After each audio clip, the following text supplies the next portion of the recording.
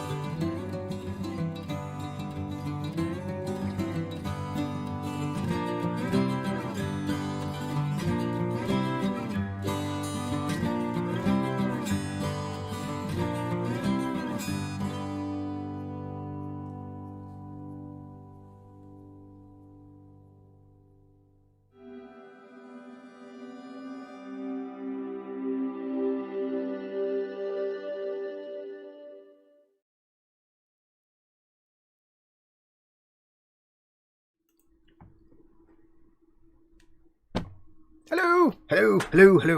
Welcome. Hopefully you can all see and hear me okay. Hey, Foxx from eModels here, eModels.co.uk, your one-stop shop for all your model making needs. Hello, welcome. It's another Falcon live stream time. Saturday is the one day where I can kind of get some time to do a live stream, because everybody else is doing live streams throughout the week. And I want to crack on with it, so I'm doing another live stream for you here. If you didn't see the last one, basically, I'm doing the perfect grade Millennium Falcon for my very good friends at eModels, the channel that you're watching now. And I've got to the point where I'm going to get everything built first, for the majority built. And then I can, because most of the painting will be done after most of the building. So I'm going to get a lot of it built first, just ready, and then I can crack on with the painting later when I'll do proper filmed episode. But for the moment, I'm just building stuff, and it's the Bandai push fit kit, so I can just do that on a live stream. It basically means that I can hang out with you guys, and you can hang out with me, and you can hang out with each other in the live chat and have a good time, because the world's on fire at the moment, so you may as well hang out with friends in the chat. We can hang out, we can have a good time, and I can get some work done. Because otherwise, I'd just be sat here listening to podcasts, and you know what? It's fun, but it's boring after 9 hours. So, yeah, I'd rather hang out with you guys. So it's really just a chance for you guys to have fun in the chat. It doesn't really matter what I'm doing here in the background. Most of you will just have me on as background noise, so that's fine. That's what this is all about. Hopefully you can all see and hear me okay. It is Saturday. It's a bit warm in here today. I had the windows open because it was a bit gloomy this morning, and now it's decided to be a nice sunny day, so it's getting a bit warm in here. So we'll make this stream go as long as we can. My intention is to go for as long as possible, up to about maybe 5, half 5, something like that. My good friend George is doing a stream at 6 o'clock, so I don't want to cross over with that. But anyway, yeah, so we're going to crack on. As always, it's one of my typical streams. I've got the chat here in front of me. You can see a non-live version of the chat here, but I've got the chat here on the iPad of happiness next to me. And of course, Gotham. I went all lispy then. Yes, welcome to Hanging House. Yes, Gotham is moderating the chat, as always, as well as all the moderators. Your lovely moderators are tiny forest creatures. You'll see them in chat with the blue spanners. They're lovely tiny forest creatures with big round eyes, and they look really adorable. And they'll keep you safe in the chat. But if you cross them, they'll throw you to the wolves without hesitation. So don't cross the mods. Have a good time in chat. Be nice. Anyway, yes, welcome. So, yeah, I've got the chat here. If you want to get a dialogue going, please do, because I'm hanging out with you guys. I'll keep an eye on the chat. I won't be interacting with chat as much as I normally do because I've got to crack on and get this build done. I'll be sanding tiny parts, but I'll do my best. If you want to get my attention, please ask me as many questions about anything you want. No politics, no religion, but you can ask me anything else. Ask me anything you want. I'm going to move my dog tags out of the way so they don't rattle. If you want to get my attention in chat, then please, yes, put your comments in capital letters, as Ted would call them, bold. Put the whole comment in big fat capital letters, and then it stands out from the chat as the chat whizzes by. Because I've got the chat here, but you know, it's kind of tiny. So, you know, as the chat scrolls by, so put it in big fat capital letters so I have a chance to see it. Or if you want to, you can do a super chat, which is the dollar symbol at the bottom of the chat window, and that helps out eModels a little tiny bit. But yes, feel free to do it in capitals so I can at least have a chance to see it. Ask me anything you like. Make it another Ask Me Anything session, but no religion and politics. I, of course, have my enormous coffee of happiness. Oh, happiness. And we're going to be carrying on with the Mandible. I meant to trim my nails this morning. I totally forgot. They're not too long. They're not too bad. We'll survive. Yes, we've been doing one Mandible last time. I'm going to finish this Mandible and crack on with the next Mandible. I'm just following the instructions. Now, I'm not going to build everything because, like I say, obviously we've got to do all the painting. But I know from previous Falcons that with the Millennium Falcon you can kind of build most of it and paint most of it, with a few exceptions. This is a bit different because I've got wiring and lighting to do, so not fully sure yet. So it's kind of I'm finding my way. So I am gluing it together. You don't need to. This is a push-fit kit, but because I need to ship this or send this to eModels, and more likely ship it because I'm not going to be able to leave the house for months, because I need to send this to eModels, I'll probably ship it. I want to make sure that when it gets there, nothing falls off, because the guys won't know what to do if a bit falls. They'll be like, they won't want to touch it. You know, if you've ever been in that situation where somebody's showing you a model they've built and you don't want to touch it because they know how to handle it, you don't, and you're afraid that you'll touch it and everything will fall off and break. So they'll be like, I don't want to, you know. You should see the look when they said, we want to move, you know, I did that big Eagle transporter. James Mate says to me, we want to move the Eagle transporter to move some things around. Will you move it? And I'm like, you could have just moved it. He went, no, I'm not touching that. Going anywhere near it. So yes, they don't like touching the models that me and Dave and Chris and that lot send to them and put in the cabinet. They don't like touching other people's models because they don't know how to handle it. So we're going to crack on. We are up to step in the destructions. We are up to step. Where are we up to? We've done that one, done that one, done that one. Up to step 12. What number step is that? Step 14, I guess. They're not actually numbered, the steps, so much. Okay, we're up to this step anyway. Got my little sanding mat from my good friend Kenneth. Right, we'll have a quick look at who's in chat. I'm not going to dwell on chat too much because I do want to get this built and done and painted. And it's a very long build process, so that's why I'm kind of being a bit faster than normal. We have in chat, I can see so far, Cynical Steve was the first in. He says, first in, I so need a live. Model Making Mayhem, we've got me, Dad over at Scaly Models. We have Paul at Team Inept. We have Athel McNichols in, welcome Athel. We have, who else is in? Abe Lincoln, hello Mr. President. Raging Modeler, we have... Who else has come in since then? Graham McRobert we have as well, and Andrew Leach, welcome to both of you. Beck Storm, I think that's everybody so far. One thing I haven't done is put anything on to see how many people are watching. That's a bit rubbish. No, I haven't got a number. I can't see how many people are watching, unfortunately. So, but welcome to all of you. If you are watching this and you're not in the live chat, do come and join the live chat. It's all about the chat. It doesn't really matter what I'm doing. It's not about watching me do stuff. I'm just sticking things to other things. Come and join the live chat. If you're watching this on a mobile device like a tablet or a phone, the chat may be underneath the video player, so just scroll down a bit. But if you're anywhere else, click on the YouTube icon that's down in the bottom right hand corner of the viewer window. If you're watching this embedded somewhere, click on the YouTube icon and take to the YouTube page where you can join in the live chat. There you go. Right, let's crack on. I might put Foxx on the big telly while I too set up the airbrush. Cool, I like being on the big telly. Put the big light on and put the big telly on. Right, so we're going to crack on, get some parts off sprues. Now, you remember last time, somebody did mention part I-24 being an absolute nightmare to get off the sprue. I may have actually gone ahead and done that already just because I didn't want to do it on camera. I look like a spoon. Yeah, I thought if it's going to be a stressful piece, I'm not going to mess with that. So after the show last time, I did get that piece off the sprue. Yes, it wasn't actually too bad. My advice for getting that off the sprue is imagine that it was say here on the sprue. This is my advice for getting it off the sprue. Obviously I can't show you because I've done it. I'm using two sets of nippers, big clunky nippers that would cut through steel wire. They wouldn't really, but they cut, they cut tables in half, and delicate, fine cutters for the close-up work. You really want 2 sets. Imagine the piece was here. Before nipping it off the bits of sprue it's attached to, you don't want it to flex. So what I did was I cut round it. I cut the chunk of sprue that surrounded it off from the sprue itself. And then when I was trimming off the bits of sprue that are attached to the piece, of course there's less bending and flexibility. So I do recommend for some really thin twiddly parts, it's worth sometimes just cutting the sprue out before you start cutting the piece. Because every time you cut the piece from the sprue or the sprue near the piece, it bends.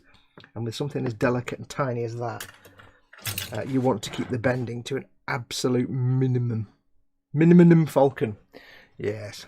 So it wasn't too bad, but it was, you just have to go careful. And sanding it was fun. It's very warm in here, very warm today. So apologies, you're not going to see that. According to my screen, you have 8 people. Woohoo! Cool. Right, swig of coffee. Welcome to 8 people. I just forgot to set up my streaming software. It normally tells me how many people I've got. And I don't have my buttons for this show, so there you go. Right, so we need some parts. So we need, we've got that one. Let me just, oh, and also when I was doing that, there was some slight stabbity, but you missed it. Just ever so slight stabbity. Tiny little pinprick, it was nothing major. Right, so we need my nipperators. We need D4, D1, and D3. D4, D1, and D3. Clink, cheers. D4, D1, and D3. Now these are tiny parts, so not that I would normally do this. Brian Wimwell's in. Welcome, Brian. Not that I would normally do this, but I am for some of these parts using my delicate nippers, just because the tree connecting points are really tiny, and so are the parts. So it's not going to do me any harm if I use my nice nippers. I don't normally recommend using your expensive nippers to cut things off the sprue, unless it's tiny connectors that aren't going to damage and harm your nippers. So that's there. It's a really tiny part. Put that there. What did I say parts now? 4, 3, and 1. So yes, I hope you can all see me okay and hear me okay. Hopefully the audio and everything is fine. There we go. That's that one. And piece number 1. You notice I'm going very carefully because these nippers, I'm using God hand nippers. You can't get God hand nippers in the UK, so don't even try. Have a look through the eModels store. There are various other brands of nippers, including Zoron, and there's that one that I can't pronounce because it just makes no sense at all, and some other ones. But there are a few brands in there, and some of them have got very fine blades, so they'll be absolutely fine for the delicate work. But yeah, you can't get. I just happen to have God hands, but you can't get them in the UK. Well, you can, but it'll cost you a fortune. It's not worth it. Andrew Leach, okay. Andrew Leach is answering a question that nobody's asked, but I shall ask the question anyway because I was going to. It's a good way of getting. This is a good way of getting the people out of chat into chat. Sorry, from lurking. Where are you? Where is everyone today? I'm in Cheshire, sunny Cheshire, with all the warmth in the world in this room. So where is everyone today? How are you all doing? Where are you all? So Andrew Leach is originally from Whittlesea in Cambridgeshire.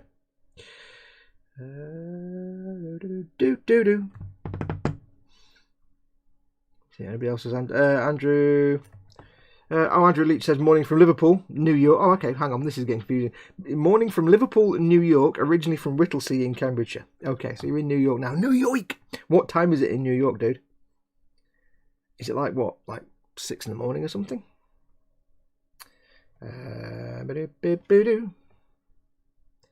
Coffee in bed, can't whack it, says Graham McRobert. Liverpool, I don't know, there's Liverpool in New York. And to which Dad replies, hello Andrew from Liverpool, UK. Yeah, because Dad's a right scally. Although he says Liverpool, he's Chester, he's a posh part. You could park your car outside Dad's house and you still have alloy wheels when you went outside. Well, probably. Now these parts are really tiny. A lot of this build you'll just see me doing this because I'm struggling to see things and I don't want to get in the way of the camera. A lot of these parts are so tiny that the nubs are almost imperceptible and they're almost impossible to, never mind remove, but just see in general. But I'm not going to skimp. Can't you actually get hold of this one? I'm not going to cut corners because I'm going to cut nubs. Yes. If you've never made a Bandai kit before, some of their plastic is delightful, and this white plastic, or their very light grey plastic, is some of the nicest plastic to work with, because it's not squeegee like an Airfix kit, it's not brittle like a Tamiya kit, it's like a bit in between, and so a tiny part there, and so when you're, say, getting rid of nubs, it's almost like carving butter, but not quite. See, there's little, I don't even need to take nubs off that because there aren't any.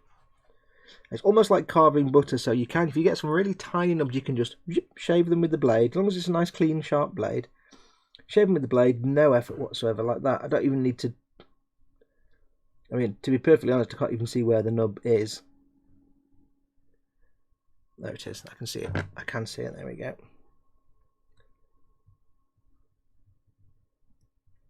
So because of this plastic, some of their plastic's a bit gnarly, like the blacks and the blues and the reds can be a bit gnarly to cut and trim, but the whites and the greys, they're so soft and squidgy that they're delightful to use. I'm going to put that there actually. They're delightful to clean up because it's no effort. It's like carving nice firm butter. So yeah, it's just, so that's as much clear, and because I'm using nice nippers, of course, when I cut it off the sprue, it didn't break or snap or go all gnarly like, say, Tamiya plastic would do. So it just went and cut through it. So on one of them, I've got no nubs to clean up because the nippers did a good enough job. There you go. People are saying, Cheshire, you know this, Foxx, teehee, says the raging modeler. I know this. 8:12 AM, says Andrew. Cool. Morning. Good morning. Have lots of breakfast. Do breakfast and coffee. What's a typical New York breakfast? Is it just like, I don't know, beer, a pizza? I don't know. What's typical New York breakfast? Hi, lurking in Gloucester here. We all lurk in these parts, says Stephen George. Where? I don't even know what a Gloucester accent would be. I was about to start going, all right, my barber, but I know Gloucester don't talk like that. So that's not Gloucester. But welcome, Steve. What about using the long photo etch shears for really tiny sprues? Asks Abe Lincoln. I've never used them, to be perfectly honest. I haven't got any. But they might be alright. But they are designed for hard metal, not so much for soft, squishy plastic. The difference between expensive nippers and cheap, crappy nippers is the quality of the blade. And I've got various pairs of nippers. I've got these are some cheapo version of the Citadel ones that I got free. These are some Tamiya side cutters. These are the God Hands, obviously, and these are the Citadel big bad boys. These are kind of hardcore industrial tools because, like, Games Workshop sprues are like that thick, and you have the part and the sprue, and it's connected by just the same piece of tree. So you have like a chainsaw to get pieces off the sprue. So these are hardcore, heavy duty things. You wouldn't put this near a delicate piece; it would just melt it to pieces. These are like a medium level of cutting, but they're still a bit too hardcore for tiny parts. And these, I say, you can't get these, but there's plenty of very fine Zorons and other things in the store. Have a look. These are more delicate. It's partly about how it cuts. Real rough and ready ones like these, they just take the plastic and they just kind of compress it and rip it and tear it apart, and you get a. Imagine if you got like a. I'm trying to think of I was going to say flump, but if you're outside the UK, you don't know what a flump is. Imagine you've got a sort of marshmallow tube and you try and cut it with a really crappy knife. It's going to drag and pull and be rough and horrible. If you've got a really, really nice set of nippers, like very fine cutting nippers, when it cuts, it'll be like a razor blade cutting through the plastic, and you'll get a nice smooth curve. So with something like this, I can go right up to the part and snip, and it'll give you a nice flat surface with minimal cleanup. If I went right up to a part with these and cut right at the base of the sprue into the part, I'd probably take a big chunk of the part out with it because it rips and tears, whereas the fine ones don't. So it's always good to have in your stash some sets of nippers and vary between, you don't need lots and lots of very expensive sets of nippers, but you do want at least one set of rough and ready, hardcore, cut a table in half cutters, and you do want a pair of slightly more expensive fine ones if you're making a model with lots of little tiny fine bits. If you're making, say, Games Workshop kits, you don't need the fine nippers. You'll be fine, but they do come in handy.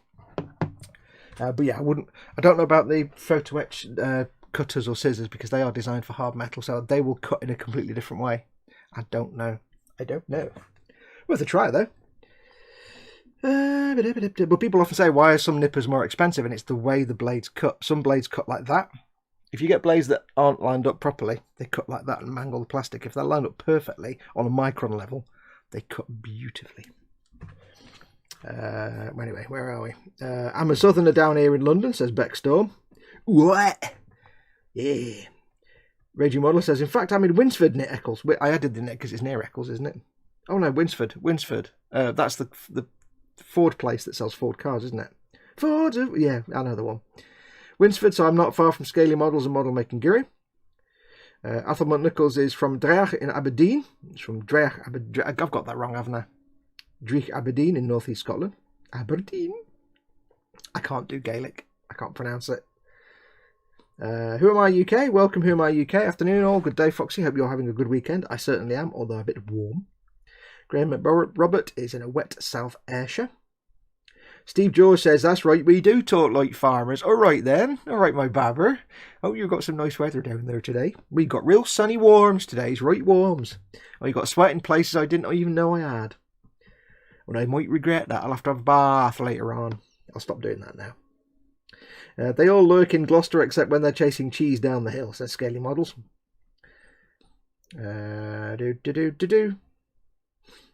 And Steve says, oh yes, if you want us to move to lob a cheese down a hill, it's terrifying to watch. Team Inept, who lives in London, says, London is clearly where all the coolest people in the stream are. Beckstorm.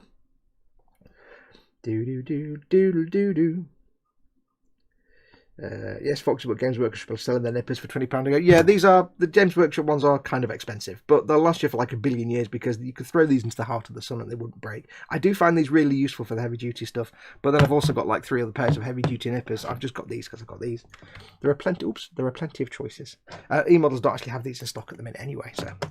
Well, they have lots of other ones, but generally you do want a good pair of heavy duty nippers of some sort, and at least if you're doing models with lots of fine parts, then you really want to get into a fine pair at some point. If you're doing like, you know, little £5 or £10 Airfix kits, yeah, you don't need to spend a fortune on nippers. Just get some nippers, because yeah. But if you're going for your expensive, treating yourself to luxury kits, then you want to invest a bit in your tools. People are talking about rolling cheeses now. Andrew Leach answers a question, so I will ask, because Dad hasn't asked the question. Dad's always slacking. Dad, what's the question? I'll answer the question from Andrew Leach. He says, had eggs, bangers and toast with HP sauce and a cup of tea. Oh, hang on. No, this is, I asked him what, no, I do apologise, Dad. You need to ask the question. I did ask what's a New York breakfast. He said, eggs, bangers and toast with HP sauce and a cup of tea. Been here 20 years and I can't walk past British banger. This is correct. This is correct.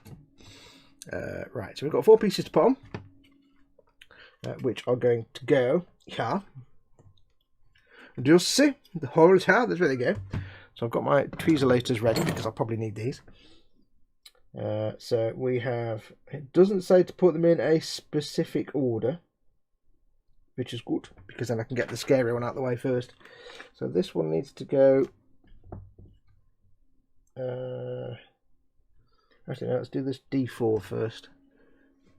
Now, the problem with cutting all these bits off the sprue at the start is I don't know, it's hard to tell in the instructions which bit is which bit because they all kind of look the same. But this one has a specific key shape to it, so let's get that in there. Let's get it attached in here like that.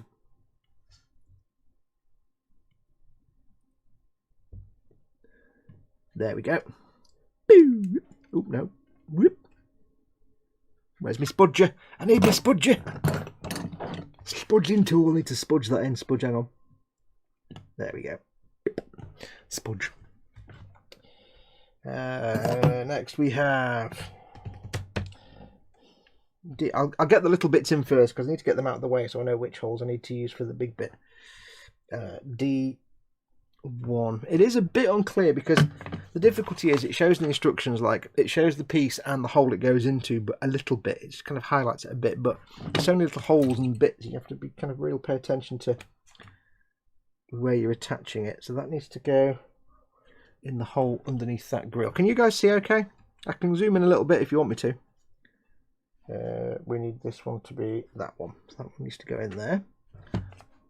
Yes, if you need, I can only zoom. For some reason, my camera is sometimes it zooms in massively, and you can get like you can see molecules, and sometimes it just zooms in like a millimeter, and you can't see anything. So if you want me to zoom in a little bit, I can do. Oh, of course, if I get my head in shot, you'll just have like a screen full of hair, an entire head. Is that going to go in, or are you going to be awkward? You're going to come out again, aren't you? You're going to be awkward. Oh, well, yeah. Oh. Don't zoom in, I'm not watching, just waiting for the perfect moment to ban the raging modeler, says Paul at Team Inept. Right, does this have a specific shape? It's supposed to have a specific shape, but it doesn't actually have a specific shape. Is it the right part? I've got the right part. Okay, it needs to be that way round. Yeah, that seems to be right. Okay. Let's try again. Get in the hole. Oh, that didn't work. Do. Get in the hole. Hello, Mama Foxx. Hello. Hello, interwebs. There we go. That piece in. And then D3. You sunk my battleship. Never mind. Moving on. D3. What I'm going to do, I'm going to move the camera up a little bit because it's in the way of my head. But then I'm going to zoom in a little bit for you as well, just so it's not. There we go. Because I keep banging my head on the camera. I'll make sure it's in focus for you. Don't worry. One moment. Adjusting the focus. There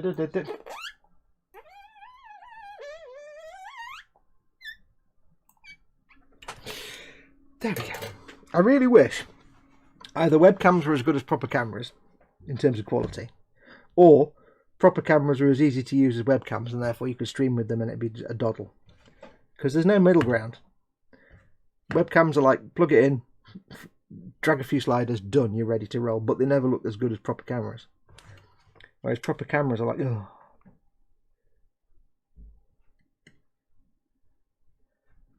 Or if it was possible to live stream using my, say, I film on an iPhone 6. iPhone 6, yes. If it was possible to stream with that from that without it becoming like as hot as the sun and exploding. As much as I love, you know, using my iPhone, I do not want to have my face removed by an exploding lithium-ion battery. That would not be awesome. I-24 now needs to go into these here holes, which is. How does this now go? It goes like this, you see. There. Goes into that hole there. Like that. Now I'm going to be careful here. Like I did this last time with fiddly bits. When you've got these little tiny delicate fiddly bits, don't just jam the first, if it's got like three, this has got 3 pegs and 3 holes. Don't just jam the first one in all the way. Get one of them in and then wiggle the rest, because I don't want to overly stress any particular one peg. Now that did go in faster than I hoped, so that's a bit risky, and that's being a bit fiddly. So I'm pushing them in bit by bit and gently. I'm not jamming them all in at the same time. If you're screwing something together, you don't put the first, like you see you've got a circular thing, you're putting screws around it. You don't put the first screw in and tighten it all the way. You put one screw in and tighten it a bit, and then you go to the second screw and you tighten that a little bit. And the third one, and so on and so on. You work your way around. This is going to be tricky, this one though. Need you to get in that little hole there.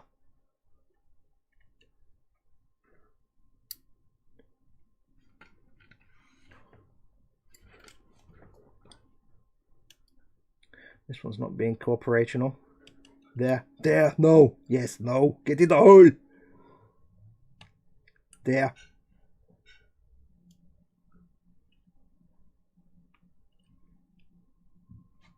Wow, this is a bit of a nightmare piece.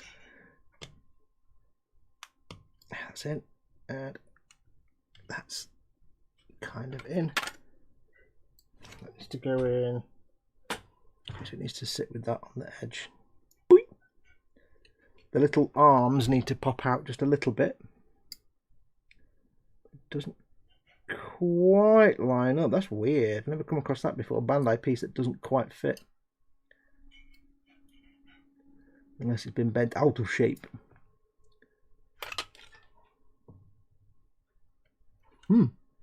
Not quite a perfect fit there, Bandai. Ooh, unusual.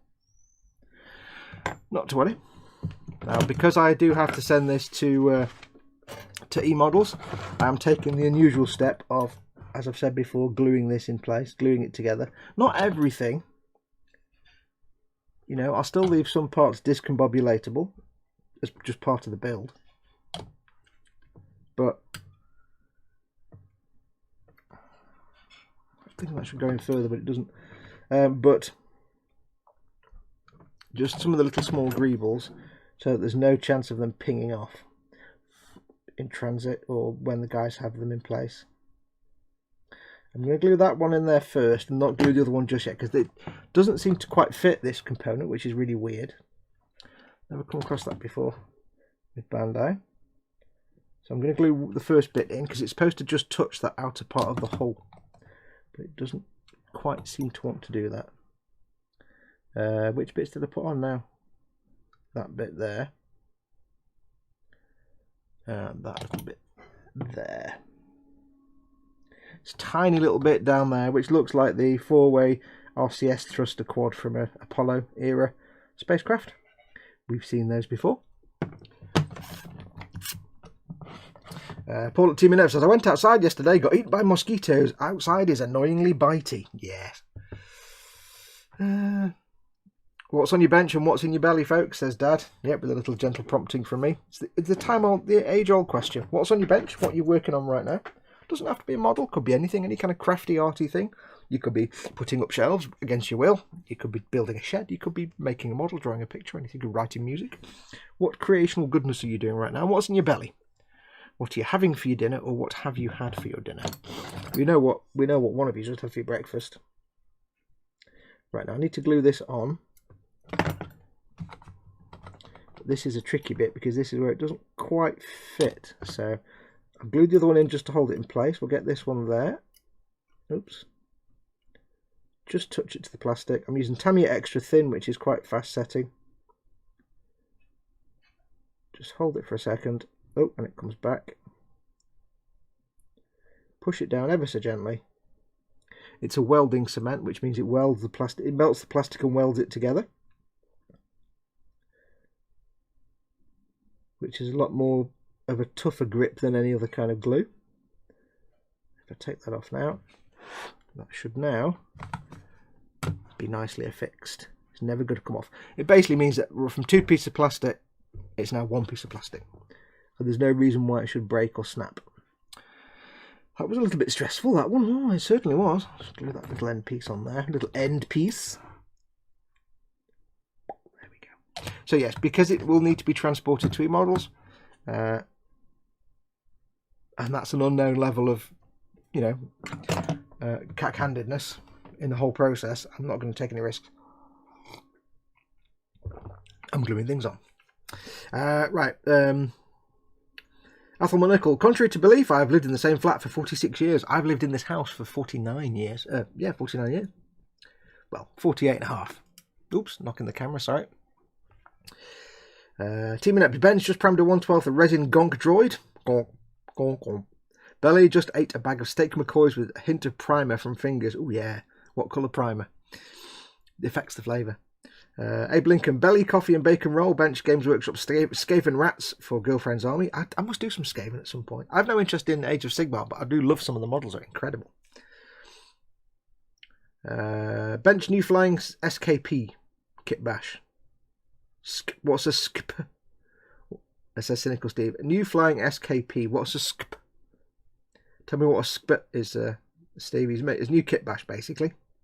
Flying SKP. Bash and belly hot dogs, yes. Athel's belly was toast with chocolate spread, ooh yes. And on my modelling desk, Games Works on Vallejo paints. Cool. Paul says, yo, yo, yo, Mama Fox in the house dropping sick beats. Everybody's saying hello, Mama Fox. Spec Storm belly peas and mash. Oh, it's very, very London. No, it's better peas and shouldn't it be pie and mash? Peas and mash, airbrushing Master Grade Sinanju out of the window. Cool. Paul is describing Mama Fox as basically the female Eminem. Eminem. Where are we? So much for glorious stereotypes, says Paul at Team Annette. We're about peas and mash.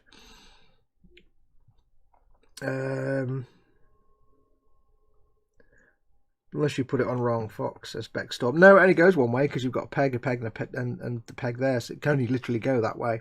It can't go the other way around because it would be facing the wrong way there. So, I mean, Bandai is often like Lego. When you're making a Lego project, you know, from the instructions, if something's gone wrong or you've got a part missing, it's your fault. It's always your fault. Lego never make mistakes. It's always your fault. Bandai's not quite the same. There are some times, but not very often that they screw things up. Was supposed to say skip Fox, says Cynical Steve. He's making a... I've lost the comment now. Flying skip kit bash. Okay, I get you.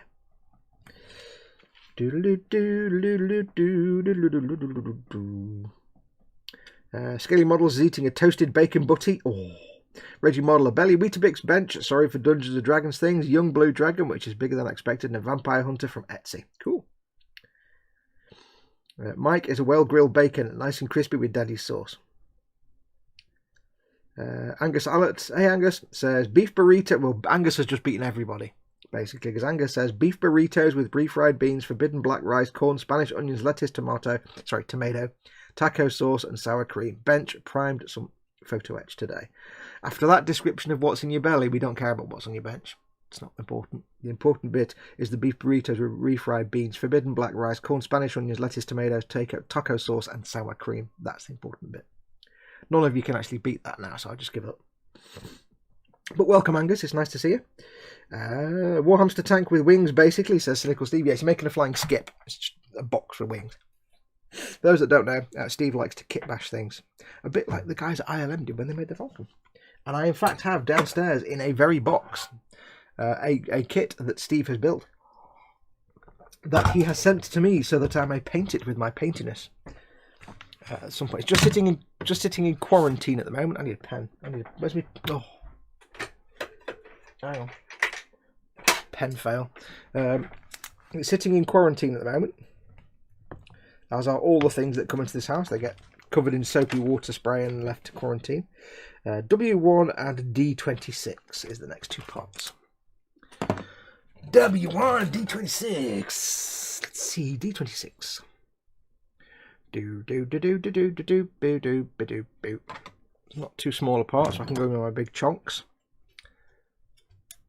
D26 is the part that looks kind of exactly... Oh no, I'll go for the middle bit first. Kind of exact... Well, it basically is. We've been playing yesterday... last time we streamed, we were playing Guess What That Part Is. Because, as with many movie models of the day, they were made by building something out of plexiglass and wood and metal, a basic shape, and then applying lots of kit bash parts over the top. What I call greebles, what some people call greeblies. They're also known as nurnies, which is a stupid name. The guy that kind of invented them when he was building the models, I've forgotten his name now, the guy that did the models for 2001, he called them nurnies, but that's a dumb name. Greebles or greeblies is the best name. Right, so that's D26 and W11. Yeah, it's W. W11. 8, 7, 10. There we go. W11. Because these are still small parts, but not tiny parts. I'm cutting them off by leaving a bit of the sprue there. I can go in with the big boy nippers and just tack them about, and then I can come in because the connections are still small, but I can come in with the decent nippers then. Yeah, so the old days it really was make your basic shape and structure out of plexiglass and metal and wood, aluminium and brass rod and stuff, and then stick on all your greebles. And they were always like, you know, bits of kits and tanks and stuff. And I forgot where I was going, but yes, this part here we identified last time correctly, I think, as a probably, if you scaled it up to the size of the actual filming model, it's probably a 1/35 Tamiya Browning 50 cal from a excuse me one second. Sorry about that. It's probably, I can't zoom in anymore unfortunately, but it's probably a 1/35 scale Tamiya Browning 50 cal from something like a Sherman or one of the other kits that has a 50 cal on the top with some other bits of stuff stuck on the end.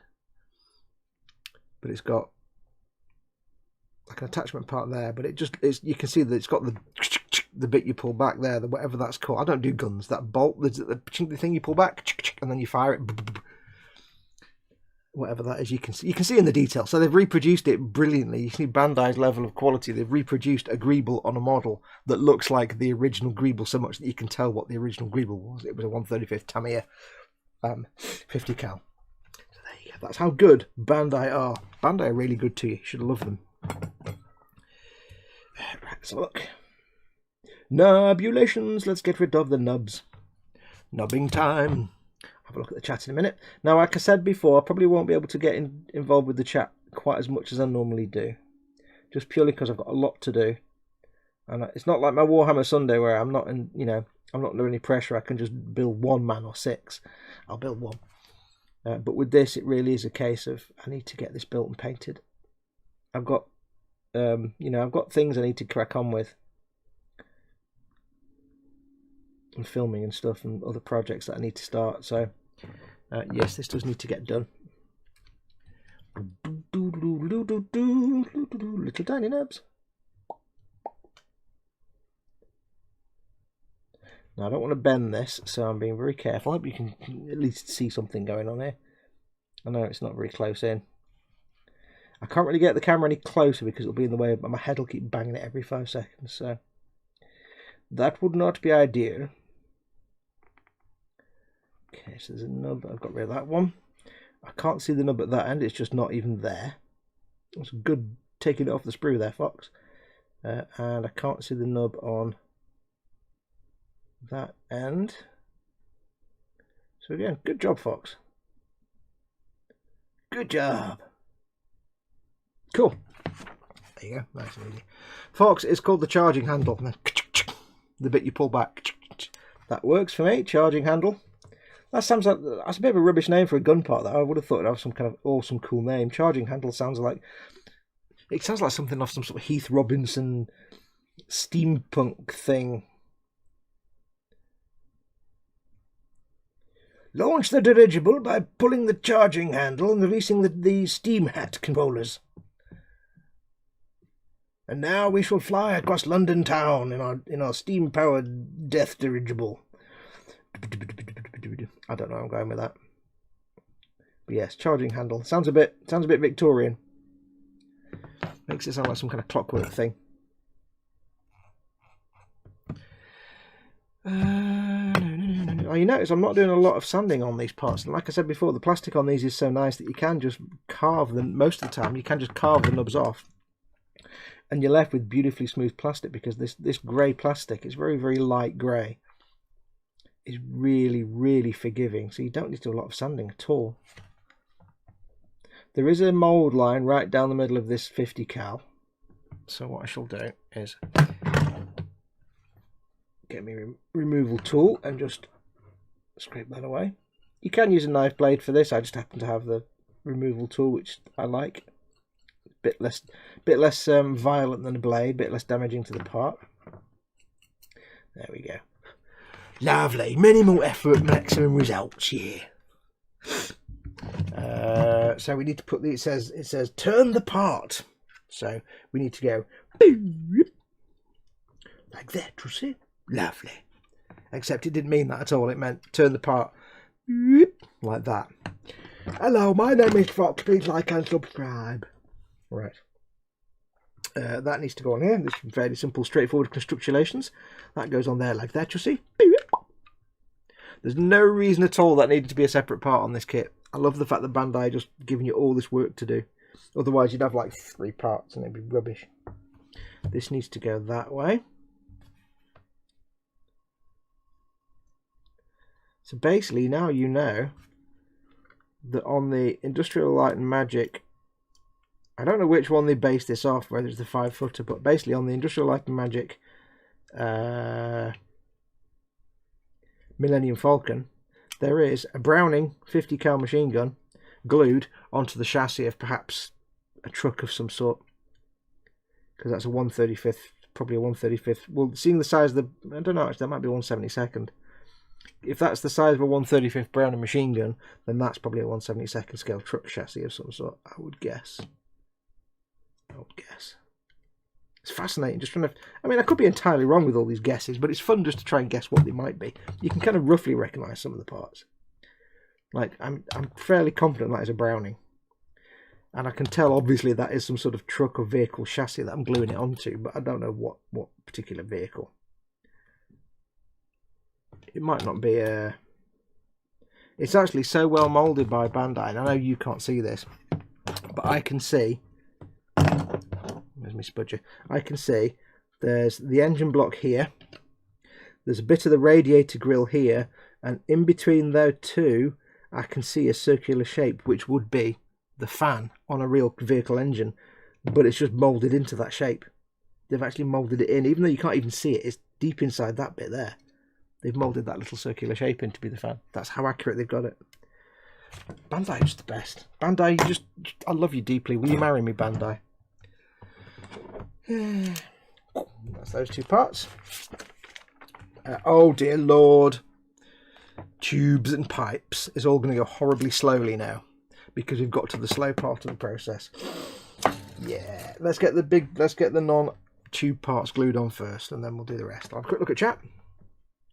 Beck Storm says, I've got news for you. There are no nannies. I don't know why we're talking about nannies. Okay, I need to go and set up for my music lesson. I'll be back in about 45 minutes, says Raging Modeler. Don't worry, I'll be here till the end of time. You'll be fine. My missus makes it. It's a great feed. Yes, and that was, of course, in case you missed it, it was beef burritos with refried beans, forbidden black rice, corn, Spanish onions, lettuce, tomato, taco sauce, and sour cream. Just in case you'd forgotten. Athel confirms his new kit will be a Wrecker from AMT, 125th ETA, my flat, 3 to 4 weeks, as it's coming from the USA. Oh, cool.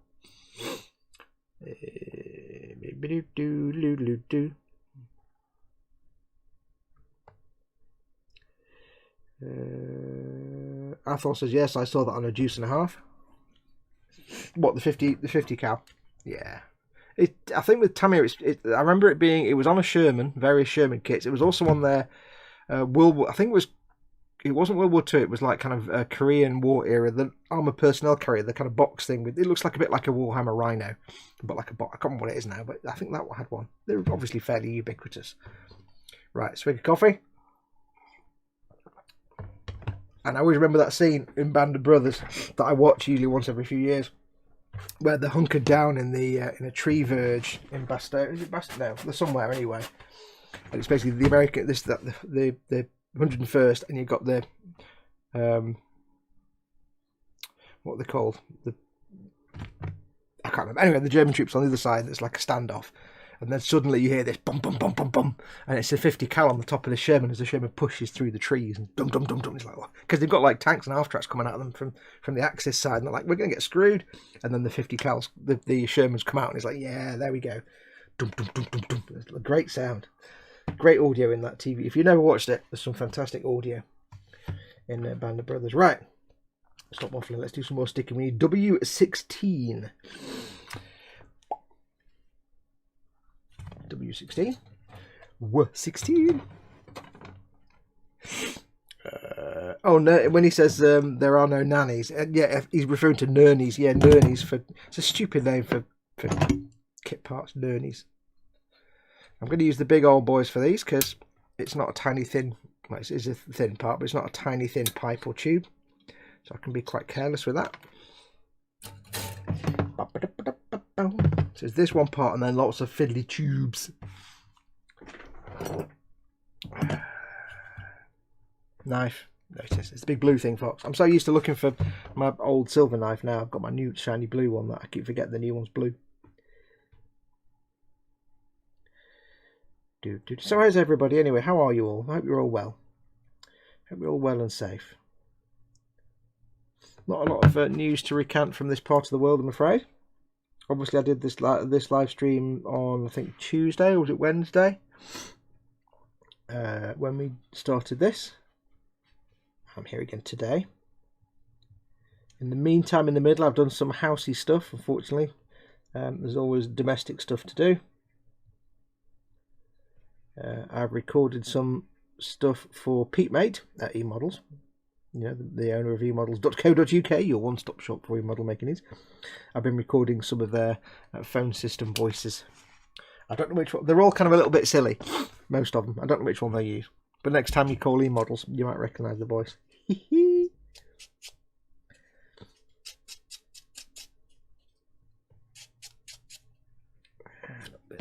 use the foil. This plastic is so nice.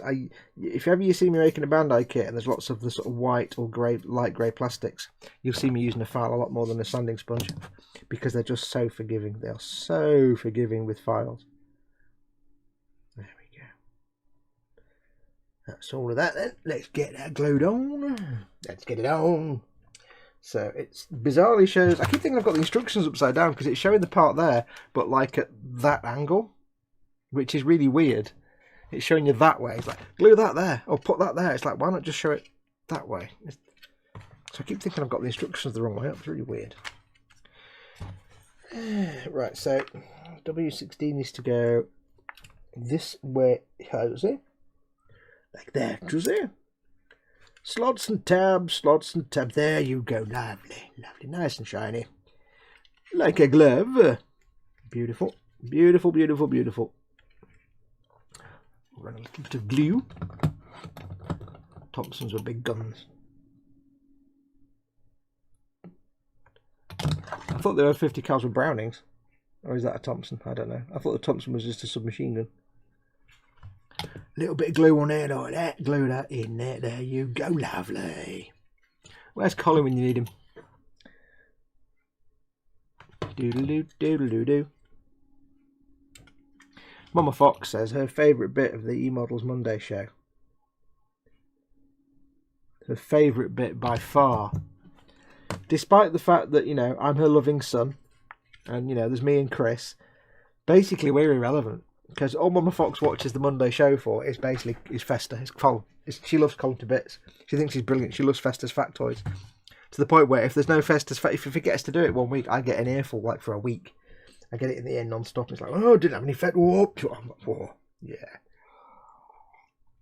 So when we were planning the Monday show that we did this week that's just gone, and it was like, right, should we do another, you know, quiz show? Like, yeah, let's do a quiz. But of course it was like, hang on. Are we going to not do Festa's factoids? And I was like, no, you will do Festa's factoids, because if you don't, I'll just get shouted at for a week. It would not go down well. So we had to do Festa's factoids. Doodle-doo. Fox, was that when the Americans faced off against the Super 99cm gun crew? No, not that episode where, not the one where the second, well, was the third episode? Not the one where the farmhouse trying to take out the 88s. It's the one where I can't remember if it's after Bastogne. If you've watched Band of Brothers, you know, it's where they're basically, it's in the episode with, what's his name? The one who is really terrified and cowardly and goes blind and then not, but what's his name? I can't remember the character's name. And at the very end, he obviously, you know, I'm not going to say what happens, but, you know, what's his name? Blythe, that's it. The episode with Blythe in it, Private Blythe. And he's there and they're all firing across the forest at the other troops, and it's like back and forth, and they see like a big king tiger come out and they're all like, ah! And then suddenly the Shermans pile through the trees and with the brap going on the guns. Fantastic sound.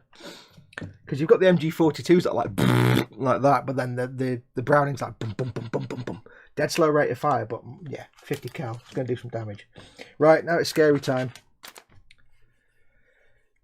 Chris says, I thought I was her favourite. You were until we got Colin on the show, and now Colin's her favourite. Because she loves the way he talks, and she loves Festa's factoids, and she loves the way when he laughs with his entire body, basically. Which is true. When Colin laughs, he just laughs with his entire human physical body. I-30 and I-21. This is stress time now. I-30 and I-21. Dear God, would you look at that? Right. I-30 and I-21. There's I-21. Now, golden rule here. A, be really careful, because these are really fiddly parts to keep knocking with my hand. We'll do I-30 first. Try and cut out any midpoints first, because there's spots of weakness when there's bending and flexing. I am using my delicate nippers. I wouldn't normally, but there's no other way to get these off without overstressing them. You can't really use a saw, and these are the most finest, delicate nippers I've got. Anything else, and I'd just be destroying these parts, because I've got to get them off without bending the tubes too much that they snap, you see. That's the thing. And whereas these things can cut through like butter and just snip, these things, they will bend and stretch. You can see the whole part moving there. They will bend and stretch everything. So I've got to be careful with them. See how it's bending everything? It's like a sledgehammer to crack a nut. Even though I'm being careful. Now I know some other ones, like my Tamiya side cutters, are a bit smaller, but they're not as sharp as these. My Tamiya side cutters are like 10 years old. They need replacing now. They're far too. They need sharpening or replacing. I-30. That was the easy one. And him that keeps staring at the sky as he is a deserter. He doesn't actually desert though, does he? He's not really. The thing with Blythe is he's not really a deserter. He's just terrified, mortally terrified. He's just in completely the wrong place. He's just not suited for it at all. Because everybody's all brave and gung ho, but he's just more like the. If you or I went to war, like if you or I were in that, that's probably what we'd be like. We'd be like, yeah. But then he finds it at the end, and at the end he finds his bravery, and then obviously what happens.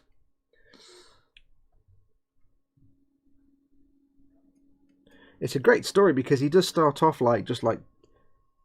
he's like a dreamer type. He's kind of a dreamy his head's in the clouds kind of thing, and he's obviously a fish out of water. And he's absolutely terrified. Doesn't know what he's doing. You can tell he's just mortally terrified. But he sees the others doing things, and he's like, you can see in the character, you can see the character kind of thinking, I need to be doing that now. I need to be brave and be like, all the others. It's a fascinating little story arc. Very sad. Of course, I don't know whether in real life Private Blythe was actually like that. I don't know. Keep in mind they're all based on true accounts, so with some fictionalizing. That's going to be fun to get the. Oh yeah, no. That's going to be a challenge. That one. Get the nubs off that. Yeah. Nom.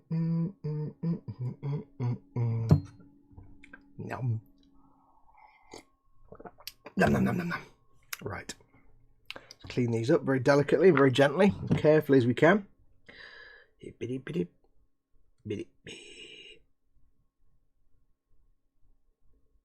Much of this as I can get off with the nippers before I go in with anything else.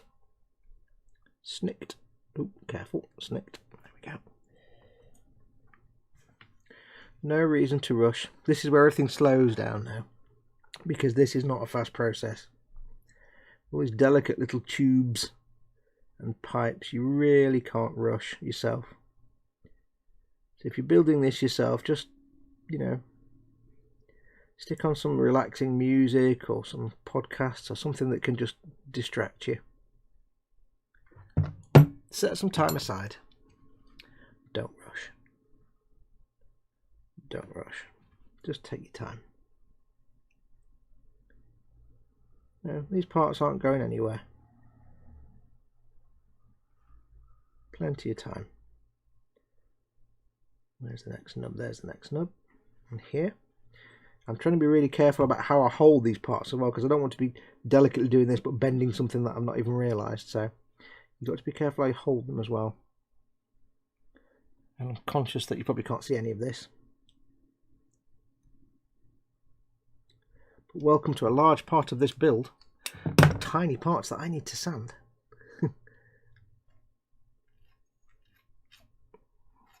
A little bit of that.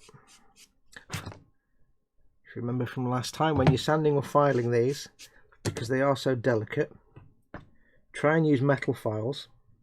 It will save you a lot of pain and stress, because it will require less effort and do less damage. And try and make sure you're using no pressure whatsoever. Just use the weight of the file and only ever go in one direction.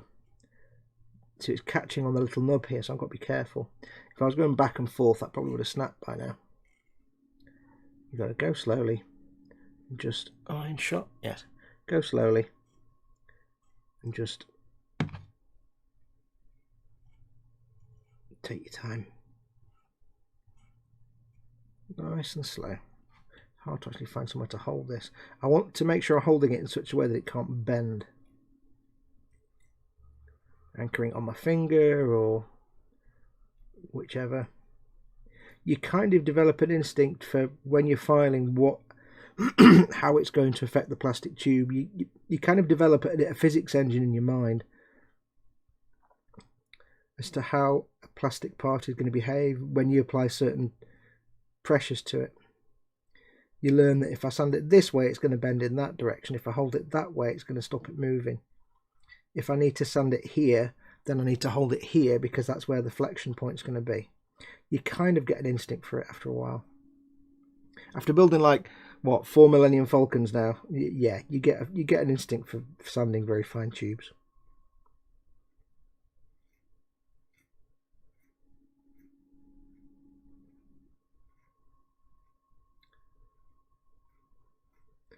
There we go. Curving the sanding, the file, just so it keeps the tube curved rather than make a flat spot. Always be curving, always be curving. There we go. Very gentle. Take your time.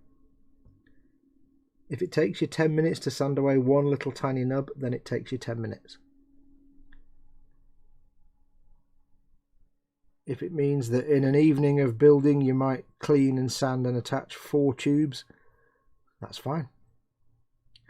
Because you know what, if you're spending if you're spending a lot amount of money on a kit like this, you know, if you get like yourself a little £10 or £15 Airfix kit, you can build it in a weekend. It's just good fun. There's no real consequence. If you mess it up, it doesn't really matter.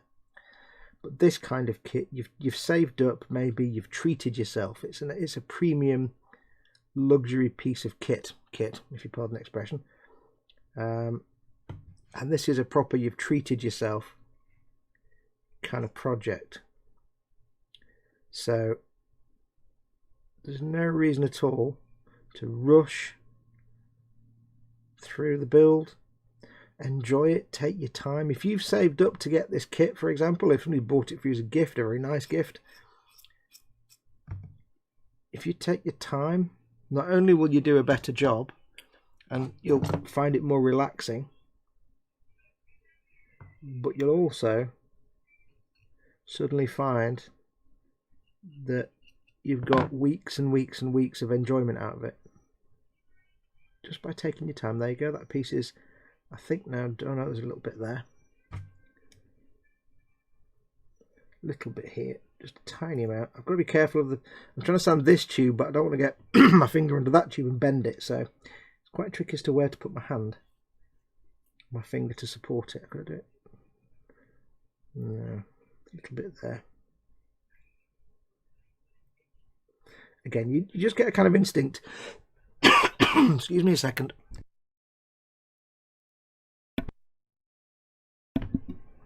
I always get the froggy throat. Well, I always get a dry throat when I stream because I'm talking non-stop and it kind of kills your throat. Yeah, you do develop an instinct as to how things bend and flex and what you can do and what you need to be careful about doing. It's kind of hard to explain. You just get an instinct for it.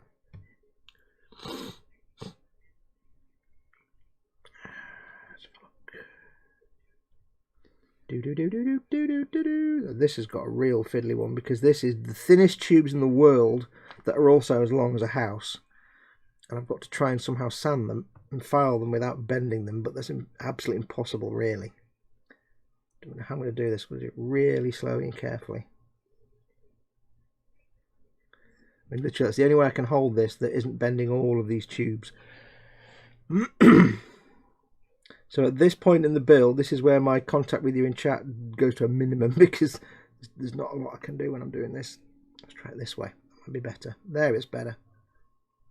See, when I'm holding it here, everything's bending. If I hold it by these flat attachment pegs, I've got a little better grip and it flexes less because this is stabilizing it. So the only place it can bend is from here onwards. and I'm putting all the pressure here, so it gives me a bit more safety. Again, you'll just develop your own instinct of how to do this. It's not something you can explain. I do apologise, 1 second.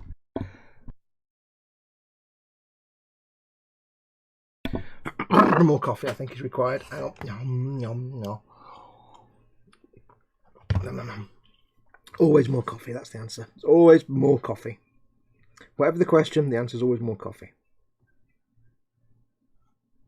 Okay, I found if I hold it like this, so you've got these two little attachment nubs here, and I'm far out. Can I zoom in any further? Is my camera going to play? But no. Okay. I've got these two attachment points here, big flat bits. If I put my thumb behind those, I can anchor them in place against my thumb, so they're not going to move, which holds that bar and that bar in place. I'm holding the third bar by association with the other bar, and now I can sand this, and it's not, there's no flex, it's not bending, nothing's bending, so I can go in quite handily now and do that. Still risk, but it's not as much risk. It's just kind of figuring out where the flex points are with each nub. And there will be times when you've got just, there's no way to hold a piece without it bending. And there are times when you just have to abandon in place and leave a nub because it's not worth the risk. I may well come across one on one of these where, yes, I could try and get rid of it, but the risk of snapping it is so great, there's nothing I can do. Not come across one yet. There's a massive nub here. I'm going to see if I can... I don't know if I can... I don't really like using the knife on thin parts, but we'll see what we can do. I've got no way to hold this really, but... because the risk is one slip with the knife on this thin part, on this thin pipe, and I've just gouged through the whole pipe. I've not got a lot of scope to carve here.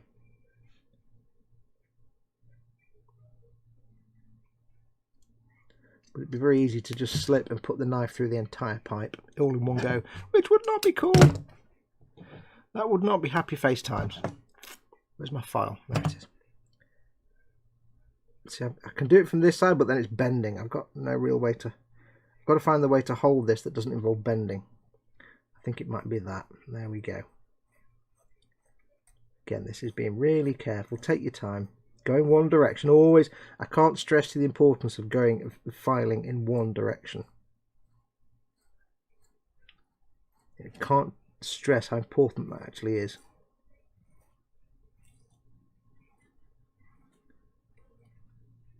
It just doesn't make a difference really to the neatness of the sanding or the filing. It's just, it makes a difference to your file isn't going to catch and bend the plastic as much. If you're going backwards and forwards, you're dragging it this way and that way and this way and that way, and you're constantly putting pressure on both sides. If you're doing it in one direction, whatever stress you are imparting at least is only in one direction at one point.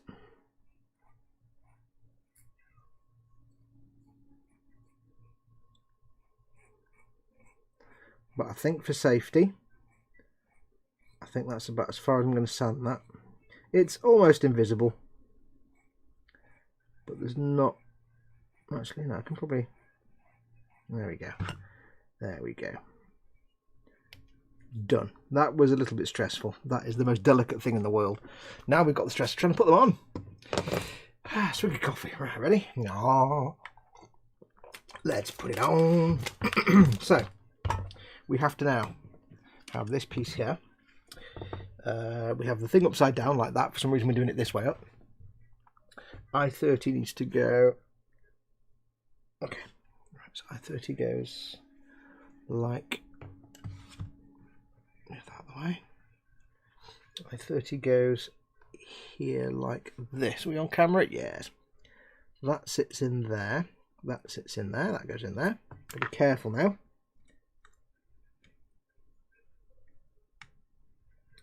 I want to gently put pieces in place without doing too much damage to either of them. This is where it gets tricky, because you've got multiple pieces. Now this bit here, for example, it's a thin tube with a big flat attachment peg.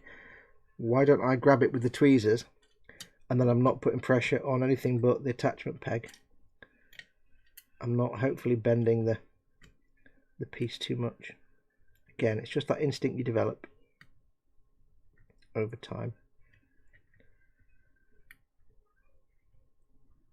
There we go. Everything comes with experience. And I'm just going to gently work them down, slowly, a little bit each at a time. I don't want to, if I've got like 3 attachment points and I want to push it in an ideal world you just push it down and it go like, but it won't, it'll go like that or like that. And you don't want that, because if you do that, that might stretch and bend. So you want to just gently wiggle it in your matron. Because I've also got these pipes to attach into holes. They've got to line up with various holes. And that's the other tricky bit.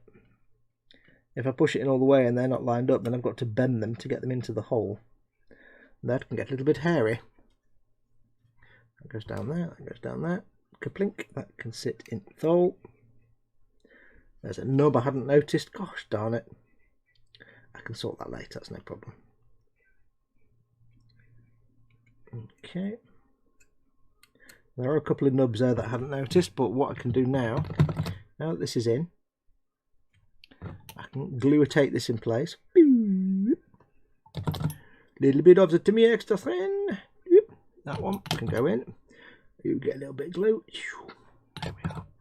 That can go down there. Lovely. I can glue these pipes into place. They don't fit perfectly. Again, hello. I could just throw my glue lid across the table. That'd be fine. They don't fit perfectly. But again, I can hold them in place. They need a little bit of persuading perhaps. So I can just gently push it down into place. Same with that one. You get down there.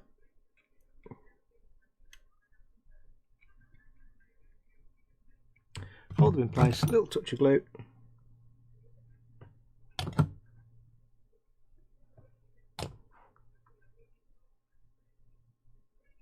Give it a second.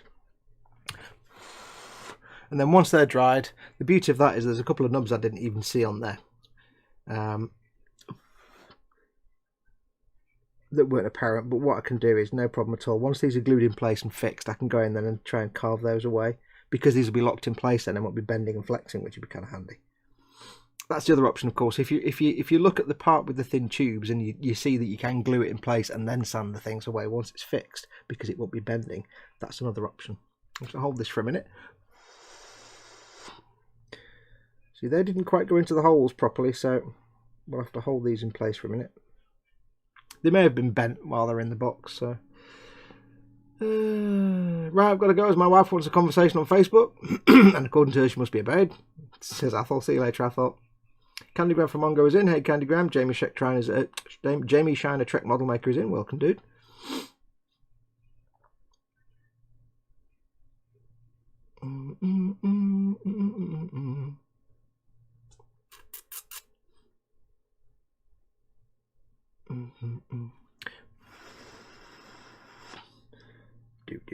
Do.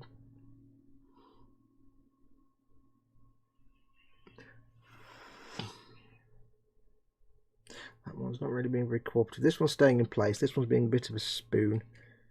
I think it's been bent slightly when it's been in the box. So what I'm going to do, I'm going to get a little bit of tape. Now this is a big risk. No, not use that tape. This is a big risk because taking the tape off might damage things, but never mind. A little tiny bit of tape. Get that down in the hole. Down in the hole. Push it down to the hole a bit. It's just not quite staying in place. I need the glue to hold it down so it can set a bit more.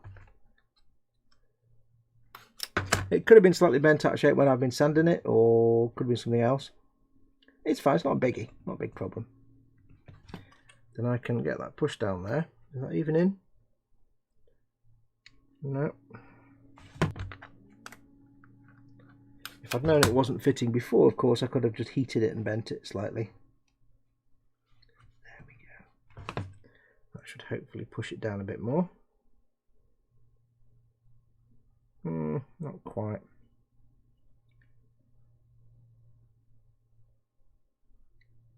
There we go. A little touch of glue. So I shall leave that alone now for a little while. Oh, a little tiny bit more tape. I'm going to push it down a little tiny bit more. Oops. Let's try it this way. There we are. There you go. That's it. Clever girl.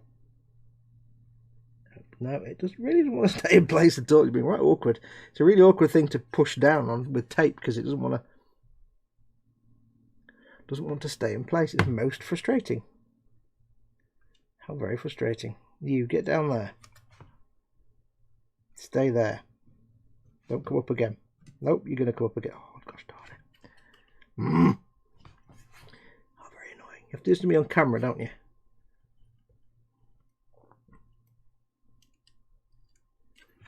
Right, let's figure something out here.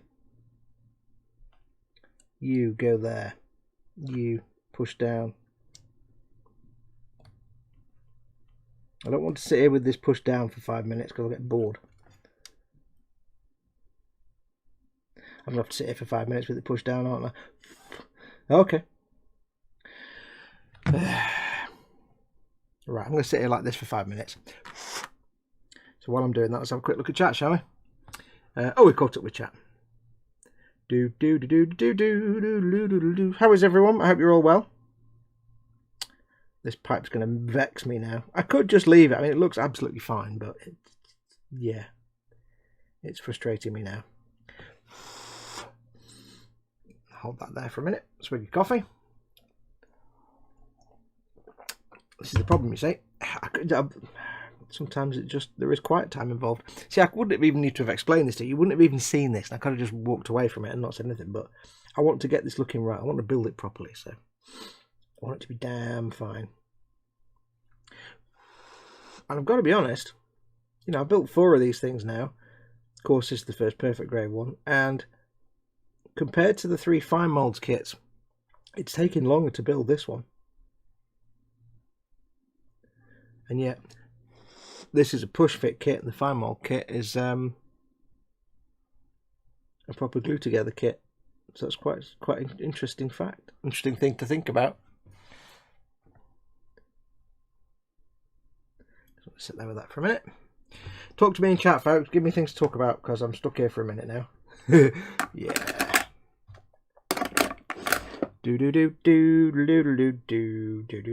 Somebody said in the chat, I think it was Athol earlier on, about the announcement of the new PS5. Yeah, I saw the launch trailer thing. Both the PlayStation and the Xbox are due out. All we know is holiday 2020. No date's been given yet. I think he mentioned October, but it's not been confirmed yet. It's just holiday 2020. I think it looks like absolutely terrible, but I'm sure it's a fine console. It looks like a terrible thing. That's horrible. But I'm a Xbox gamer anyway, not a PlayStation gamer. I have both, but most of my games are on Xbox. So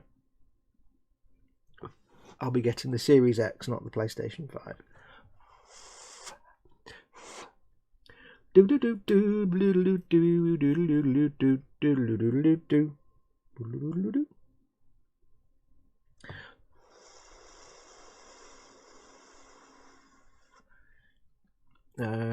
Jamie China says, if you're going to use the decals that come with the Falcon, Ghost over lightly with Insignia White, this will help the overall look. I'm not using Insignia White. I'll be using different colours.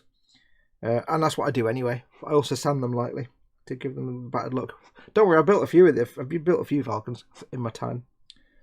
So, painting them, not a biggie. I know what I'm doing with that. Besides, I'm not using rattle cans. I'm using airbrush. There'll be lots of cunning techniques. Right, is this actually set enough I can take this off now? Is it going to be awkward? I could super glue that, but I don't like super glue. Don't trust it.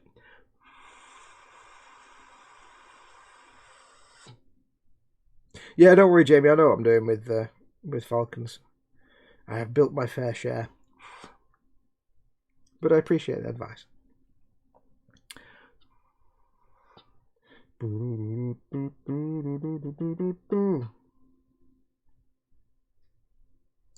No, this will be an airbrush. This will be an airbrush and brush job. There'll be no rattle canning on this one.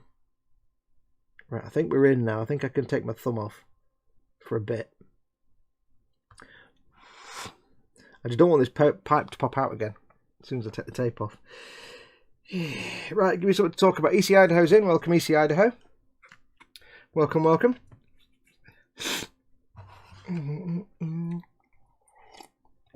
Jamie, if you're not familiar with my channel, dude, go and have a look, because I've got loads of tutorials on things like fading decals and stuff. Loads of stuff on there. Tips and tricks and things that I've put up over the years. Now, weathering on these is a bit more challenging because it is, of course, a Bandai kit. And that means the plastic is a pain in the bum, because I can't do a lot of things that I would normally do. One of the tactics, or one of the techniques I like to use sometimes, especially on Star Wars kits, for that kind of slightght grubby look that's sort of like the filming miniatures but not quite, is to use a smoke wash, Tamiya smoke, thinned down with a lot of basically a 10mm pot of Tamiya thinner with one brushful of thin Tamiya smoke, and that's your smoke wash. And just apply it all over, let gravity do its work, maybe do a second coat, and then go back over, dry brush with the base coats again, or airbrush, whichever. And it's a good way of getting a sort of slightly dirty Star Warsy look. But unfortunately, if I did that on this, all the plastic would melt and explode and die, because Bandai plastics don't like thinners. So you can't do that. I also can't do any enamel, like sloppy washes or anything like that. So weathering is going to be interesting on this one. I don't want to necessarily use just clay washes, because I've never got on with water-based clay washes. We shall find some ways.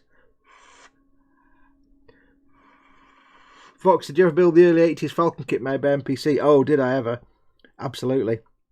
Probably in the... I think I built it as a kid in the 80s anyway, and then I built it again in the 90s as an adult, when I actually had my own money and could buy things. And if I remember rightly, because I was still about like 19 or something, 18 or 19, I think I took the dashboard of a Tamiya 124th Toyota Corolla, I think.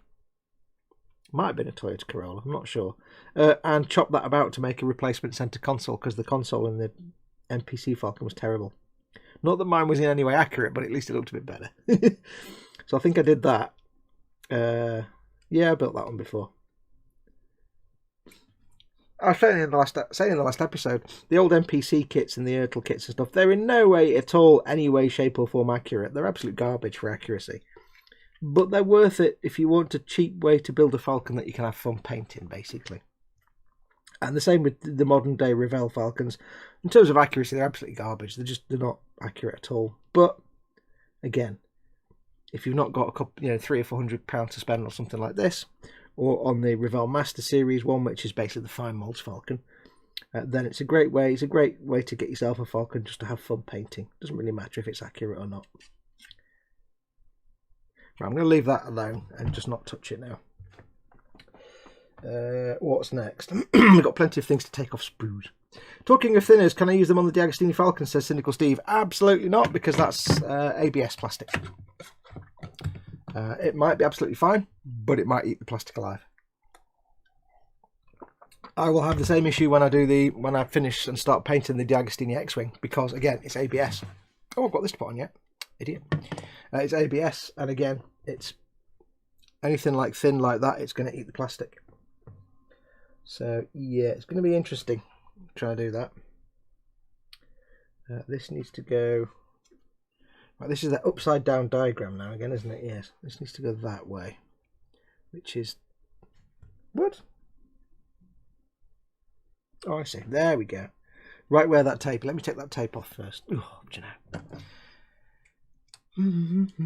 Now the thing with like thinners and stuff with Bandai plastics, and even the D'Agostini ABS plastics, I'm sitting there saying don't use thin down washed paints, so don't make a wash out of paint and thinner, and that could be any acrylic paint and any acrylic paint thinner.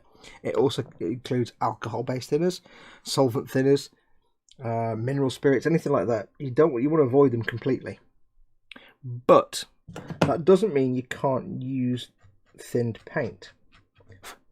because you can, if you're doing a pin wash, like you'll probably see me do an oil paint pin wash on this.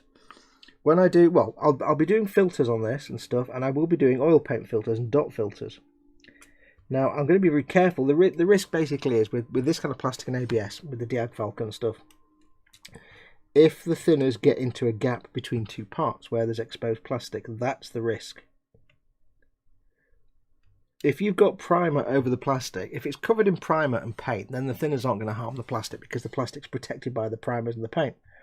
But, and it's a big but, if you're slopping your thinned paints around with your thinners and everything, and then, without you realising it, inside in a little nook and cranny somewhere, there's a little bit of exposed plastic, and perhaps it's the bit where there's two pieces go together and they're under tension.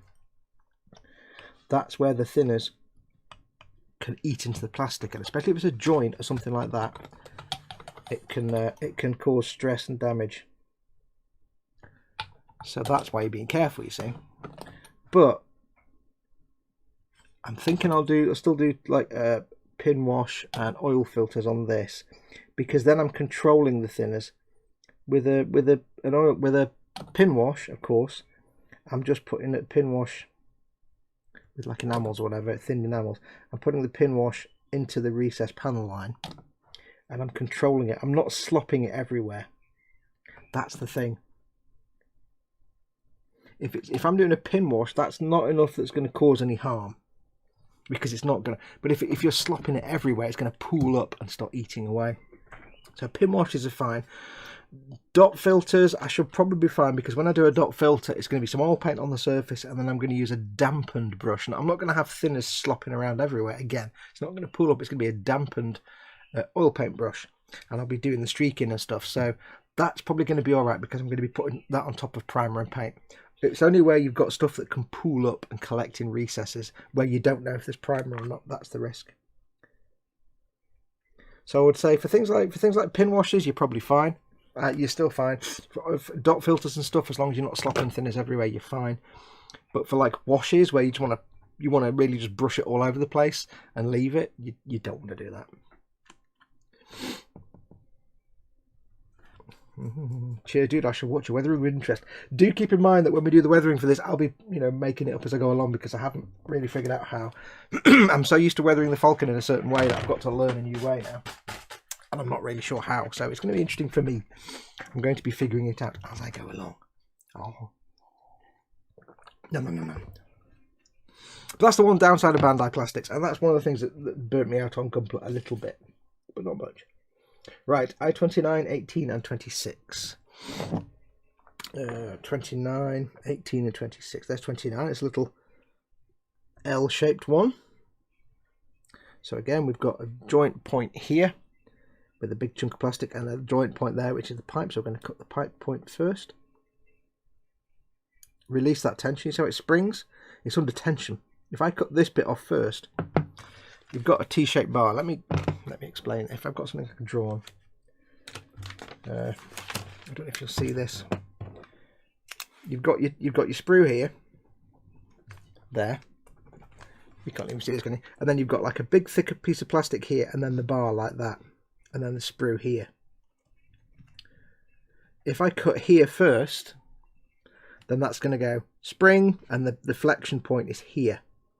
And the pipe carries on after it. So you've got a flex point here. It's going to bend that way and that way. And you're taking a pipe and you're bending it. If I cut here first, although it flexes when I do it, it's very quick. It goes ping and comes out. And then the only flexion point here then is there, which I'm going to cut anyway. So there's no flexing point. So it really is about learning to guess where the flex points are. And again, it sounds nonsense when I say it, and it's hard to even put into real words because you just kind of know it. Considering that I did the weathering on my old Falcon with shoe polish, anything I use in the Diag will be an improvement, says Cynical Steve. Oh yeah. We'll get you past that, mate.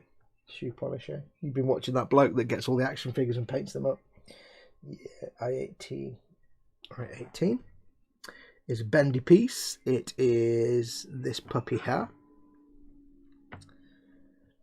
So we'll go for the middle point first. Snipped. Now I do guarantee. Oh, I do guarantee. Right, I'm pretty confident that at some point I will break one of these on camera. I'm not going to say it's not going to happen, because of course it's going to happen. They're so delicate. Dude, that was 20 odd years ago, I hasten to add. That's not bad then. If you're tuned into the shoe polish method 20 years ago, that's not bad. Do do do do do do do do. Do do do do. I-26. I-26. There. B. 26 is, there's a solid part here at the end on the sprue, so I'm going to do the same principle again. If I cut this piece off first, it's going to bend in the middle, so let's take the middle out first and release that tension. Boop, there we go. Now if I take this piece off, it's going to bend there where it goes past that bit, so let's take this off and release that tension. Boop, there we go. Now I can cut quite happily this bit, which is a big piece of plastic, and it's not going to snap. It's all about releasing the tension. Yes, I saw your tips, Jamie. Thank you muchly.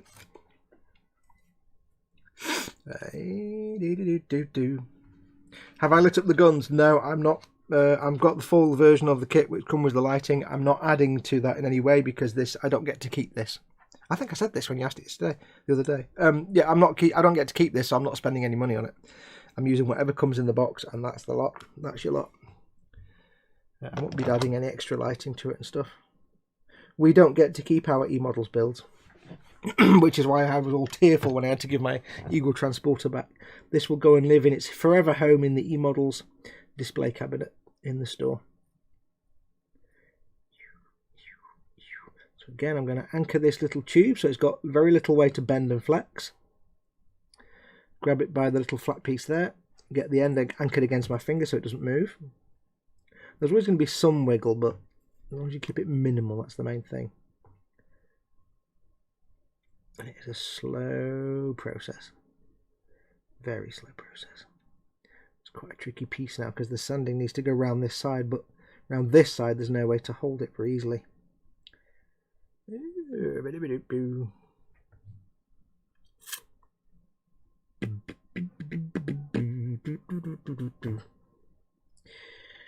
No, I can't do that because that's going to bend all over the place. It is quite a tricky one, this one. I can get a good angle for sanding, but only in one part. I can't get a good angle around here. Well, now that might do. Roughly, loosely. It's not brilliant. Don't like this one's a bit flexy bendy, this bit. This might be one that gets left behind or dealt with once it's glued in place, to be perfectly honest. Which may be a better option.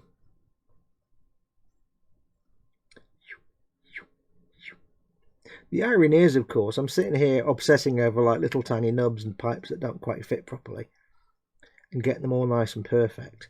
In reality, it's going to sit in a display cabinet that nobody's going to see from less than 3 feet away anyway. And even if they saw it up close, like right up close, they probably still wouldn't even see these bits without like a magnifying visor or a magnifying glass or something. So so it's kind of a lot. Wow, hang on, give me a sec.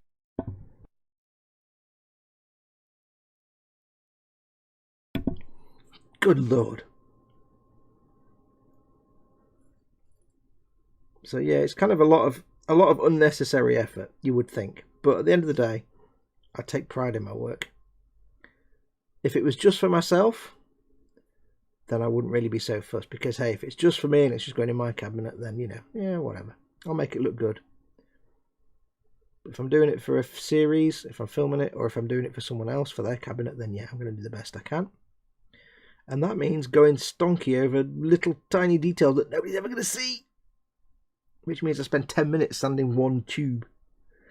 And you wonder why it takes me forever to do anything. Yeah. This is exactly why. Okay, start the clock. Let's see how long it takes to get this nub gone. Right, let me get my phone. Hang on. Let's time this. Let's also put my phone in airplane mode for all the obvious reasons. Chris, Paul. Okay, so let's get a timer going. My phone there. Do. How's the time? Where's the timer? There we go. Ready? Go. Let's see how long it takes to get rid of one nub. Nubtacular! I put it in airplane mode, Chris. You can't. Or Paul, you can't do anything. Ah. I don't look half as stupid as I am, you know. I know you all too well. So there's no real good way to grip this PC that isn't potentially risky. Very gently, no pressure at all. I'm not pushing down on the plastic. I'm using just the weight of the file. I'm holding it this end, holding it by the end. I get a bit more weight to it.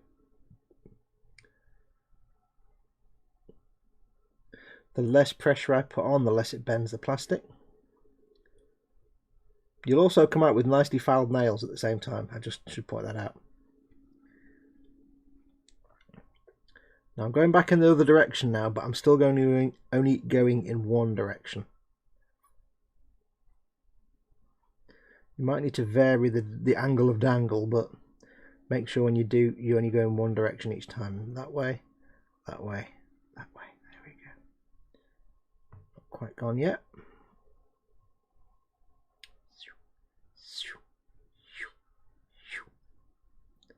Not quite there. Little bit of roughness. All my neighbours are doing all the power tools. You know what? I'll be glad when my neighbour does go back to work, because I'm so sick of hearing him working on his driveway for the last like 10 weeks. It's like, oh god, right, there we go. That is 1 minute 40. Let's say 1 minute 41 seconds. It's not bad, is it? Not bad at all. So this will take me approximately 7 years to build this. Yeah. And that was a quick one. Matron. I can't see the other nub. No, wait. There it is. I can see it. There we go. It's another fiddly one. And I hate to tell you this, but once we finish this mandible, we've got the other mandible to do. Yeah.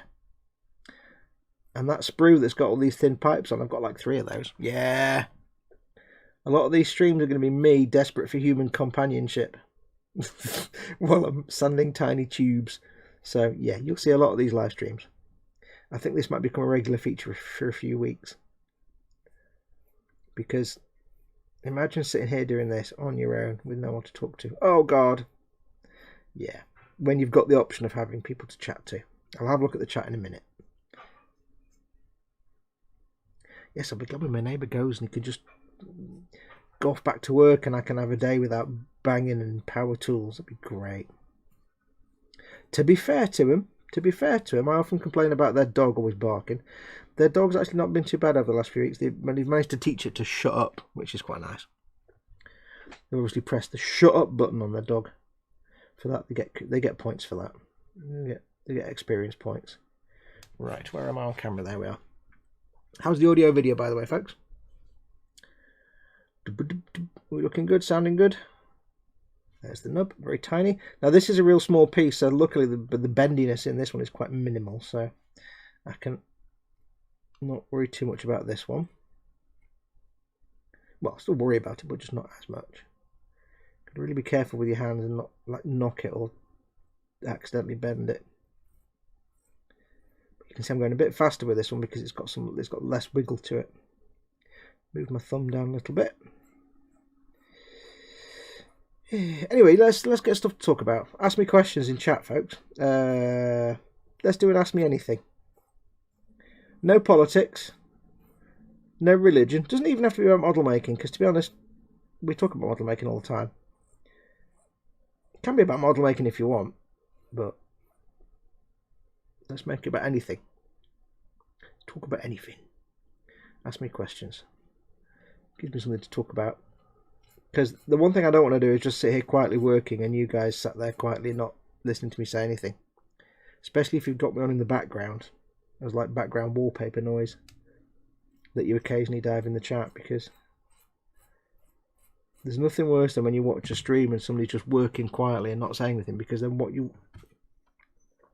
boring.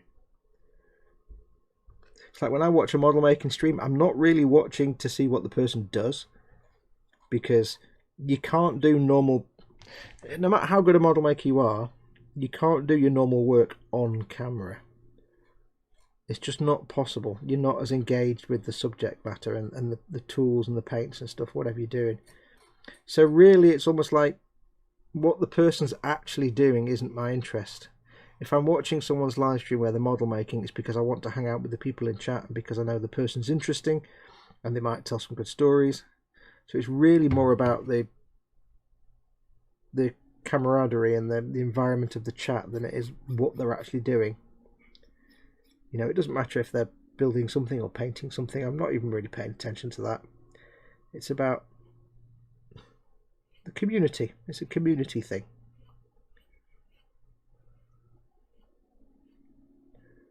See, when I'm filming a series, I'm doing a proper filming series.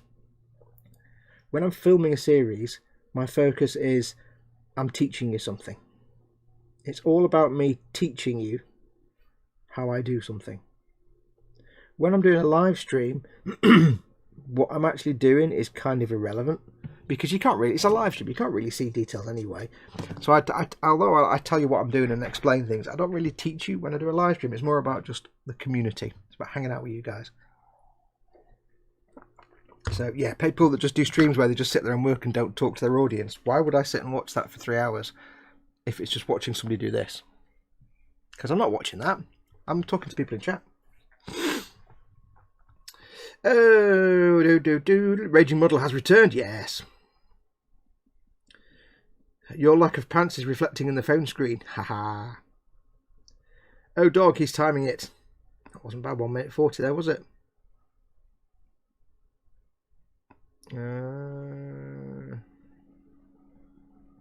So we now know the time per nub. Any guesses how many nubs are present on the Bandai Perfect Grey Falcon? All of them. Billions of them. 3 to 4 per number of parts, and probably over 1,000, 1,200 parts. Pants are optional for those who work from home. Tapping is going to be the bane of my existence. Tapping.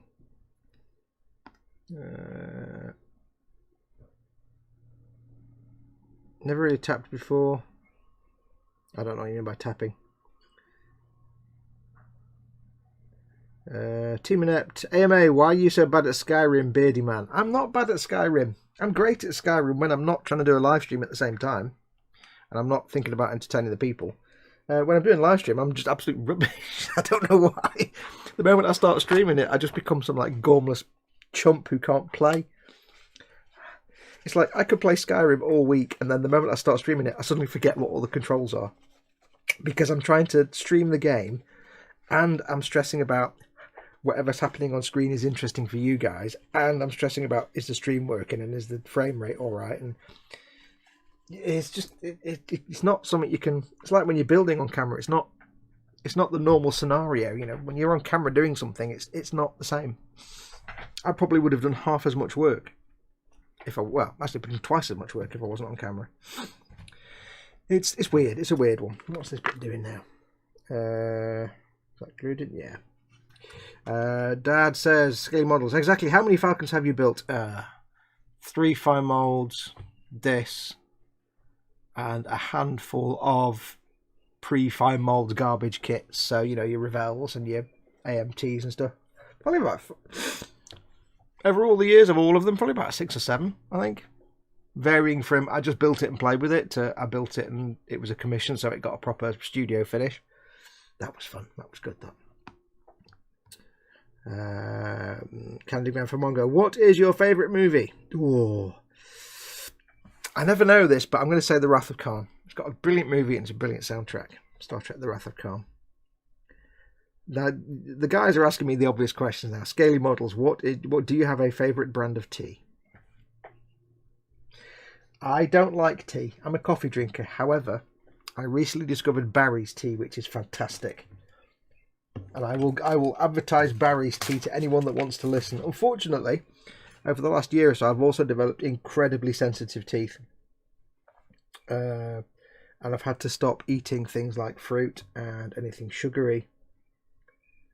and stuff like that, which means I can't drink tea, because the only way I can drink any tea is with like gallons of sugar in it, because I can't stand sugarless tea. It's horrible. Right, I need to take this tape off now, don't I? Let's just risk it for a biscuit and see what happens. Don't stick to the plastic. There we go. So yes, I would say Barry's tea is by far the best tea. And when I was drinking tea and having sugar in it, I was quite happily switching between coffee and tea, because I hate tea. But Barry's tea was really nice. Also, it's called Barry's tea. I mean, it's Barry's tea. Which tea do you like? I like Barry's tea. Right, so there we go. So this one goes in here, but I can't drink it now because I can't drink tea without sugar because it's foul. It's kind of annoying. So there you go. So Barry's tea, but I can't drink tea anymore. Paul at TeamNet. What's better, Running Man or Total Recall? Total Recall, I think. I don't remember it. See, Running Man is terrible. I mean, let's be honest. Pretty much every Arnie film is kind of terrible in its own way. They're not good films. They're not. I mean, I love Arnie to bits, but they're not what you call good films. Now, you see, The Running Man was a fantastic Stephen King short story, but as a film, it was kind of garbage. But then it's like, yeah, but it was an Arnie film. That does change the light in which you see it a little bit. With Total Recall, yeah, I can see his face in my mind now, the bulgy eyes and stuff. I think probably, I don't know, because one was just outrageously kitsch and one was just a bit rubbish. I say Total Recall because how can you not like Johnny Cab? Total Recall. Model Maker Mayhem. I drew the short straw. I had to vacuum upstairs and change the beds, wishing I hadn't went behind my son's desk. Yuck. Oh yeah, you don't want to do that. This room like collects dust like nobody's business, and I resent or regret sometimes moving the camera and you see the back of some of these lamps, because the back of some of these lamps is like, oh dear Lord. Yeah, I don't open the curtains in this room very often, but when I do, I always feel myself with regret. That is like, oh no, oh, because it's like the TV that sits there, you know, my big TV that I play my games on. Everything's brilliant until you open the curtains and you realise that black screen is actually kind of grey because it's got like an inch of dust on it. It's like, oh dear Lord, I'm a bloke, you know. I'm not designed for. I'm not a cleaning scientist. Best way to deal with dust: keep the curtains shut. It's harder to see. There you go, done. Dust fixed. Man logic. Yeah, ask me questions. Ask me questions about anything. It just gives us stuff to talk about, makes the stream more interesting. Because this isn't one of my streams, so I can't really go off on a rant like I normally do about something. You know, kids today, with your rock and your roll, whatever. I can't do that because it's an eModels stream. By the way, of course, people who are in chat, please, of course, remember it's a family-friendly stream, and please don't discuss other retailers in the stream. I should have said that at the start, really. Would you rather Would you rather write? You mean fight? Fight a horse? These are all the cliche questions. Come on, pull some imagination out of it, guys. Would you rather fight a horse-sized chicken or 100 chicken-sized horse? Horse-sized chicken because chicken. Because what can you do with 100 horses that are big? Nothing. It's hilarious, but nothing. We can do with the horse-sized chicken. Can you imagine the drumsticks? Oh! I'd take the horse to I'd take the chicken to KFC, the horse-sized chicken to KFC, and say, "Cook that for me," and I want all the drumsticks. Yes.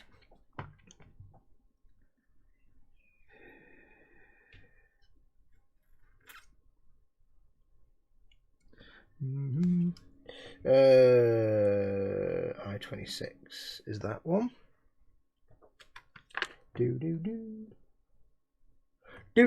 Which way does this go now? This goes. It goes there. I was desperately trying to remember some lines from Total Recall and the other one, but I couldn't remember any of them. Right, I'm not actually paying attention. What am I looking at now? That goes. So So that's right. That goes there. I wasn't paying attention to that at all. I was just looking at. I was looking at the instructions and then not processing what I was actually looking at. So dumb.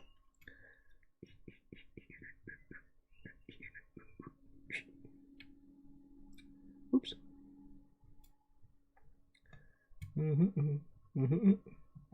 That goes in there. That goes in the little hole here. You see there. It's another one of the. Oh, it's another one that's not going to go in properly. To hold it in place with tape or something. Gosh darn it. Come on, Bandai, you're slacking. You're slacking on me. I have to write a stern letter to points of view at this, I think. That one does not want to fit at all, does it? It is a bit rum. It's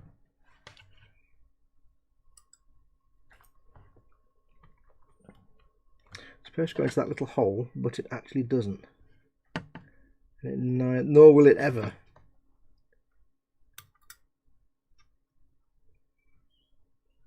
I think what we'll do here, I'm going to do something drastic now. I'm going to get out the Tamiya quick setting extra thin. Now, I'm going to be quick with this because I cannot tell you how bad this stuff smells. It really does smell like just the worst. So, I'm going to have to go quiet because I'm going to have to hold my breath. Ooh, ready?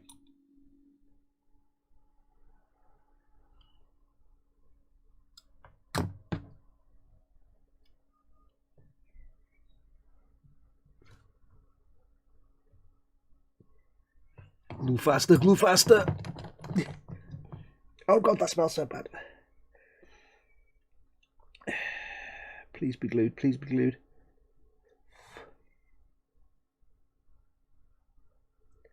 Oh no, it comes straight back out. Oh gosh darn it. Right. Ooh, ooh. I've jammed it in place. Let's see if I can.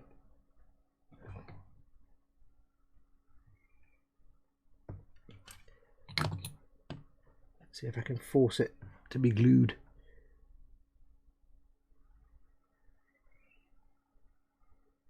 Oh god, the smell. Oh, put it that way now, put it that way now. It's gone over there. Oh, breathing through my mouth. Oh, good lord.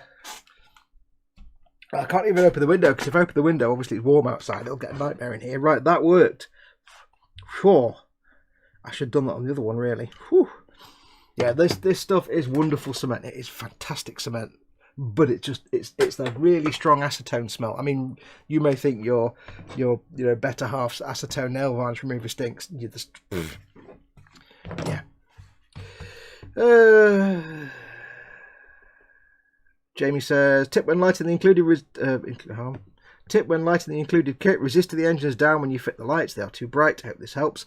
I am useless at electronics. I wouldn't even know what a resistor is, and I'm not making any changes to what comes in the box. Like I say, eModels get this back. I don't get to keep it. But when it goes back there, it's going to go in the cabinet and they'll never turn the lights on again. So there's no point in me doing that.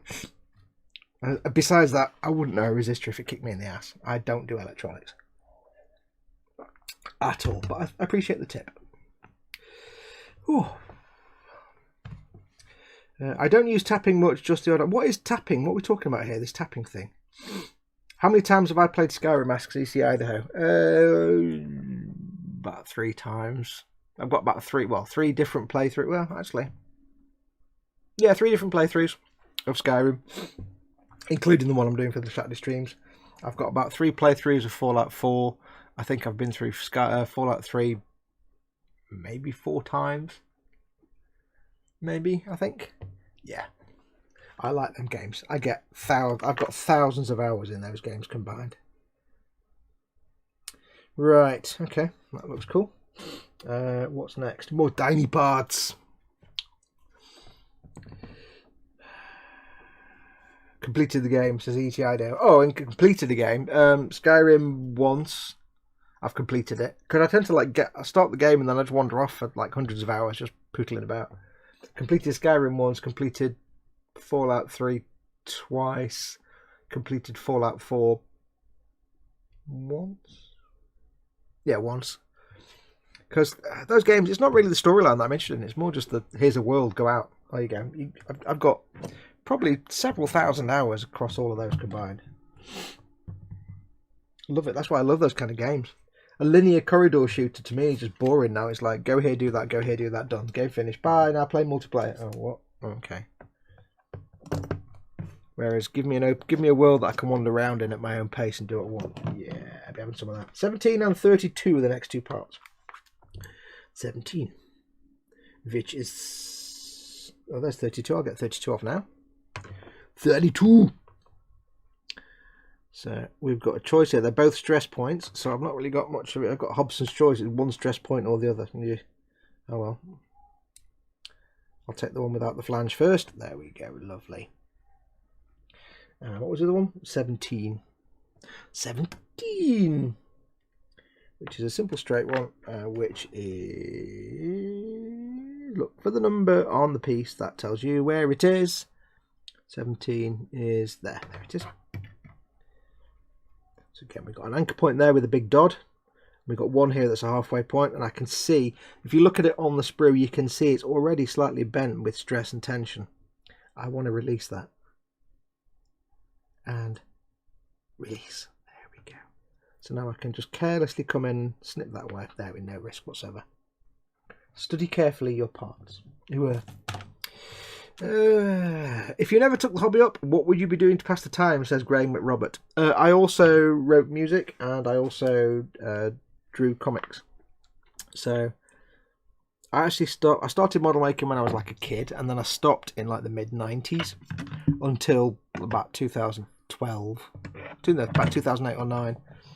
So in that period, I've also always been into like drawing and stuff and writing music. So when I wasn't doing the model making for sort of 10 or 15 years, I was composing music, recording and composing music, because I played synth, and I was very influenced by like Vangelis and Jar and people like that. So I did lots of electronica, not dancey crap, because that's actually really hard to do, but symphonic electronica, if you want to call it that. I did that. I will be doing that, or I started a graphic novel many times and never got past about 5 pages. It's the same graphic novel every time.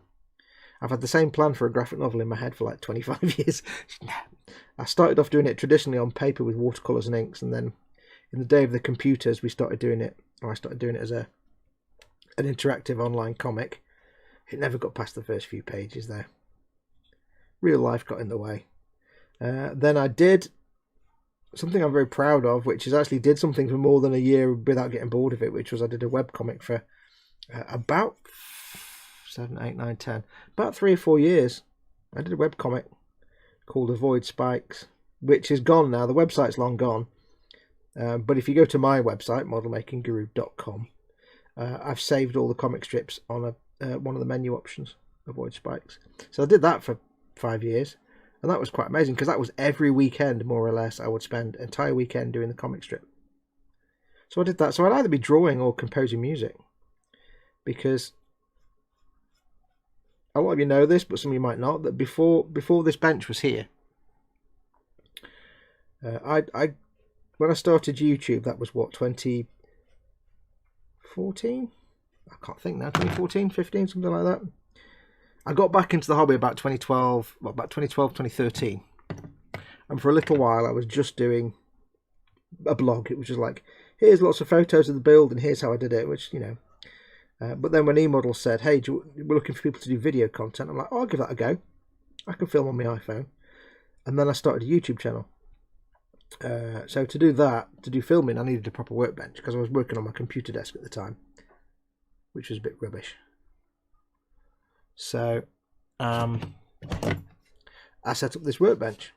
But until this workbench was here, like 5 or 6 years ago, before this big 6-foot-long table was here with all the bits on it, it was actually all my synths on racks and a big old Tascam 388 1/4-inch reel-to-reel multi-track recorder and mixer. There was a rack full of effects units, drum machines, an Akai S2000. Master keyboard controllers, loads of bits and bobs, and that was my my little music studio, which was here. And if I wasn't doing this, I'd still have all my keyboards and stuff here to play with. But I kind of fell out of that because I lost the mojo to write, and I got stuck trying to. When I was listening to electronica, I had a fertile imagination because I knew what I was doing. As soon as I started listening to like orchestral movie soundtracks, I got into this, stuck in a loop of I want to recreate the sound of an orchestra, like proper strings and stuff. And at that time, you just couldn't do it, so it kind of burnt me out a bit, and I faded away. So yes, I'd either be writing music still or drawing. Probably still be drawing Avoid Spikes, to be perfectly honest. Probably still be doing that.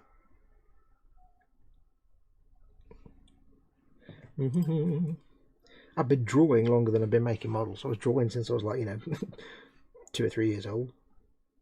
Always something I've done. The deputy head where in my secondary school always had nicknames for people. That boy with the hair. He'd like, hey, that boy with the hair, that boy. He'd be like that. But I was always that boy what draws funny animals. It was a bit like the sergeant from Ain't Half Up Mum in a lot of ways. I was like that boy what draws animals. Okay. Next question. Let's have a look. Patrick Stachewski's in. Hey Patrick, welcome mate. Any more Gunpla on the bench anytime soon, or is it bedtime for the mechs for a while? Fox asks Angus. I will go back to Gunpla. I've got them in my stash. I do. When this is done, this Falcon's done, I need to film a new series that I'm about to start called Tabletop Trauma Center. And there's other bits I want to build. I'm desperate to build my Forge World tanks and my Baneblade. But I do have the big high-grade Kshatriya that I want to get on with. I need to get cracking with that. I've got the 160th scale no-grade perfect. What is it? 160 scale no-grade Freedom Gundam with all the wings and everything. It's like about 35 feet wide. I need to do that at some point. I started doing that years ago and then didn't finish it. I started getting all the bits off the sprue, so it's all de-sprued and cleaned up in the box.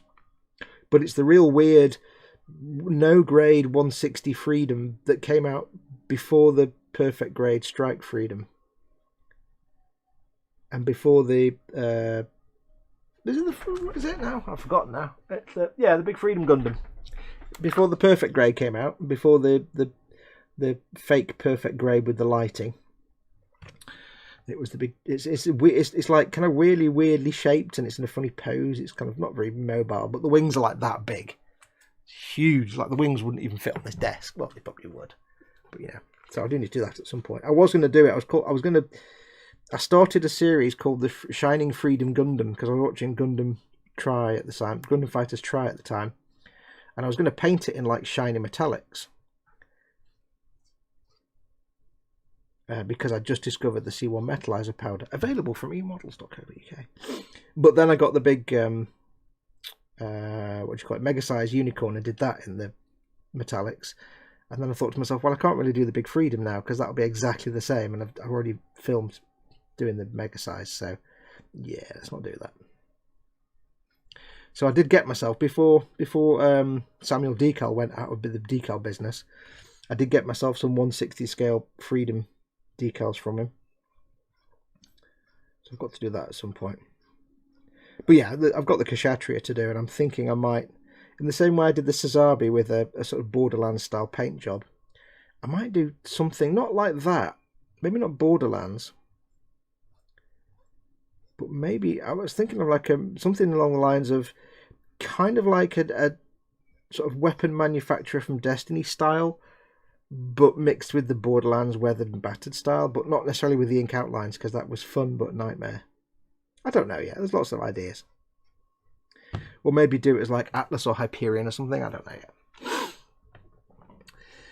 yet. Running Man is not terrible, you heathen, says Paul at Team Inept.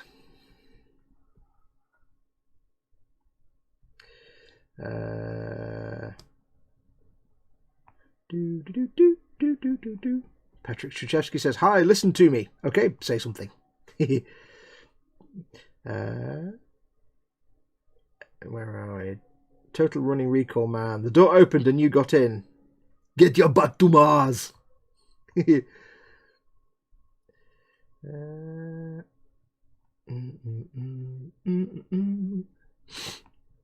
Dave Dimmer's in. Welcome, Dave. Oops. Everything jumped. 2 weeks head malfunction, says Model Making Mayhem. Was that something I said? Abe Lincoln, does anyone know of a good replacement for the green putty that Squadron used to make? If you want to use a putty, you can use Milliput, which is a 2-part epoxy mixed together. That's quite good. It's very good, goes rock hard, and you can sand it and stuff. It's very sandable. Depending on what you want to do, you could, if it's just to fill a little tiny gap like between 2 parts, you could make yourself some sprue goo,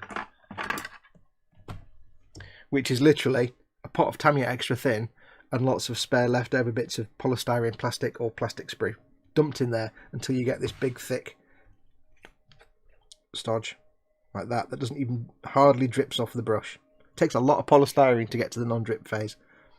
Basically what you do is, if it's like a little tiny seam or a gap or something like that, then instead of messing about with putty, you just brush some of that over it, let it cure for 24 hours, and when the glue's flashed off, it's just glue and polystyrene. When the glue's gone, it just leaves polystyrene behind. You fill the gap in polystyrene with polystyrene, and because it's Tamiya extra thin, it melts the plastic that you're putting the filler on, so it welds the filler to the plastic. So if you've got a little tiny gap and you fill it with sprue goo, you've basically filled it completely with plastic. It's now just a plastic. There's no gap fill. It's not like you've got plastic, a gap and filler. You've just got plastic. It's also completely sandable because it's polystyrene, and it's also the only filler that you can scribe if you wanted to scribe a panel line through it. It's just polystyrene. I keep saying that, but there's no way to overstress you're filling a gap with you're just replacing a gap with no gap, really. It's the ultimate filler. It's also a lot, easier than mixing bits of putty together and stuff. I didn't know Squadron didn't make it anymore, though. I thought Squadron putty was still a thing. I guess not. Does it smell worse than Mr. Colour Thinner? Asks Abe Lincoln about the glue. No, see, well, this is the thing. See, Mr. Colour Thinner is lacquer, isn't it? And lacquers just smell like the biblical backside. Handy hint: if you do paint with lacquers, if you're spraying with them, you should always wear a respirator, and don't do it in the house if other people are there, because it's toxic. It's horrible. The fumes are very dangerous. Also flammable. If you're brush painting with lacquers, just limit your time. Have windows open and fans blowing out. Keep it ventilated, because those are lacquers, and lacquers are harmful. The vapours can do a lot of damage to you. So, what we do? 1732. Let's get part 19 off as well, and we'll just get that off ready. There we go. Because this might be... Okay, this is the last 3 parts for this mandible. Mandible! So we'll get 19 off as well. There we go. Reggie Modeler. Amma, you have to watch all the bad Star Trek movies or all the bad Star Wars prequels. What do you choose? Bad Star Wars? Instantly choose all the bad Star Trek movies. And you know why? I'll tell you why. Because no matter how bad a Star Trek movie is,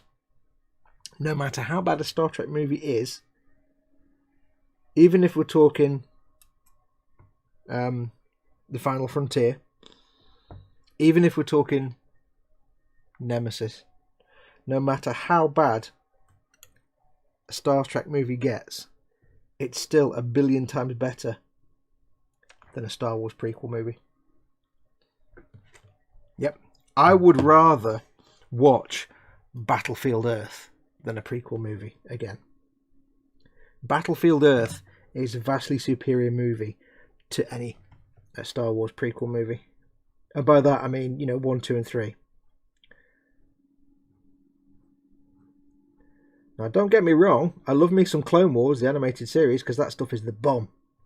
I've binged the Clone Wars like 3 times now. You may notice that when I do the titles for these videos, not for this live stream, but for the videos, I kind of riff on the Clone Wars style opening.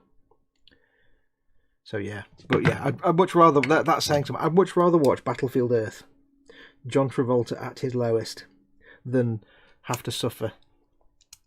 I would rather eat my own face than have to suffer a prequel. That's not even a difficult question, that one.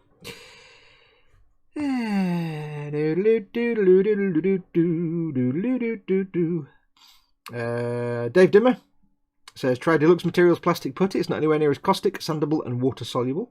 I've got some of the Deluxe Materials plastic magic glue, which is brilliant for ABS. Don't knock that glue over. Ahem. It's in a special holder. Oh, I didn't. Oh, you mean that one? Sorry, yes, Dad. I didn't have it in a. Well, you see that I've only got 2 of these, Dad. So, Dad, Scaly Models, Dad made me these glue holders, and he's telling me off because I had this glue out without. I've only got 2 of them. So, no, you don't need to make me another one, Mike. Don't send me another one.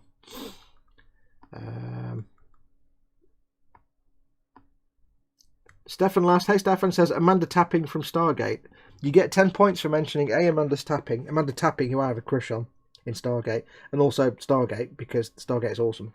But why are we talking about Amanda Tapping? Did anybody actually answer why we were talking about tapping at all? I don't even know what tapping is. Cy Reynolds is in. Hola, ladies. Cy Reynolds, our very good friend. Welcome, Cy. Still not made your mod on here, have I? Did you ever play in a band, Fox? Asks Angus. No, because I was nowhere near good enough. I sit here and I say I played synthesizer, but I was never trained. I did music at school, but music at school was, let's now learn all about Beethoven and Mozart. And it's basically, here's his life history and let's listen to some of his music and not learn anything. Okay, here's how you write on a stave. So I didn't really learn anything at school in music. So I can't write music and I can't read music, but I can listen to a piece of music, especially electronica, and break it down into its constituent parts in my brain and then reproduce it. I learned when I first sort of discovered electronica, I learned that, and when I got my first synthesizer and I figured out how it worked, I learned that I had this ability to listen to something, break it down to its constituent DNA, copy it, and also I could listen to, say, a piece by Jarre or Vangelis, and I'd listen to I could break it into its individual sounds. So you got like the bass line and the main lead, and you got like pads and stuff. In my brain, I could break down the individual sounds, and I could think, right, well, that pad sound is obviously a sawtooth wave, but with a bit of resonance, and the cutoff's been dropped. It's got a slow attack, and I could, in my mind, I could figure out how the sounds were made, and I could reproduce them. It took me a few years to figure it out, but it's something I learned. So I could do that. So I could record. Give me a multi-track recorder where I can do takes over and over again. I was never trained to play. I was never trained to read and write, so I can't sit there and play a piece of music but give me the ability to play a little bit, screw it up, record it again, and play it in bits, assemble it together into a final piece, and I can do a piece of music. So I would never be able to play live. It's absolutely hopeless at that. I'm a grade nothing at piano. Never even took a lesson in my life.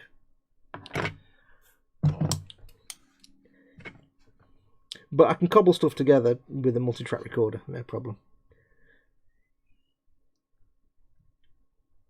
But I think I bit off more than I can chew when I started trying to recreate what I was hearing in orchestral soundtracks. Not so much with the, not just the fact I was trying to recreate French horns and strings and that kind of thing, but also trying to recreate the way music was composed. And that was well beyond my skill level because I was never trained to understand the colour wheel of music. So yeah, it kind of blew me out a little bit. Yes, I'm Zim. Welcome, Si. We'll give your sprue goo a try. Says it's a good way. It's not the best filler in the world. It's perfect for little tiny gaps. I mean, you wouldn't fill a big hole like that with it because it just goes through the gap. That's where you want putties and things. But if you've got like a little tiny gap between two parts, or you've got like a little, you could probably fill in a hole maybe that big. Maybe that's a bit too big. But let's say there was, I don't know, there's nothing on here I can really use to demonstrate it, but let's say there was a little tiny gap between two components, or there was an ejection pin mark. They're great for ejector pin marks. Let's say there's an ejector pin mark there. Just a little dot of sprue goo, fill over it, and then once it's dried, you can sand it back. You're just sanding polystyrene. You're not sanding filler. So it will behave exactly the same as the kit plastic, because for all intents and purposes, as long as the plastic's polystyrene, you've filled it with itself. Especially if you make the sprue goo out of the plastic sprues from the kit. When I did the Eagle Transporter, I think I showed how to make sprue goo on there, and I actually used the plastic from the Eagle Transporter sprues to make the sprue goo that I then filled the gaps with. So I was filling the gaps with the kit's own plastic. So once the gaps are filled, it wasn't a filled gap. There was just no gap. It was great. It's like taking a hole in a piece of wood and then filling it with wood from the same tree. There wouldn't be a hole filled with wood, it would just be wood. If that makes sense.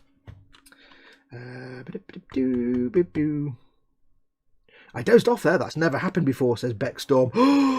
That means you're getting old. Oh, you're getting old. Oh, no. You know what's next? Next is the eyesight, and then comes the memory, and after that... What was I talking about? ECIDO, I have a perfect grade Zeta Gundam. Really? When did we get a perfect grade Zeta Gundam?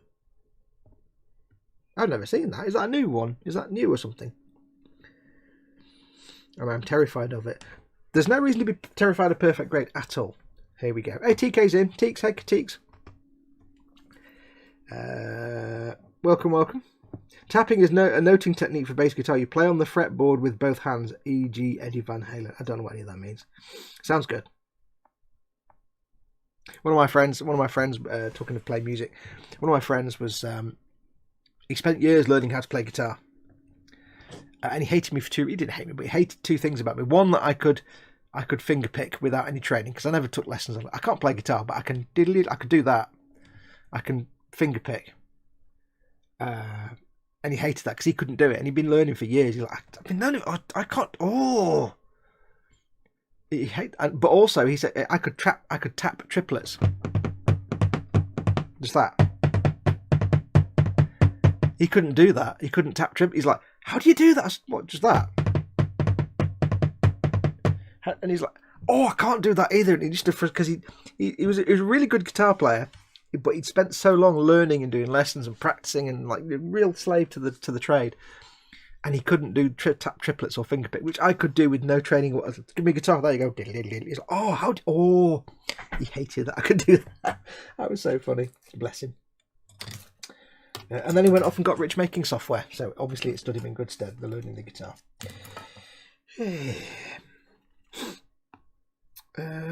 I embrace the gaps in my builds. If I started producing things with perfect seams, how would people know it was my work? Exactly.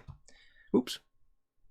The good thing is though, like with Steve, what Steve does, he just scratch builds everything. I've got one of his scratch builds in a box downstairs in quarantine. And the beauty with the scratch build is, of course, who says there shouldn't be a gap there? Because it's in your mind. It's made up. There you go. Right, the last three parts for this Mandible. We have 17, which is this puppy here, which needs to go. It needs to go this way. Just see, like this. You see, like that. That's how we go. I can see me having to use some more of the horrible smelling, fast setting glue here. Stay tuned, folks. Oh, fudge. You know how that pipe wouldn't go into that hole? It's because it wasn't supposed to go into that hole. It's supposed to go into the hole that this one's supposed to go into. I'll move it now, shall I? I've moved it now. I'll get the other glue out. Yeah, you remember that pipe that I taped down because it wasn't going into the right hole?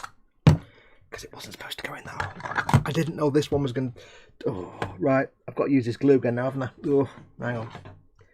Right, this is going to get gnarly. That can go there. But the beauty is it will hopefully set it quickly. Hold my breath. Plenty of it. Flood the cowling. Do both at the same time. There we go.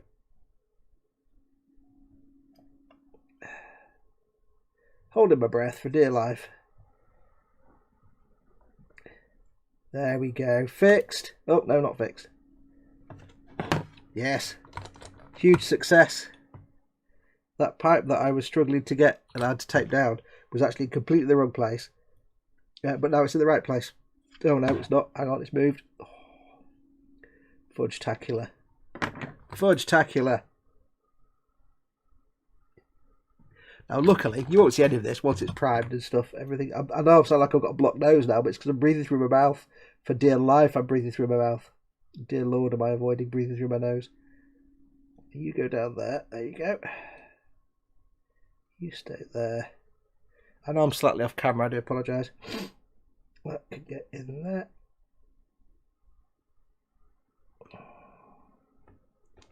Yeah, once this is primed and painted and weathered, you won't see any of that. There's a little bit of rough squidginess where I've glued and unglued, but it's not the end of the world. There. Perfect. Perfect. Almost perfect.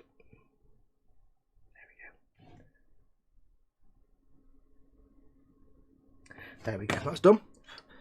Yes. That'll learn me. Because there was like, the pipe I've just put in has a definite hole into which it goes. But the pipe that I've had to unglue and glue now doesn't go into an obvious hole. It goes into a very slight moulded detail, which I didn't even see. But the instructions don't really make that clear, so I blame the instructions, pretty much. It's all good. It's all fine. At the end of the day, it's underneath anyways. It's even better it's under there. You're not going to see it. So yeah, once that's actually primed and painted, you won't even see any of that. There we go.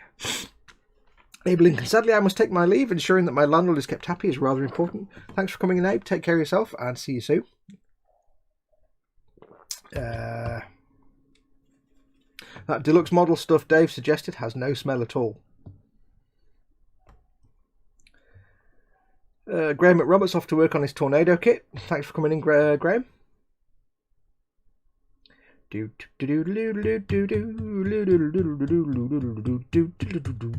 glue is great for filling gaps. It's a good tool to have in your arsenal. I mean, you should also get putties and things as well. Different things have different purposes. Milliput's great if you need to fill a big area, you need to fill a recess, or you want to be able to carve it and sculpt it. When I made my mega size RX-78-2, if you watch the video build series, the leg shattered, the knee shattered and fell apart because I used thinners and the plastic cracked and shattered. The whole knee joint just went and fell apart. I had to basically rebuild it and hold it all together with milliput. I had to like put so much milliput. I had to like get like a tube and fill it with milliput and put milliput round it and then sand it back to hide it. So yeah, milliput has it. Proper fillers off definitely have their place. Don't get me wrong. Next we have part 32, which is the little wee fella here. Little wee fella. Which needs to go in here. Let's see where this goes in that I'm going to have to reglue. Hopefully nowhere. Oh no, there's a definite location hole for that one. There we go. Lovely. Lovely. I'll use the dangerous glue again just for the sake of speed. I might actually, yeah, I think I might just bite the bullet and use this glue for these little rods and tubes because it's just a lot faster. It's better than me sitting there holding my breath for 5 minutes. Be well all. Hope to catch the next stream, says Abe. Yep, there'll definitely be lots of these, buddy, because I've taken me 2 streams and I've only just about finished the first Mandible. And as you know, there's more than one. Yeah, this is this stuff. It smells like acetone, but it also has a certain body shop smell to it. I can't quite place it. But if you've ever worked in a body shop, you'll recognise the smell straight away. Or it's come out again, hasn't it? A bit more glue, I think, on that one. We've got enough glue on there.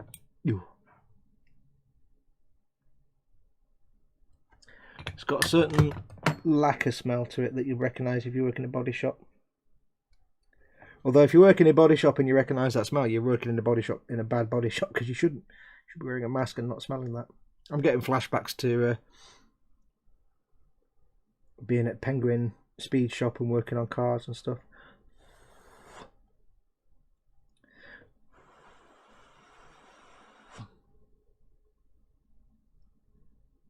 Stay in. Gosh darn it. Right, let's do some cunningness here. It's popping up out of the little tube hole. So what I need to do is glue it in its little hole and, oops, not that much. Glue it to the base here. There we go. This should hold it in place. It's forcing me to breathe these fumes in. It's not right, you know.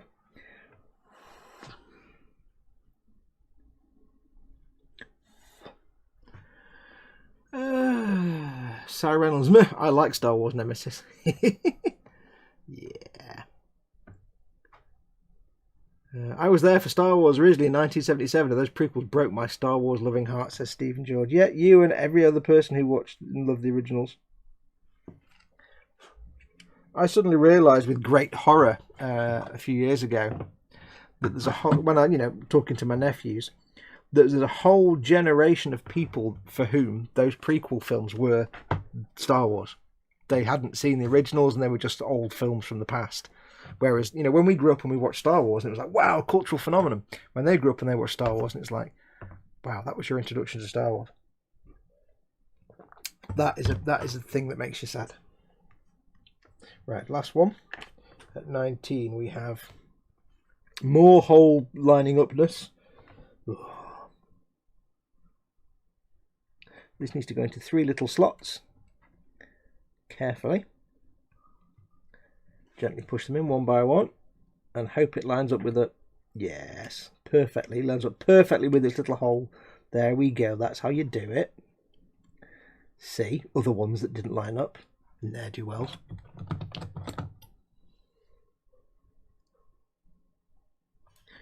There,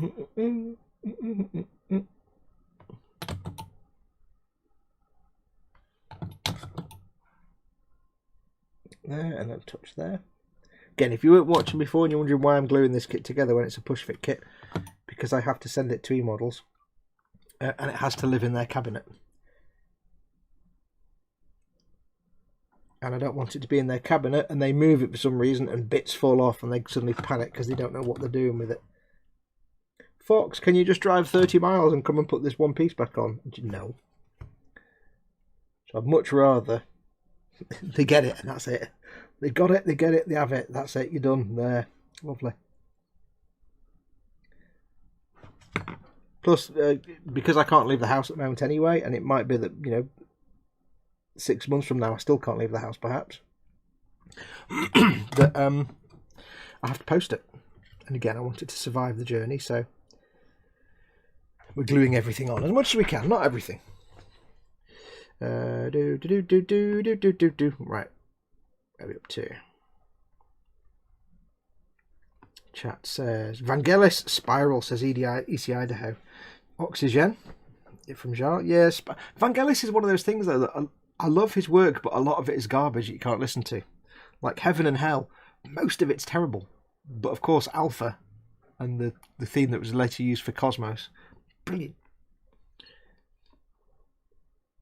Who hasn't had a crush on Amanda Tapping, asks Stefan last. Just got into your stream and heard you asking something about tapping. What are you talking about? Or something along those lines. Oh, right, okay. Yeah, no, we're talking about bass guitars or something. But then you mentioned Amanda Tapping, and then I was like, oh, Amanda Tapping. Tiger Stripes 120 is in and says, I'm nearly done with the USS Voyager. Smiley, welcome.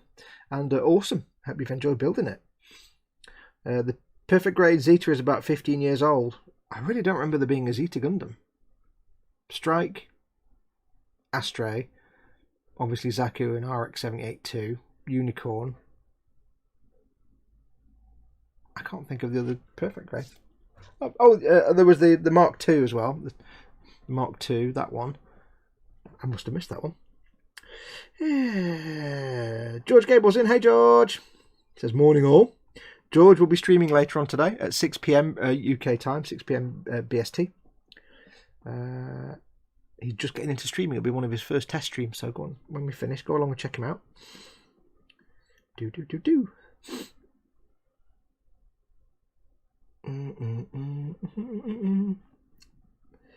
Yes, I arrived in time for the blunder, says Cy Reynolds. Of course, it's because you arrived that I suddenly realised things and then the things happened.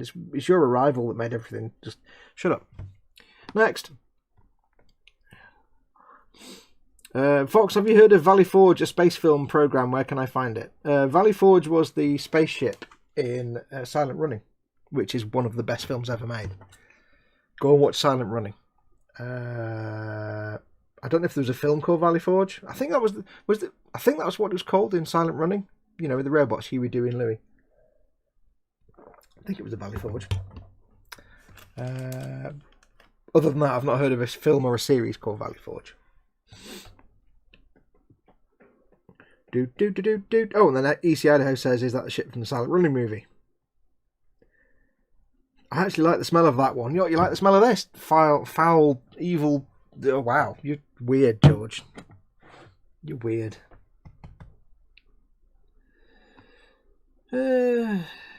It's like, you know, if you use this stuff, if you're using this stuff for a few hours, you get a little bit woozy in the head. You have to take a break. You just want your window open.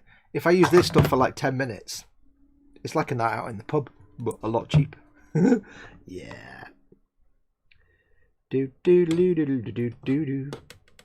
Cynical Steve said it'd be interesting to see if the junk speeder survived the gentle ministrations of the Royal Mail. It's composed of many plastics and many glues. Model Making Mayhem says, Amanda Tapping, I was more a Gillian Anderson fan back in the day. Yes. Gillian Anderson, yes, I don't deny that, but at the same time, Amanda Tapping had a sort of wholesomeness about her, which was rather adorable. Right, that's the Mandible done, as far as I know for now.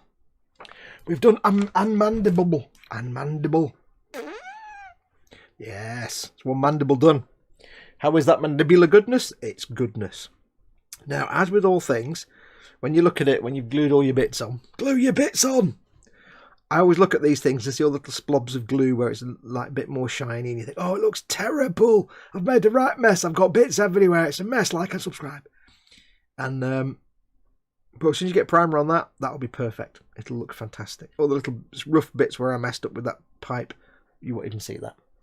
There we go. There is one mandible completed. It is complete in its mandibularity.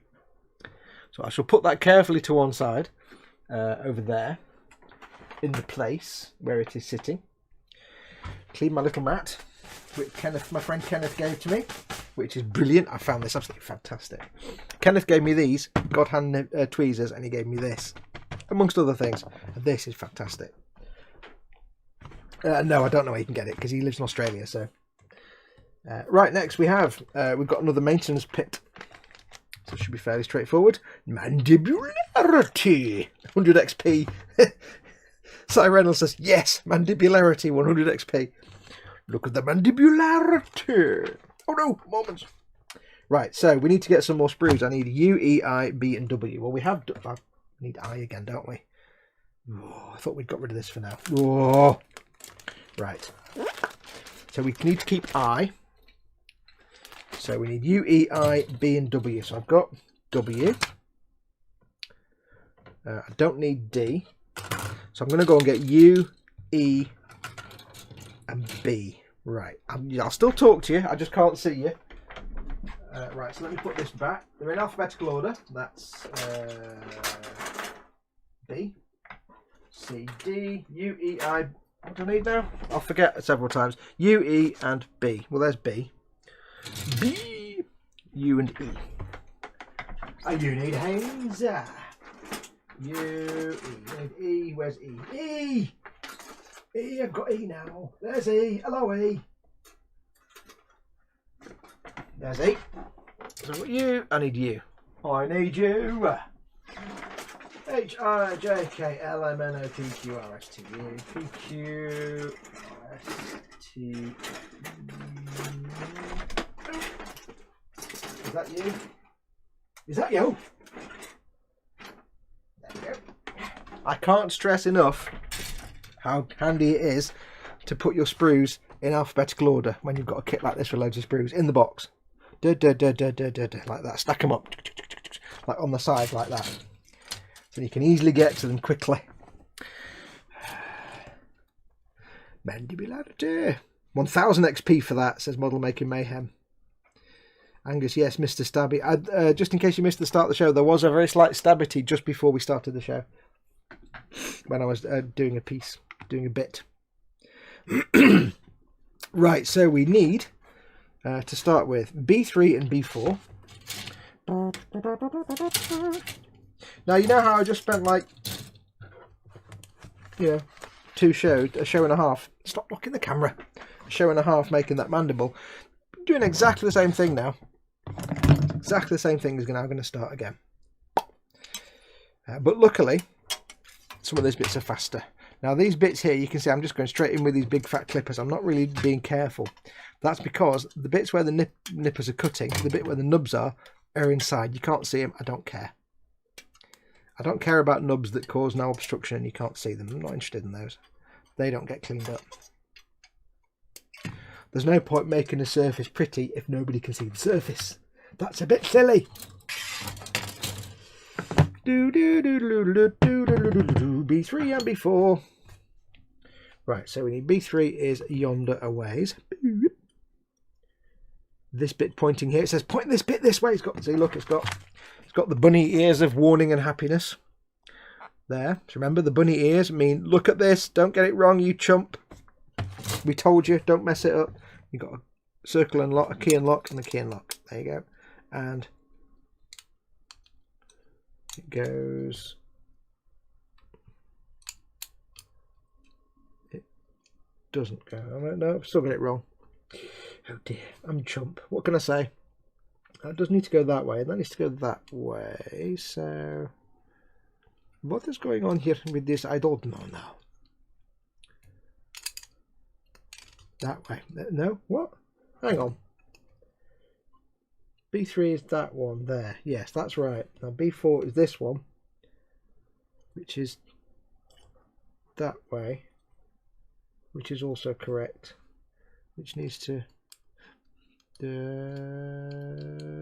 brain, a pinky and the brain. I'm not seeing how these two. I'm not. Pull up. Right. How do these even go together?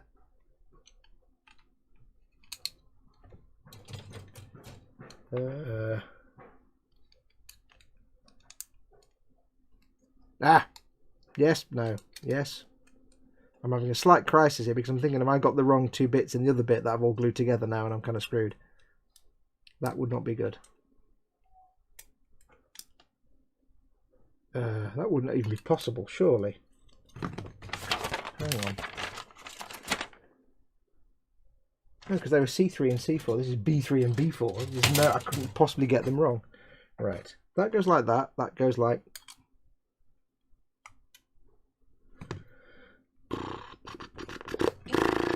The details faces each other, Foxx. I know, that's what I'm trying to do. Right, so that goes like that. That's that one there. That's that way. And that faces that way, which is what I had. It doesn't seem to want to... Ah, there we go. That was weird. I had them the right way around. They just didn't want to... I was getting a real panic then. I'm thinking, crap, if I put the other two wrong pieces and now I've glued everything together and the whole kit's ruined. That was weird. That was strange. Model making Mayhem says he's being a blemulon. I don't do building. Yeah, this is the thing with me. This is the thing about me, right? I always say I'm a painter, not a builder. Sometimes I can figure stuff out dead quickly. I don't really need to glue this bit at all, but I'm going to just in case. And sometimes I can take the simplest thing and not be able to figure out how the hell to put it together. So I can sometimes do like a real complex assembly, no problems at all, and the next time it'll give me two simple parts and I'll be like, can't figure it out, I don't understand it. No, not making sense now, not making sense. So yes, I do apologise. You need to learn to expect that from me a lot. Give me a complex thing and I'll figure it out easy. Give me a simple thing and I'm just rubbish. I don't know what I'm doing. Don't know what I'm doing. Help. Bail out. Bail. Pull up. Pull up. Error. Si Reynolds says, my feelings. Love those poor nubs will never be taken to dinner and loved. Yeah, you don't need to worry about them nubs. Them nubs ain't never going to got seen or nothing either. I disagree. I care, says Si Reynolds about the nubs. I will cut these nubs off and send them to you if you want, but there'll be naught but shavings, I'm afraid. Now we need E. E, where's E? E, hello E. E, Bayek, E. The northern kit. Needing some northern parts from the E sprue. E, E. Right, so we need E. 3824. Ow, with the camera. There's no way for me to have the camera anywhere else, unfortunately, without you not being able to see anything, because things get big. I can't.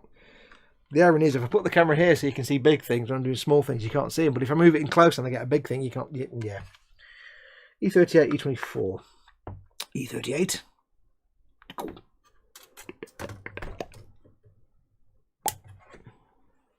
E38. Leave a little bit of the. Oh, there's a little peg there. I need to make sure I don't cut that off. Be careful on some of these. They do have little pegs that you might miss if you don't pay attention. E24. A24, which would be found in a location, and the location would be 23, 24, there, next to 23, because it's a Bandai kit, not a Games Workshop kit, so of course things run in numbered order, which makes perfect sense. Games Workshop. And also U7. U7! Where's Yo? Yo, I need Yo now. That's Yo. Yo7, which is U7. 234. U7 is here. Like you see there. Lovely. Leave a little bit of the sprue on there. I don't need to be careful with these because they're big chunky parts. But I'll still leave a little bit of sprue on there just so I can trim it back carefully. And then we need I11, which is on the sprue of death. Sprue of terror. I11, which is 1, 2, 3, 4, 5, 6, 7, 8, 9, 10, 11. Oh, it's a tiny, tiny, tiny little particle of a part. It's the size of a rice. It literally is the size of a rice. So I can use the nice nippers for these because it's tiny. There we go. If I'm lucky, I won't need to trim that or just clean that up at all because the nice nippers give me a nice clean cut. If I'm lucky. But how lucky can a one man be? Do do do do do do do do. Where are we? Why is Cy Reynolds banned? What's he done now?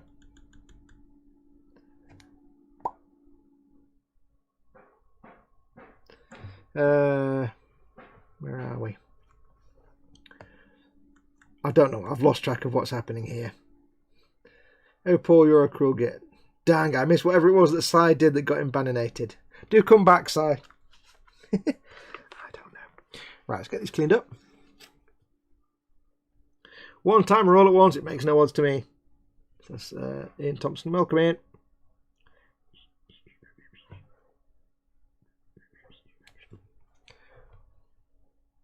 Unless Cy was extolling the virtues of the prequel films, in which case, yeah, 300 seconds is about right. For that kind of heresy. I'd missed whatever he said, so.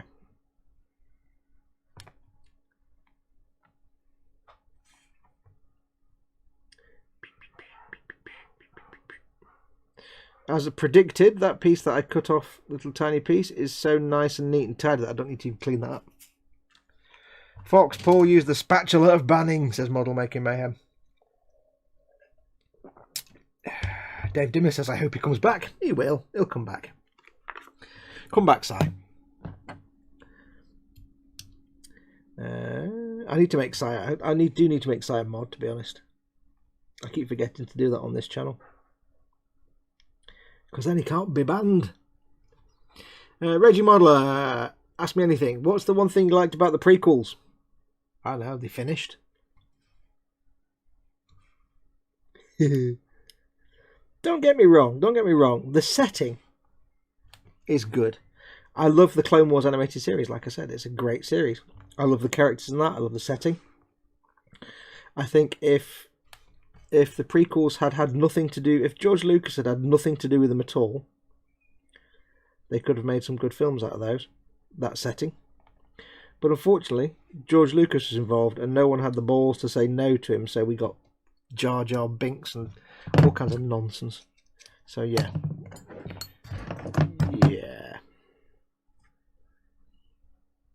I think what we basically learned is that ultimately George Lucas is a terrible writer and director and producer.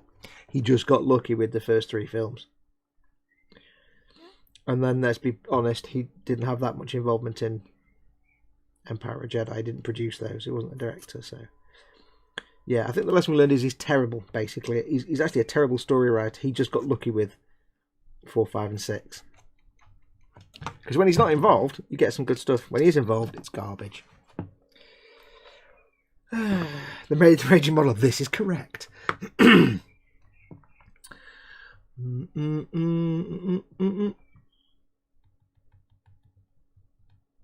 George Gabriel says, as someone who grew up with the prequels, I quite enjoy them, except Jar Jar, he sucks, but the fights and ships were dope. No, you see, to me, this is the thing.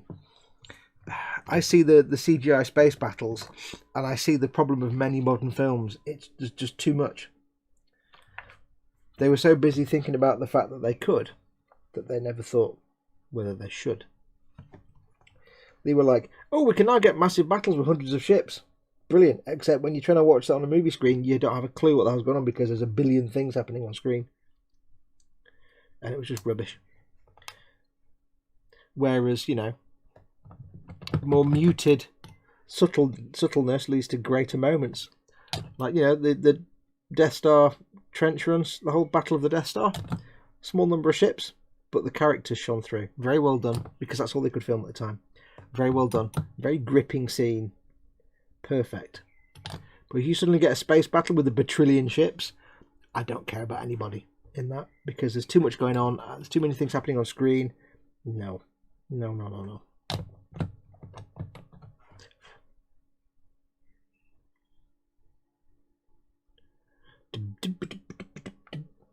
U7, which needs to go here, like that.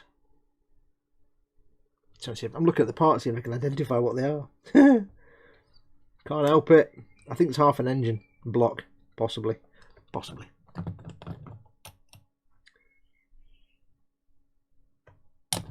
So I think, you know, somebody mentions Rogue One in the comments there. I just saw it out the corner of my eye. Yeah, in Rogue One the battles were a bit more muted, a bit more subtle, so that, you know, when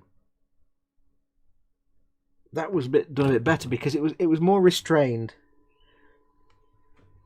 It's more a case of when they can't have a billion ships on screen, they make do with what they've got, and that's where real creativity comes in. You know, look at, like, you know, the Star Trek the motion picture was absolute garbage. It was just the unlimited budget, they could spend a lot of money, and they just do this boring movie. Whereas then you look at the Wrath of Khan, they said, right, you've got a budget of $11 million and that's it. So you've got a smaller budget. You've got to use as much existing props and sets as possible. You even need to reuse some existing footage. Also, keep it simple, stupid. And the Wrath of Khan, a tiny story with tiny space battles, just 2 ships. And, you know, it's basically a submarine battle. It's like a submarine combat movie in space. Was a billion times better than every other Star Trek movie that then came out. Because it's more impactful. You can follow individuals more. It's got more of a, you get more of a connection to it. If I've just got a billion things on screen flying around, I don't know what I'm looking at. There's too much going on. Just nonsense. Oops.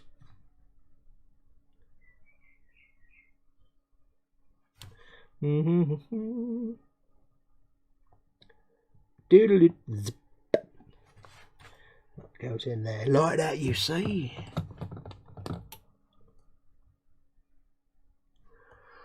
Beck Storm has a situation that needs to be dealt with. Beck Storm says, "I haven't seen any of the newer Star Wars." I thought you said, I thought you'd said I haven't seen any of the Star Wars movies. In which case, I was about to start having a collection, arranging a collection for you.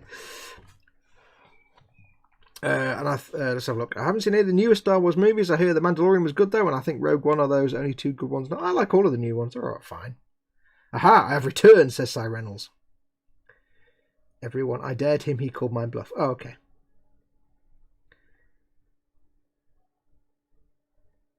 Model making truckers in. Hey, Lewis. Do. Yeah, don't taunt him now. I'll go double spatula on you. Right, we need E12, E36. E. Do. Bam. E12 und also E36, yeah. E12. It's a tube, but it's a big fat tube, so I don't need to... Oh, it's already off the sprue as well. I don't need to worry about bending it or snapping it because it won't snap or bend. It's a big fat bit. I'm not averse to a big fat bit. E36. E36, 22, 32, 36, there we go.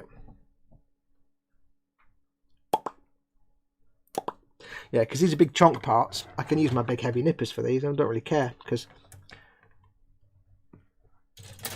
I'm not going to break anything by using my big chunky cutters. So it's always good to have a selection of tools at your disposableness.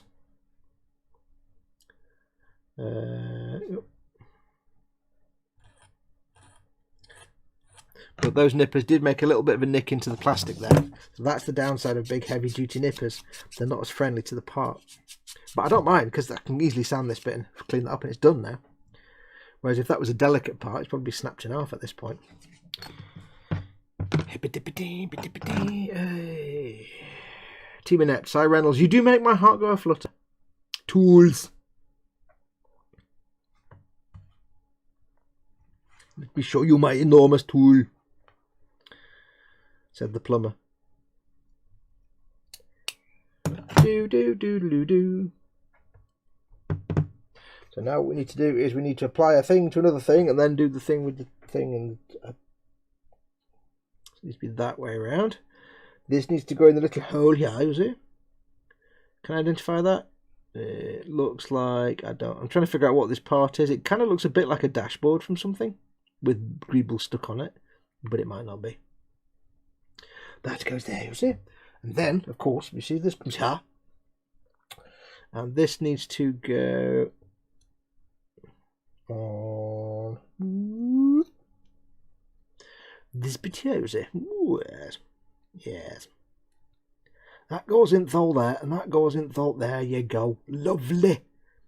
Lovely, right in place. There you go.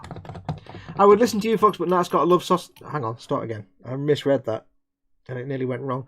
I would listen to you, Foxx, but Nat's got I love sausage rolls and Peppa Pig blaring out of the car.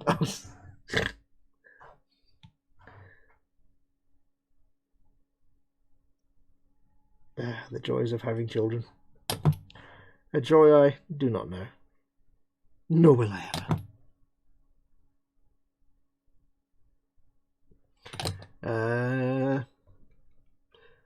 I know BB same time next week. I don't know what BB means.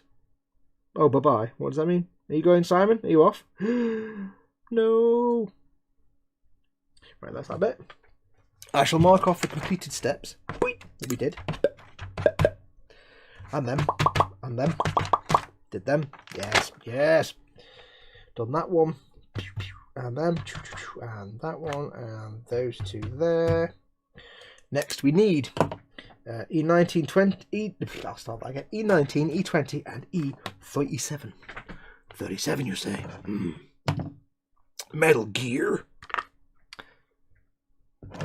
37. So what was it? 19, 20 and 37. Well, there's 37s.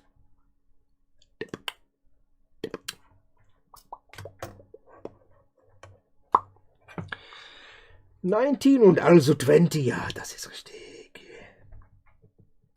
19 and 20. E19 is there.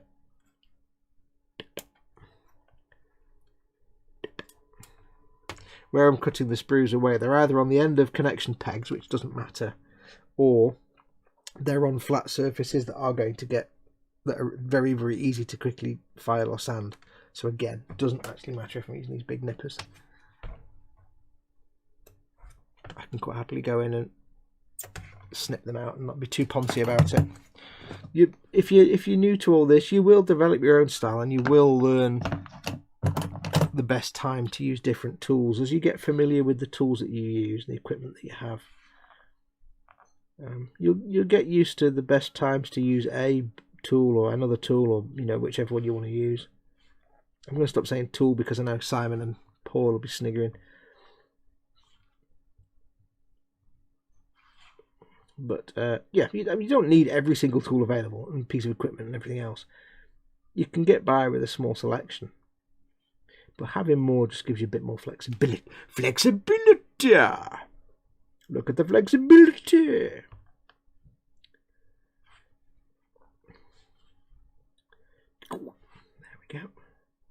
Lovely.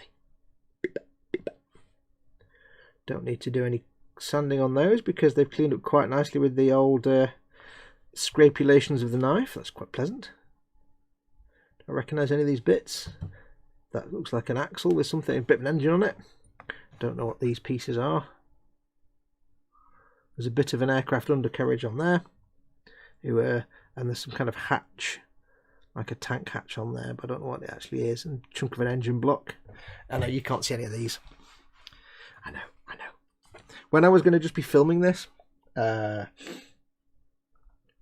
originally I was going to just film this step and do like some time-lapse stuff, then I realised time-lapse would be really boring for you to watch. So I thought I'll do live streams instead. I started taking photographs of all the different bits that I recognised, but I can't do that now, obviously, because it's a live stream now, so I can't do that. That needs to go here, like this, was it? What am I having for dinner anyway? I don't know. I says to Mama Fox, I says, right, I'm doing my stream all afternoon now, so you've got a choice. Either I can hear her downstairs, I can hear her unwrapping crisps. Oh, she's eating. Oh, she's either eating crisps or chocolate limes. I can hear it downstairs, and it's gonna fill her up, and she won't eat her tea. I said to her, right, you can either, while I'm doing my stream, you can either go in the freezer and pick out a meaty based product that you want for your dinner. There's like, mince, and there's some steaks and bits and bobs and chicken and stuff. Pick something that you want for your dinner because it needs to defrost for a few hours. Get it out about 3 o'clock, and then by the time it gets to tea time, I can come and make the tea. Or if you don't do that, then I'll just have to rummage through the box of happiness and see what I can find that we can warm up and put in our face. It doesn't require defrosting. And of course, being Mama Fox is like, yeah, I can't be bothered doing that. Just come down and pick something. I'm like, oh. Do you know, all I need you to do is pick something from the freezer so we can defrost it. Do you know? No. So it's probably going to be, because when the lockdown happened and everything was like, you couldn't buy anything, we did a big bulk order from Asda or somewhere, just so we had supplies in to last us a few weeks. There was lots of tin stuff and dried packets of stuff that's not perishable. And we got loads of packets of like rice and pasta and stuff. And we got some of the things where it's like pasta and sauce and you just put it in the pan and heat it up and that's it.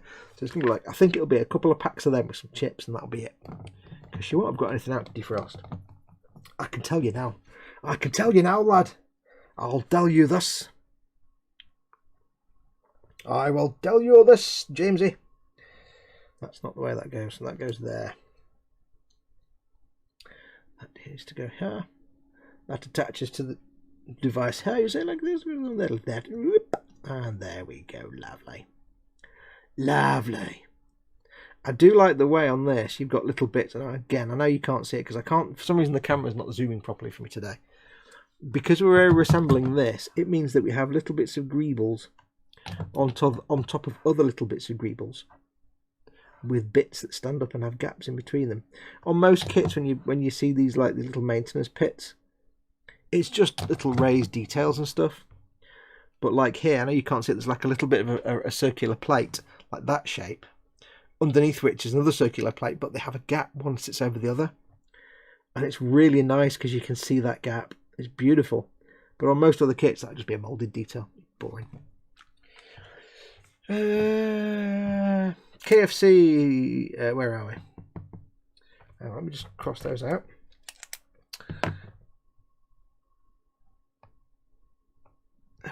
Sausage rolls, says Model Maker Mayhem. Who also says Wedge? Cy Reynolds says Tool, great band. Lateralis says Model Maker Mayhem. Hee undercarriage, yes. It's now Thomas and Friends. What? Oh, okay. Wow, banging out all the dope tunes, says Ian Thompson. Order KFC, says EC Idaho. I would do, but we had KFC like 2 days ago.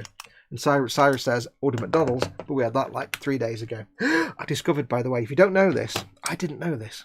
I didn't know this was a thing you could do at McDonald's, but the other day, we discovered that we can now get deliveries. After all these weeks, we can now get deliveries from our local McDonald's. It's like, oh, we can have McDonald's for the first time in like 2 months. I didn't know, right, that when you order a McDonald's for this delivery that they're doing at the minute, it's a limited menu. Also, where's E40? It's a limited menu, which is fine. It's Big Mac and double cheeseburgers or cheeseburgers. They even have one called hamburger. I'm not really sure what hamburger. Cheeseburger. I don't know. I've never been aware they did just a hamburger. But anyway, yeah, you can order bits and bobs. There's a limited menu, but one thing they do offer you is the chance of doubling up everything. I don't mean like you can't have double burgers and you can't have double buns, but all the stuff that goes on the burger, like the lettuce, the sauce, the onions, the tomatoes, the dressing, everything that goes on a burger that isn't the burger or the bun, you can double up. And I'm like, ooh, I didn't know this was a thing. I didn't know it was a thing you could do in store, but I assume it isn't. But so I'm like, you know what? It's the first McDonald's we've had in forever. I'm going to treat us. I'm going to double up everything. So I had like, it all went a bit wrong. Because I was so desperate for McDonald's and so happy that we could order it that I may have ordered a bit too much. Yeah, because I had basically a Big Mac and 2 double cheeseburgers and fries. And I ordered us a box of 20 chicken nuggets. And then Mama Foxx had a quarter pounder, had a cheeseburger and some small fries. But I doubled up all the ingredients. And I have to tell you right now, a Big Mac with double everything is a fearsome sight. I was like, oh. Bearing in mind as well, it wouldn't have been so bad, but for the fact that it was some poor lad on a bicycle that delivered it from Uber Eats. So he's had to cycle all the way there and back. So it all comes a bit squished and flat anyway. And he's got drinks in there as well, so he's got to cycle with drinks and everything else without spilling. I don't know how he did that. I have enough trouble getting the Cokes and things in the car and driving them without spilling them. So cool. Anyway, yeah, a Big Mac with double. Oh, I had to literally. There was no way for me to eat my Big Mac other than knife and fork. I hate to admit it. I had no choice but to eat a Big Mac with a knife and fork, and I felt so dirty afterwards. I was like, this is just not right. Now, I will tell you, a double cheeseburger with everything double. So double cheese, double salad sauce. The double cheeseburger with double everything is incredible. It was you can eat that with your hands. That was the most amazing taste sensation. I don't know what, it just tasted. It was like you take your double cheeseburger and then you just make all the flavours more. And it was incredible. So I can strongly recommend a double cheeseburger with double toppings if you've got the option for your local McDonald's delivery. However, the Big Mac with double toppings, don't do it. Just don't. Because I don't know what's on them, but something that's on them is very vinegary. And you get double that, and it's like, no, you can't eat it. It's really tart and vinegary. So, a double quarter pounder with cheese and double toppings, I strongly recommend. A Big Mac with double toppings, don't. Now, I found something interesting here. 2 things. Let's see if I can. I'll show you. Watch this. Right, I'll see if I can do this now. It's going to mess up the focus. First thing I found, I'm going to show you this. Let me get the focus going. Hang on.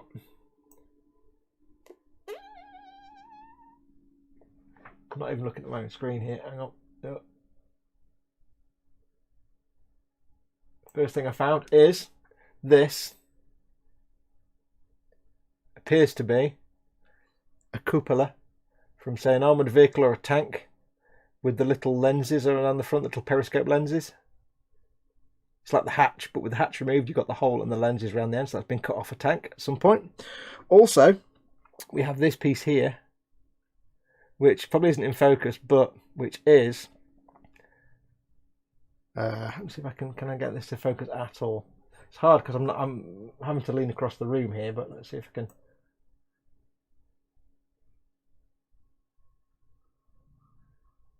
You might not be able to tell what these are, but these are... Look at a German soldier, the gas mask canister that goes on the back of his belt, that little cylindrical canister. It's 3 of those, or one of them cut in half and half of one. It's 3 halves, 3 half German gas mask canisters. I think they're gas mask canisters that go on the belt.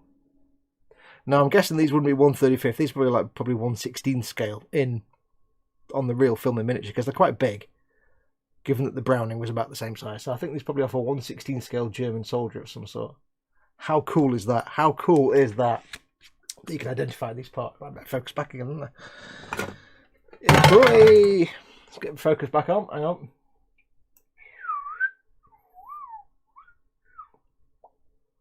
I know you probably didn't see any of that. It's probably rubbish, but hang on. The difficulty is with this, with changing the focus, is that I have to go across. I saw that it changed. I have to go across the room to where my PC is, which is over there. Also, the glasses I've got on are for close-up work, so when I'm looking at my monitor screen, I can't see what's on the screen because I've got the wrong glasses on. So oh yes. So there you go. Yeah. So some gas mask canisters. I think they're gas mask canisters. Yes, and the cupola of a tank or armoured car with the periscope little lenses around the edge of it. You can see the back of the hatch there. So I love that. You've got different scales. So, I mean, you've got a hatch there from something, and then the gas mask canisters next to it. So clearly these weren't 1/35th. That's probably a 1/72nd scale hatch from something. And this is probably a 1/16 scale canister from a... I know Tamiya, I think, do a small number of, like, infantry, German infantry in 1/16. It might be 1/24 scale, I'm not sure. But I know they do a small scale figure, yeah. Anyway, yes, there you go. How cool is that? I will point out bits of it occasionally. The hamburger is a cheese without the cheese. Yep, says Angus Salad. I know, I sounded stupid. When I was saying that, I realised how dumb it sounded. It was more just that I'd never considered the fact that McDonald's just do a hamburger. Because you go in, it's like cheeseburger, quarter pound of cheese, Big Mac, you know, big taste. I kind of forget that they actually just do a hamburger. I don't know why you would buy a hamburger. It's like walking into a Indian restaurant and having an omelette. It seems completely pointless, really. But hey, so that goes there. Does this go there? Does that go there, or does it go somewhere else? It goes there. Paul Di Tommaso was in. Hey, Paul. Thanks for coming in, buddy. Welcome, welcome, welcome, welcome, welcome. Pants or no pants today, Paul? Or are you at work? It's lovely and sunny today. It would be a no pants day today, except obviously I'm live on the telly, so I can't do no pants. Not that you would know, but my look would be if I did no pants at the desk and I'm filming, and then my camera would go, and then it'd be like, oh, that's not right. I mean, it wouldn't be my monetization that was crippled, but yeah. But yes, I can recommend the double cheeseburger with all the extra toppings double. I didn't know you could do that. I assume it's only a thing they can do while they're doing delivery. I assume that because they've got limited menu options, they're just saying, you know what, we'll let them double up on the toppings. It's brilliant, brilliant. So I ordered. Sorry, yeah. So I had a Big Mac with all the doubles, 2 double cheeseburgers with double everything, a box of 20 chicken nuggets, and Mama Fox had her cheeseburger and small fries. And the cheeseburger is what Mama Fox calls a bun. I just want a bun, because she used to have a Big Mac and small fries. I just want a bun. I said, Mum, what is a bun? I'm going to McDonald's where everything's on a bun. A bun is just a staple ingredient of everything on the menu. You know, the thing with not the Big Mac. Do you mean a cheeseburger? Yes. Do you want a double cheeseburger? No. I just want a bun. Oh, bless her. Bless her. Right, so where are we? That's the last piece now to go on here. Is this one with the tank cupola or hatch. Pushes in down there like that, you see. There you go, lovely. And that bit sits in the middle. And the bit it's sitting on top of looks like the drive wheel from a tank of some sort. It is amazing how they got all these bits to fit together so perfectly. That's why I like the stuff that Steve, you know, Cynical Steve in the chat does. The model he sent me, Cynical Steve, what Steve does is he doesn't so much enjoy the painting or do the painting, but he loves the scratch building, just getting stuff, sticking it together. You've got pots and water pistols and all kinds of stuff, and then you get a coat of primer on it. The amazing thing is, like, you cobble stuff together and it just looks like junk stuck together until you put the primer on it, and then it makes complete sense. So I'm looking forward to painting the model he sent me. Right, where are we? Whoa, says Candy Gab. It's incredible that Bandai made the parts identifiable as the original donor parts. I know. This is what gets me. I need to scratch my back scratch. This is what gets me. It's not just that, you know, not just that it's cool that these are the parts that the original ILM model makers made, but that Bandai are so good, I can tell you what those parts are based on their reproduction. And bear in mind that, you know, those little canisters in real life would have been about that big. So they've shrunk it down as well. Paul says, I'm at work every weekend, Fox, unless I'm sick or booked time off. I keep forgetting it's the weekend. Wow. Doodle, doodle, doodle. For some reason, Cy Reynolds is replying to eModels. Oh, there we go. You can do it. Oh, I see. He's replying to me, of course. I'm not signed in as eModels. Cy, I'm signed in as me. I can't sign in on the chat as eModels. He says you can normally order through the self-order machine thingies when you eventually go to McDonald's restaurant. Once the world stops spinning. I don't know. I go to drive-through because I don't actually be in the same room as people. So I just go drive-through. I want that, and that. Does McDonald's not have drive-throughs in the UK? Yes, but everything is on fire and you can't go to McDonald's. They're delivery only at the minute.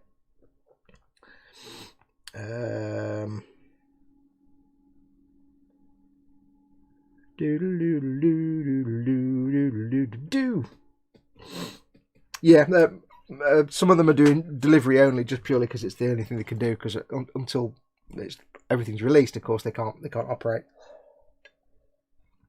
under the lockdown. Oh yeah, drive-thrus are open then in that case. We need E41 and E13. E41 and E13.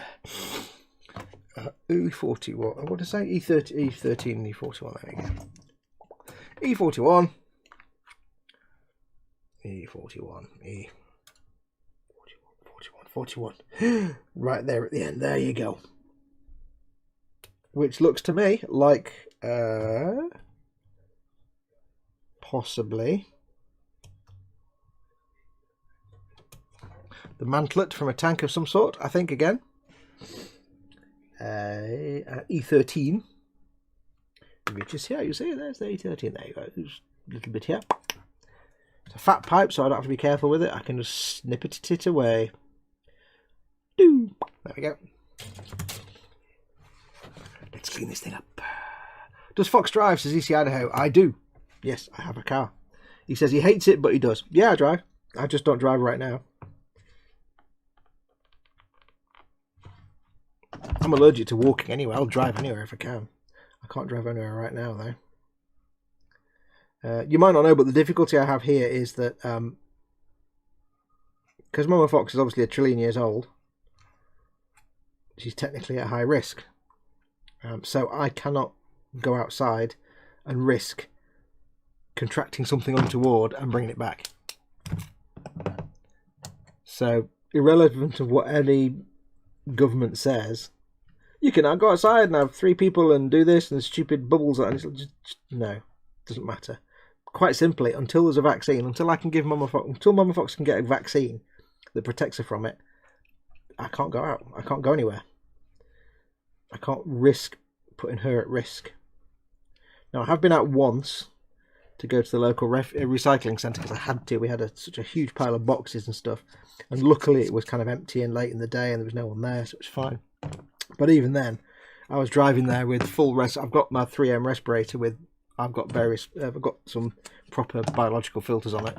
So it was full 3M respirator, gloves, everything. And it was also a really hot day, so I was just sweating cobs. It was not pleasant. But luckily the roads are quiet. There's no one there. It was fine. So, but yeah, I can't take that risk with Mama Foxx. So effectively, we're shielding until there's a vaccine. Or until it's just not a big problem anymore and it's so unfeasible that I could pick anything up that it's safe. Just can't take that risk. Also means we've had to say to family, because we've got family that like to come and visit every now and then, it's basically been a case of, you're not coming here until Mum's been vaccinated. Sorry, you can't come. End of. Because they've got kids and stuff and it's like, you know what? No. Too many unknowns. So yeah, so we're kind of self-isolating now permanently. That looks like the mantlet of a tank with something stuck on the front, because that looks like the bit where the turret would go. Could be wrong. Or it could be the front. Maybe the bit near the glasses plate where you've got, like, not the main cannon but the coaxial. Well, it wouldn't be coaxial, would it? Like a big machine gun on. You've got the main. I don't know if this is a tank that exists, but the turret here with the main cannon, and then you've got the glasses plate at the front with the bit there, and there's often a secondary, like, machine gun or something. Maybe it's that. I don't know. Where are we? So these two need to go together. We want to be together. Oh, I need E2 as well. Hang on, I missed that bit off, didn't I? E2. Which is here somewhere from there. Tiny. I'll use the little nippers for this because it's a tiny, tiny piece.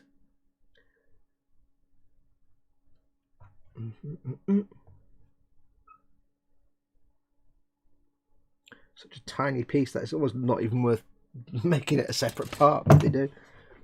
Bless them. And I've got no way to know what the heck that will be. It's probably some sort of train suspension snippet of some sort. And I'm also struggling to see which bit is nub and which bit is actual part. To be really frankly honest, I can't actually tell. I think that is all actual part though. Cool. So this needs to go in here. Like that. It has a downward angle of dangle. Yes, most certainly it does. And then this needs to go in.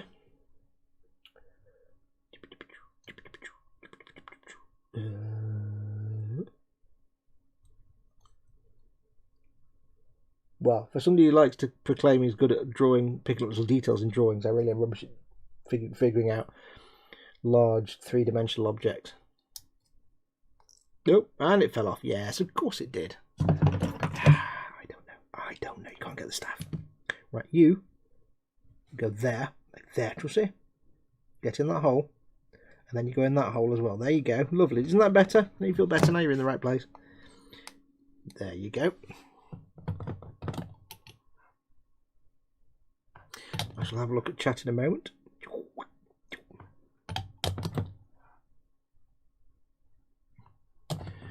Do.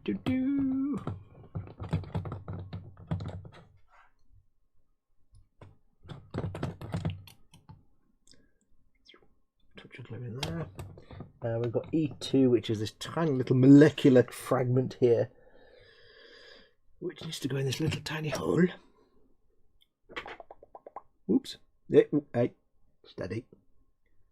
Steady. Stay on target. Stay on target.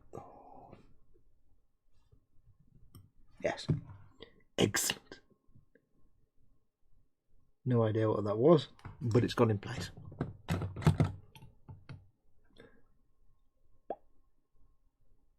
There we go. Oh, missed the hole several times. Right, what's chat doing? Swig of coffee. Nom nom nom. Oh. Where are we? Do. Teak says I drive like an old lady. How would you? George Gabriel, is where he lives more packed city like London or more spread out and chill like where Warhammer World is? Yeah, but not even that. It's just suburbia. Those are the only two places I know. It'd be more like where Warhammer World is, but that's more of a retail park kind of environment. It's not just like suburbia. He lives in a rural area. I love the way I was talking about where I live. So mostly houses, fairly chill, so not much to do. Not much hustle and bustle. Yeah. I mean, the place I live is on the outskirts of what was a market town. So, like, lots of, semi-detached houses.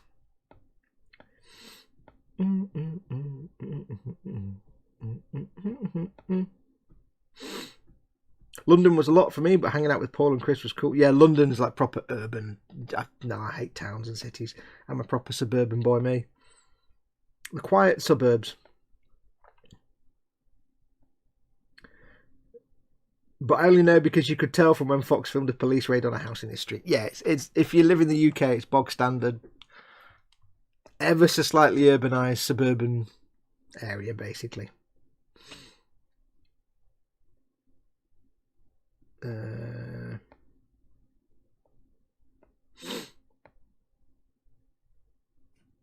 talking about in chat. 3 different conversations that I don't know what they're talking about. People are stalking each other about birth dates. Okay.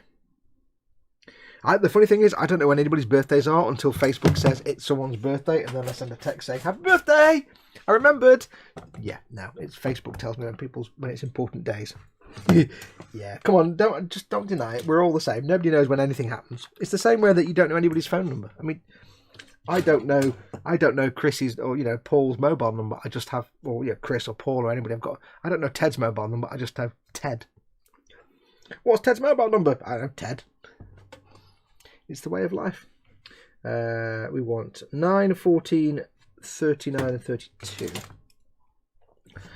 9, 14. I think what we'll do is we'll get these bits put in this maintenance bay, and then I'll probably call it quits for today. So 9, 14. 9 und also 14. Ja, das ist richtig. 12, 13, 14.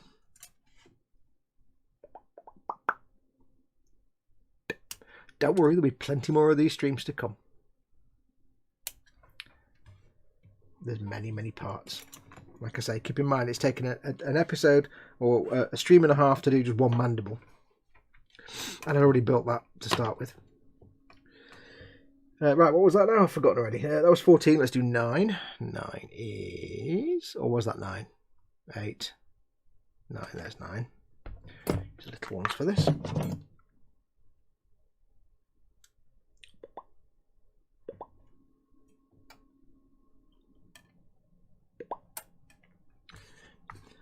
Nine and 14, 39 and 32, 39 and 32. The funny thing is, I'm looking for these parts. I keep seeing other parts that look far more interesting than the part I actually need to get. I'm like, oh, look at that bit there. What that? Oh, that looks like. Oh, look at that. That's cool. But then the bit I get is like, oh, it's just one of them. Okay. Everything else looks far more interesting than the bit I'm doing. 32 is. I found another tank bit, but this is actually like 2/3 of an entire turret, I think. 32, did I say? 32. I found another 50 cal Browning as well, incidentally. 32. Where the hell is 32?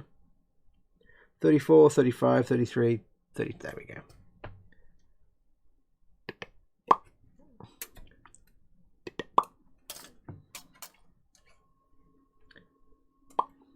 There. Be right back. Some 1-year-old up in the rabbit cage again, says Teeks. No. Only 4 people know when my birthday is. I don't bother with it because I'm a miserable git, says the raging modeler. I'm here at the end apparently. Lol. Hi all. Hi Edward. Hi coming in. Thanks for coming in, Duddy. But let me say all those words. Hang on. Coffee. Let me try that again. Hi Edward. Thanks for coming in, buddy. Obviously all the words went wrong there. Right, where are we on camera? There we are. You may as well give all the bench and belly and all that kind of stuff and get it out of the way, Edward. Seeing as you missed most of it.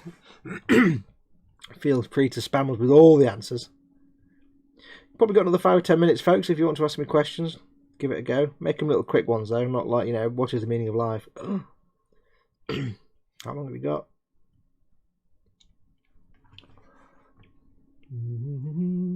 Not really much sanding to do on these. I can just go ahead and shave them. Shave butter. I'm not using Dr. Carson's shave butter, obviously, on these, because that's nothing to do with model making. Shave butter.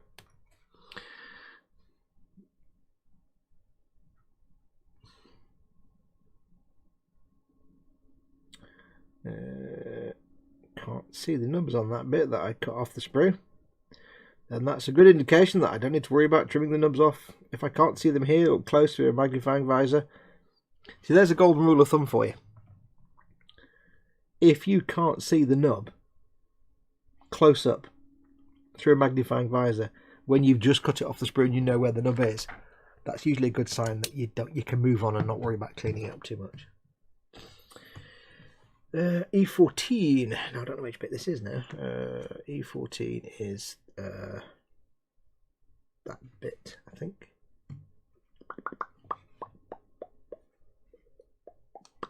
Spoot. Was that E14? Yes. Yes, it was.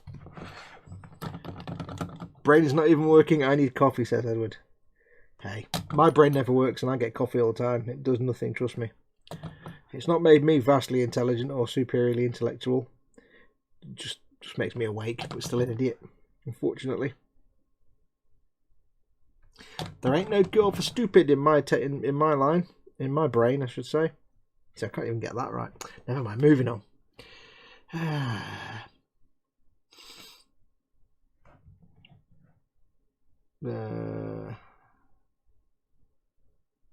Well, Khajiit and all the carrots. Yes, I'm not doing a Skyrim stream today, as you've probably noticed, just because I'm doing this. I need to get this project done. And so, Saturday is one of the few days where I can spend a few hours doing this and not be struggling to find a time to do it because other people are doing streams. If that makes sense. There's because a lot of people are at home at the minute. People aren't working. There's a lot of competition for streaming time at the minute, so it's take what you can get. So, Saturday was a clear day. I thought I'll have that. I'll do a bit of an eModel stream, get me some work on the Falcon because I need to crack on with it. And I'd rather do this hanging out with you guys than sit here bored silly by myself doing this. Not bored silly, but you know, lonely, bored because there's no one to talk to and I'm doing it for 5 or 6 hours on the trot. I'd rather be doing it with someone here to talk to. And that's you guys. Do do do do do do. Do do do do do do. Caught the rabbit.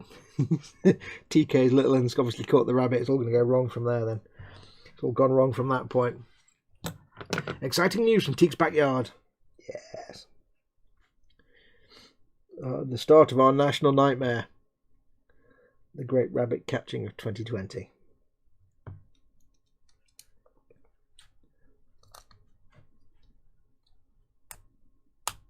What's the rabbit called, Teeks? We don't know the name of your rabbit. It feels like it should be something that we know. Something that would be important to us. Does it have some real kind of death metal name or something? Mayhem, yeah. Daughter opened the cage that I was noticing. Oh. Even I know, Teeks, that when it comes to little kids, when you can hear them, it's not a problem when they're making a lot of noise. It's a problem when they're not making a lot of noise. If she goes quiet, you start thinking, "What? Hang on, wait. This isn't right. Something's not right. I can't hear her." You worry when you can't hear them. When she's going all sneaky Khajiit to try and open the cage. She's being all stealthy and quiet. You're like, "What? Yeah, what are you doing? Where are you? What are you fiddling with?" The rabbit's name is Food, says George. Ooh. I had to look after my friend's rabbit every now and then for occasionally when they had like the landlord come around to do checks because he weren't supposed to have pets. So he used to leave it with me and Mama Fox. She's allergic to cats and dogs and stuff, but she's fine with rabbits, so she quite liked it. And she started calling that rabbit Food. Oh, she called it Lunch actually. Her name was Lunch. Where are we? It's called Elvis. Elvis the rabbit. Yeah, I like that. Right, what are we on? We're on 4:30. Why don't I get the next few big chunks of Mandible done and then we'll call it quits. Before we start doing all the fiddly pipes and stuff, we'll get this Mandible frame sorted out. Because it's all big chunky bits. So we have, I'll just mark those off as done. Go on, Edward, you'll have a little bit with us yet. We're not closing down just yet. Not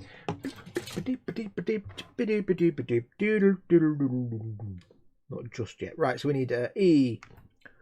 We've got E33 and E16. So E33 is this one here. And again, if you didn't watch last week, some of you may recognise this as the floor of the Airfix 172nd pontoon bridge set. It's the floor part of the pontoon bridge. Shrunk down, obviously. That's what that section is there. And this is the chassis of some kind of vehicle, like a truck or something. Maybe I don't think it's a Jeep. It might be an Opel Blitz or some sort of American truck. And again, I don't know if you'll see on camera, maybe, I don't know. The little sort of nub there that sticks out, that's the bit that on the real model would be the fan for the engine, because that's the engine block there. and that's the radiator grill bay. So there's a little bit sticking out. That's the fan on the original engine block, and they've actually managed to mould that in. It's fantastic. I love it. Bandai, you are gods. E16. E16 is this one. Big chunky bits. Don't worry about breaking off the sprue. You can be cack-handed now because it's fine. I'm going to cut the sprue out. I can still smell that damn extra thin fast. You get the whiff of it every now and then. It's like, oh.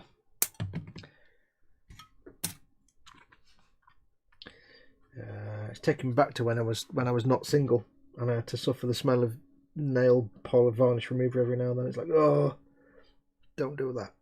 E15 is this one. That bit there, and that bit there. I'm leaving a little bit of sprue on these. I don't want to dig into them too much.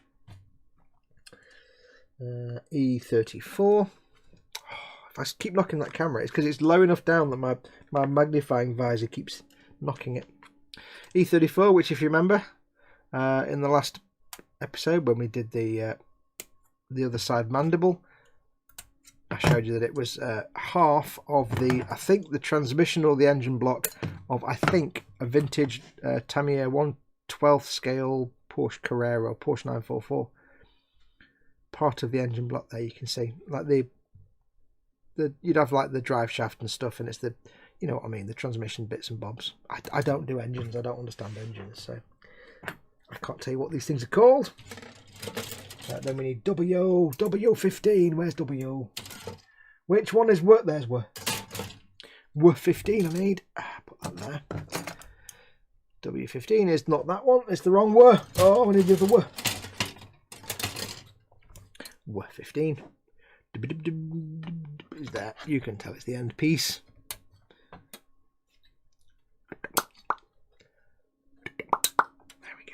Right, so there we go. So we'll talk about for the next 10 minutes. What have you got plans for the weekend then? Obviously, I sound like a barber or a dentist. Any plans for the weekend, sir? Sure, back inside.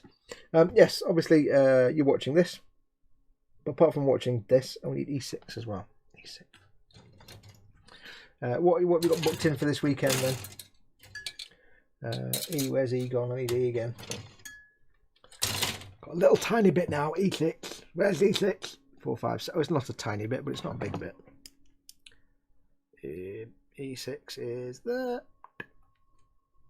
It's big enough that I can use the big boy nippers, I think. There we go. I don't know why they were called side cutters, or Tamiya called them side cutters. It's like side of what? I don't quite get that.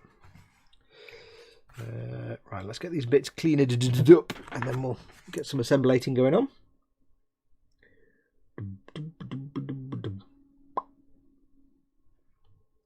That doesn't need, that's got to be a knife job, I think. Snicked. This might go a little faster since it's the second one I've done now. What have I got booked in for this weekend? Not a lot really. I've got this to do now. Obviously I'm doing this right now. Tomorrow I've got my stream at 3 o'clock. Warhammer Sunday. But other than that, I want to carry on with this. Try and get some Xbox time in tonight, I think. I'll be watching George's stream at 6 o'clock. I think I'll try and get some Xbox time in tonight. Treat myself.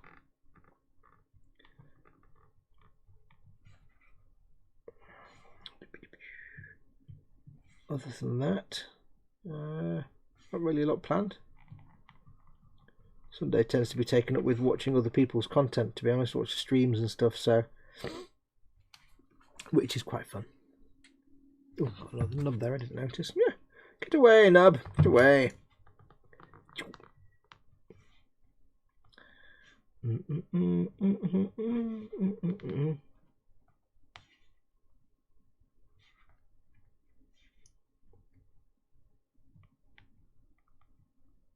Just think, somewhere in the world, it would be possible that somebody could walk up to the studio Millennium Falcon and look at it and say, I carved the original, that component there, I carved that because I used to work at Tamiya. I carved that on the original master of that kit that they've then taken that part from. That's mind-blowing.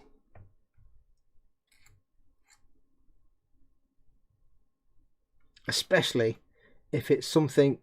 Can you imagine, like, if you work for a model like Tamiya or somewhere, you work in the department where they make the masters, or you're a sculptor or whatever. Back in the days when they did this without computers. Imagine you make a model kit, you do the designs and the templates and stuff, and then suddenly, all of a sudden, that your work is on one of the most famous sci-fi vehicles of all time. But can you imagine if that was the case, and the bit that you designed was actually, it had a canon explanation? Like it was called something in the fiction and it actually got referred to. That would be insane. So like you're watching, say, Star Wars, and somebody refers to something on a ship, and it's like, yo, they're going, that's actually a fuel cap from a Panzer IV, and I designed that in 1976. Cool. I kind of know what I mean when I'm saying that, but it doesn't make any sense. I'll just stop now. You know what I mean.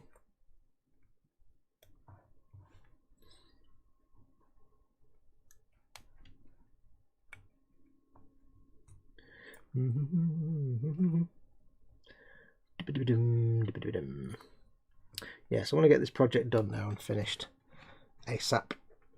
I've got things I need to do.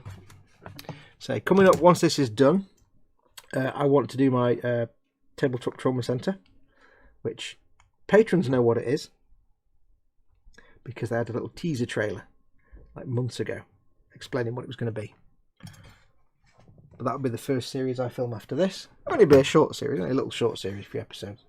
I'll do different episodes in the future, but the first one each one of them will only be a few episodes, if not one or two. That'll be an occasional series. I've got my two Forge World Imperium.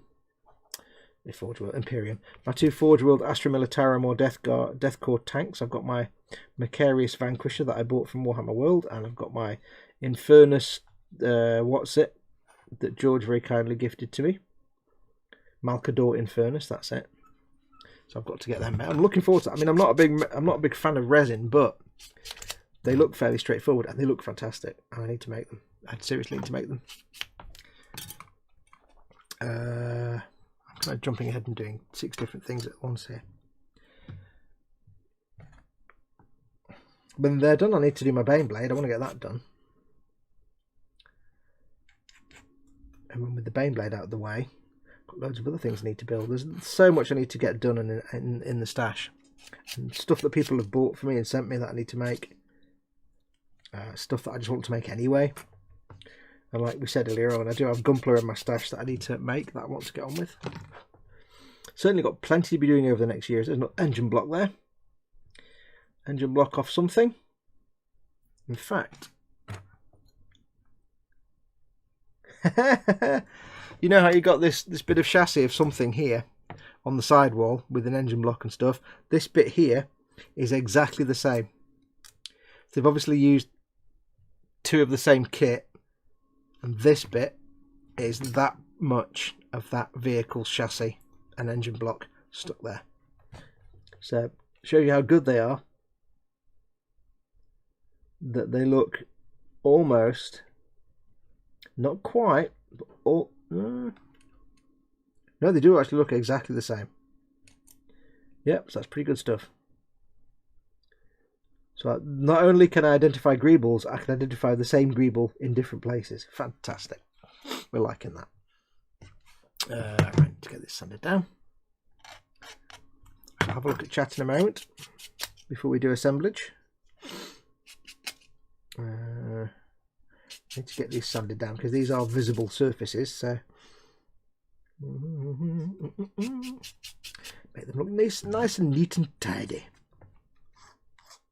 There we go. And last but by no means least, Tebig engine block. I think it was a Porsche 911. Could be a Carrera. I don't know. I don't know Porsches. But it's definitely the engine block and the transmission gear. I don't know.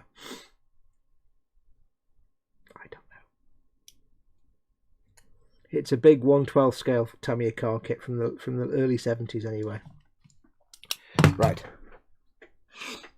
that bit. I need to sand this little tiny bit just to smooth it down. Teek says, gotta go, bye all. Thanks for coming in, TK. Take care, buddy. Nice to see you. Teek sadly doesn't get time to join us very often because of the little one. So it's nice when you can turn up. George Stream, says George Gabriel.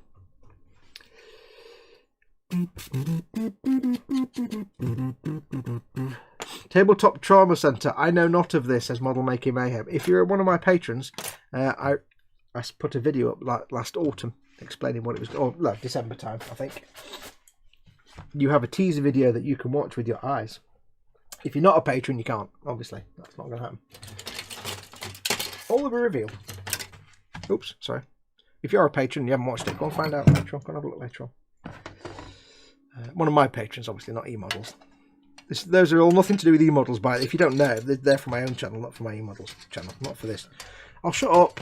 I'm just cutting things off sprues now. Shut up. Yeah, I've got to be careful with these little dangly bits. Dangly bits.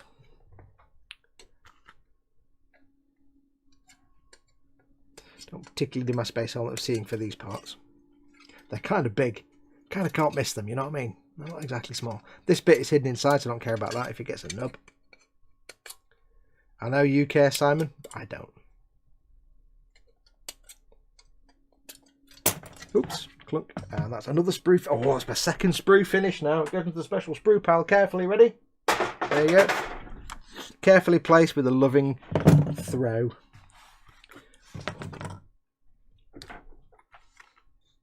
This stream is making me look forward to my Falcon delivery. The Falcons are great. Falcon is one of the best things you can paint because they're just nonsense fun. And it's like I said before, despite it looking like a big complicated kit, whichever Falcon you make, even if it's just a little 20 quid simple fun one, whichever one you make doesn't really matter because the fun is not in the building, it's in the painting. That's the true trick with the Millennium Falcon. Even if it's the worst in the world vintage AMT, MPC kit, whatever, that looks nothing like any Millennium Falcon you or I have ever seen, it's still great fun to paint.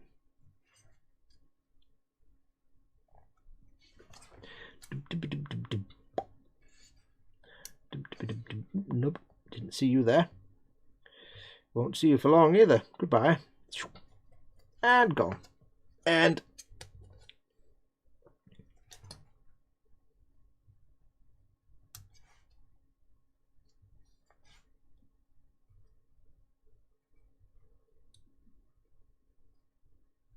for some reason I have just got the opening bit of the theme tune to Cow and Chicken in my head. My brain is weird. It scares me sometimes, and it's my brain. Don't have to worry about that because you're never going to see that. I'm not going to file these because they're fairly big and flat. I can just smooth them down like that. There you go. That's fine. Get to the sander.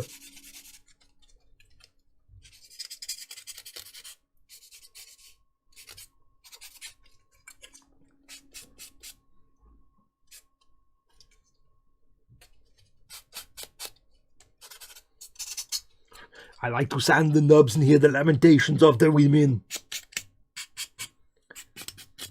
That's that bit done. Done. Next.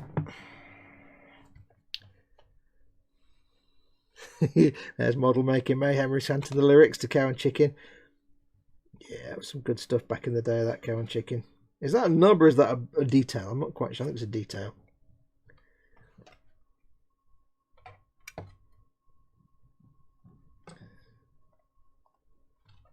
I can just hear Chicken in my head going, idiot, stupid cow.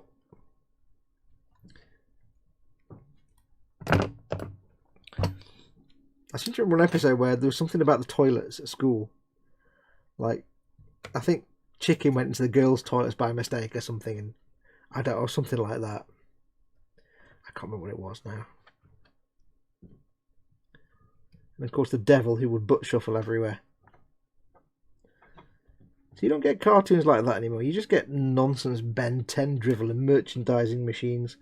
Merchandising vehicles and rubbish, basically, nowadays. I appreciate the days when kids' cartoons were a little bit anarchic. It was kind of interesting. Not just marketing drivel. Dear Executive, please explain the whole point of your series. Well, we have a range of action figures. Okay. Say no more.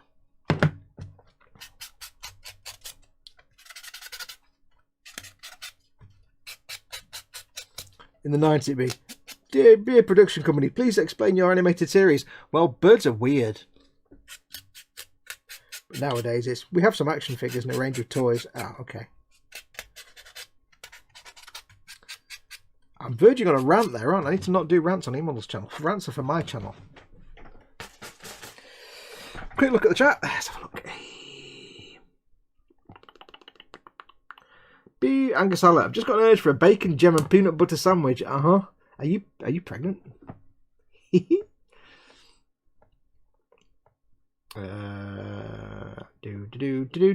Beck Storm says, ow, Stabberty from the wooden kebab skewer of all things. I do not like small. I don't even know how. I mean, that puts me to shame.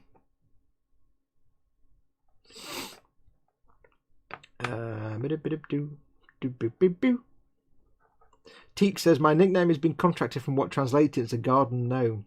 I don't know why he's explaining that to someone or who he is. Yes, his sort of handle was Tankabouter, which is garden gnome in Dutch. Or Norwegian or Spanish, wherever it is he comes from.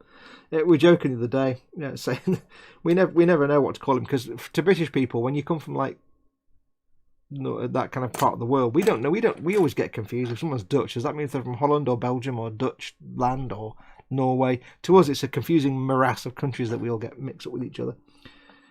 So we just call him Spanish or something. Raging Model, I plan on painting, finishing off my new D&D character and reading, rewatching Hot Noodle videos. Yes. Weekend is watch Warhammer Sunday and get paint on this 144 Falcon, says Cassie Reynolds. George says, George stream!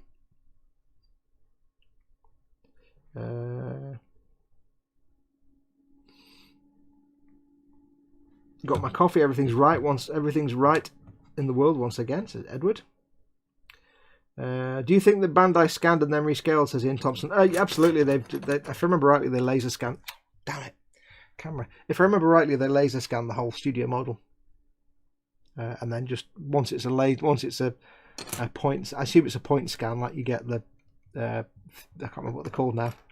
Yes, they would have done that, and then it's like completely. You can size it whatever size. They could do a 1/25th. They could do like a 1/32nd scale of this if they wanted to. They could do a studio size one, and it's just. It cost all the money in the world. Bandai have got the blurb on their website, and then it jumped. Granted in Japanese, but it translates to a mixture of 3D scans of the filming model, as well as the model parts they could source, so it's a bit of both. Yeah, they probably that's probably true. They would have, I guess, as well, found the actual parts, and I guess they scanned in the actual model parts, because they're not making one that's studio size, so I guess maybe they thought, right, well, that's the mantlet off a 1/35th Tiger IV from Tamiya, so let's just go and get the 1/35th Tiger IV and scan the mantlet. There you go. Even the 1/144 scale has stupid levels of detail that you can still pick out the greebles. And it's wow. Mama had a chicken, Mama had a cow, Dad was proud, he didn't care how. Yeah, I'm not going to sing. I can't sing that for copyright. Is this episode 4? This would indeed be episode 4. We have many, many episodes of this to come. Super Cow Rescate! I are Baboon. I am Weasel with Michael Dawn, yes. Do.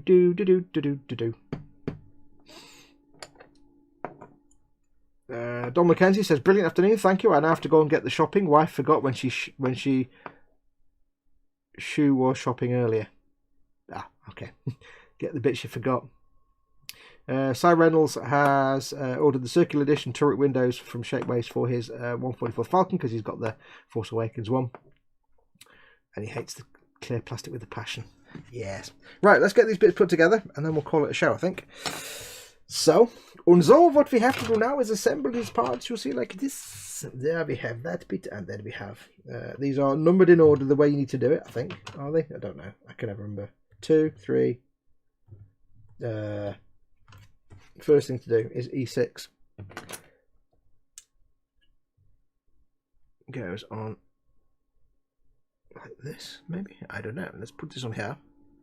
Tiny detail that sticks on here like that, should I? That goes. There's 2 little nodules it sticks onto, which are next to 2 other little nodules that it doesn't need to stick onto, which is kind of a bit confusing. What amazes me more, though, is not that Bandai have gone to all this trouble and, you know, not how accurate this kit is. That is all amazing. What amazes me is how far the original model makers went with all these greebles and add-on plant-on details, as D'Agostini calls them, because there's billions of them. And at what point did they say, you know what, I've been sticking tiny things on this for like 2 weeks now, I need to just go home and see my wife? Because there's so many bits that all line up and there's so much work gone into making it. It's like, wow. Right, we need E2.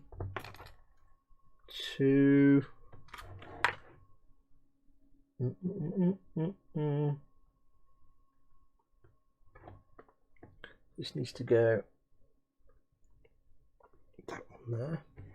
That sits on there, but this bit needs to go on here first. That bit goes here, I think. Where does this bit go then? It goes here. Doesn't go there. That's not. Is that even? Wait, what? Confused.com. That goes. Spoon. Spoon. Spoon, you spoon. Right, it goes in there. We'll glue that down into place. Mental note, Foxx, don't carry the glue over the model. That's always a recipe for the disasters. Also, don't work off camera either, because that's also a recipe for disaster. Spoon. King of the spoons. Now that goes there. So we need to put this on here now. Just see, like that. Sits behind where? Sits behind there. That bit we've just stuck on there. There you go. Oh, lovely. Lovely. That went in perfectly. Oh, that was nice. That was nice. Oh. Oh, look, Glennis, would you look? Oh, look at that. Oh. Oh. Lovely. That's gone on lovely. That has. I can't get better than that. Oh, it's nice. Get some glue going on. Glue it all together because we can. In fact, no, I'll leave that for the moment, just in case. Because you never know, do you? I could get it wrong, get something in the wrong order. Then we need to put the trunk of engine on. From our Carrera /911 / I don't know. I don't do cars. So that needs to go on here. Like that, you see? Needs to go on here like that. Shut up. Why is this not? How am I? What is it? There we go. There we go. Lovely. That's better. It's a bit loose down there, but we can sort that out momentarily. In fact, let's get these guys glued now while I've got the chance to get some glue inside. Oops. Little bit of the glue. Dibba dibba dibba. Great, now I've got American sitcom theme tunes in my head. No reason whatsoever.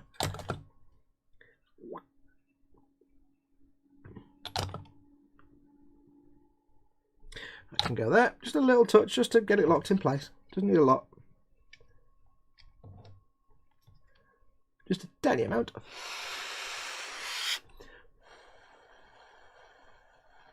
Paul Dismasso asking Cy Reynolds if he's going to light his little 144 Falcon. And he says no, it's just more of a weathering practice piece. It's a good piece to practice your weathering on. Except, of course, it's Bandai, so it's not normal weathering. Yeah. It's a good piece to practice your Bandai compatible weathering on, let's just say that. Glue this bit down.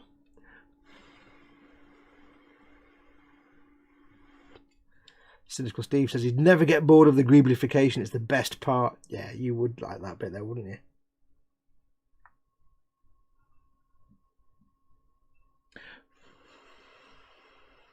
It's weird, you know, when you look at this thing here and you see that isn't sticking together properly. When you see, like, hang on, let me just see if I can I clamp it? Get a peg. Better. That's better. When you see the side walls here and you basically get the flat thing with the greebles stuck on it, because the greebles are so clear, you really can in your mind see it's just probably in the original a piece of flat perspex with tank parts stuck on it. You really get that impression of they just plastered bits on and then made them all link up with bits of stuff. You really get that feel, whereas when it's some of the other kits that aren't quite as accurate or detailed, you don't get that. It just looks like a mess of greebles. But you actually get that kind of feeling for this of how they sort of put it together and made it. So it's hard to explain.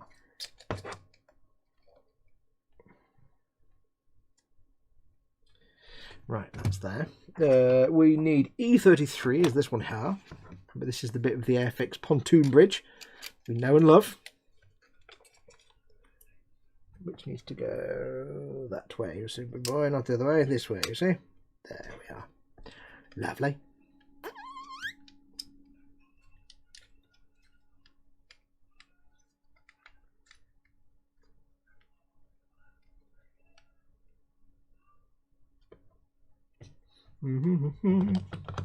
Bit of gluifications. Lock it all in place. Again, if you're building this kit for yourself and it's just for your own cabinet, and you don't need to do this. I'm only gluing it because I have to send it to eModels. There's a nub there. Oh, you little tinker. Oh, hang on, let me deal with it. Yeah, nub. Hang on a minute. Always when you've just finished gluing is when you notice little nubs and things. It's like, oh, for the love of it. Oh. Always the way. Is there something going over that, or is that going to be hidden? I don't. We'll find out. Always the way. It's never like before you glue anything on. It's always after you've glued something and you go, oh, yeah. Ooh.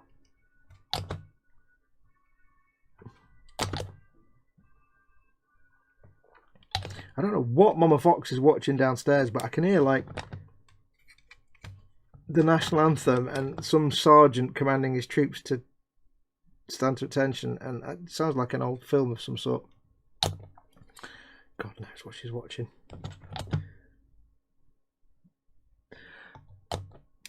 It's more unusual that it's not Midsummer Murders or Lewis. Lewis! Right, swig. Never had any issues with Bandai plastic. I'll weather as normal, to be honest. I'll break something till I break something on any Bandai kit. It depends on the plastic. It depends on the kit and the part. Like I said before, it's... I don't think you were here, but we're talking about it's really, the risk is that it gets into some little nook or cranny where there's no primer, or the primer's been scraped away and you weren't aware, and that's when it can start to wreak havoc. If all the bits that you're putting all the stuff on are fairly not under stress, and then it might be fine. But I've had enough Gunpla pieces crack and crumble. I found out the hard way on my first ever Gunpla, which was also a commission. Imagine that I'm doing a commission build and bits are starting to fall apart. I'm like, oh, what? What the hell? I can't know what. I'm charging many hundreds of pounds for this and I can't have it falling apart. And then I read up and was like, oh. Found out why it was doing it. I'm like, oh, right, now I understand. Right, so that needs to go that way, which is here. I think. Yes, that way. Just needs to go here. I did this last time. I was trying to make sure it was the right way around, and there's only one way because there's a peg and a hole. Idiot. You can't get it the wrong way around because it won't go in. It's not physically possible to do that. There we go. Give it a push. I like these end pieces, and this is one thing I do like about some of these little tiny details and some of these like bits of armour and stuff. or hull plating, is that they do sit flush and proud. Sometimes they sit flush and sometimes they sit proud of the surface. So on some kits where it's just moulded detail, it looks a bit garbage. On these, where there's a very thin piece of, say, plating that sits above and proud of the surface, you actually get the little piece of plating. Like you can't really see, but this bit here sits slightly ahead of the main surface, just raised up a little bit.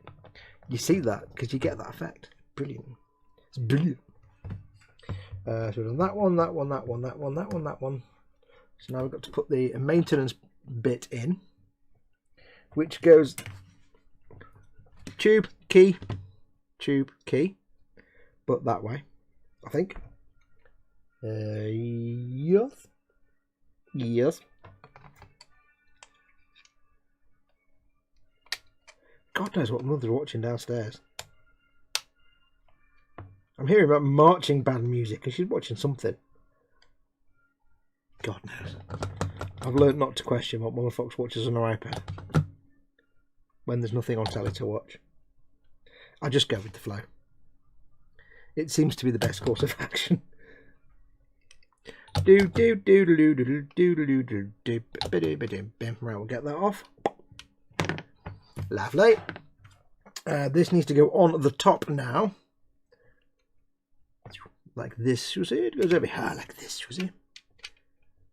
Push, and there's nothing needs to, they never need to come out again, those interior maintenance areas. So I don't need to worry about this. I can glue this on. There's no reason to open these mandibles up ever again. Yes, fantastic. Look at the muscularity. With apologies to the Bardic broadcasts, of course, as always. Some catchphrases are too good not to steal. It's just the way it is. So, right. That can go on there. We can now add the gluage. A little bit of gluage. Not a massive amount. Just enough to lock it down. And you can clamp it with a couple of pegs just to flatten it out. Come on, Lois. Come on, Les. Let's flatten it. I can't do it. I was going to do a London accent then, but my brain just wouldn't put the words together. It was a complete cluster flunge. So we'll put some glue down there as well, just to seal these in. Lovely. How many pegs have I actually got? I've got 1, 2, 3, 4. Because pegs are quite handy. They've got a bigger more. They've got a bigger more than. Well, there's an old Xbox 360 gaming reference. They've got a bigger more than my little clampy clamps, which are quite small and diminutive. More. God, that game was rubbish. Could never get past one bit. For years, I was like, no, can't get past that bit. Really, no, just no.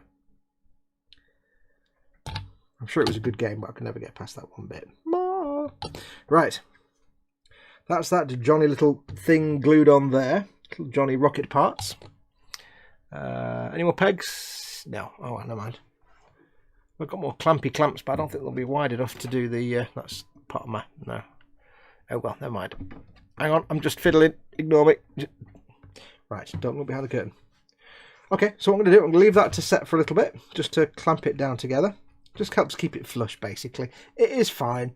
It's just more safety for me. I may as well glue it all together, because there's no reason not to. Now Foxx has a pair of mandibules. I do. I have one completed mandibule, and one not completed mandibule. Getting a feel for how big this thing's going to be yet?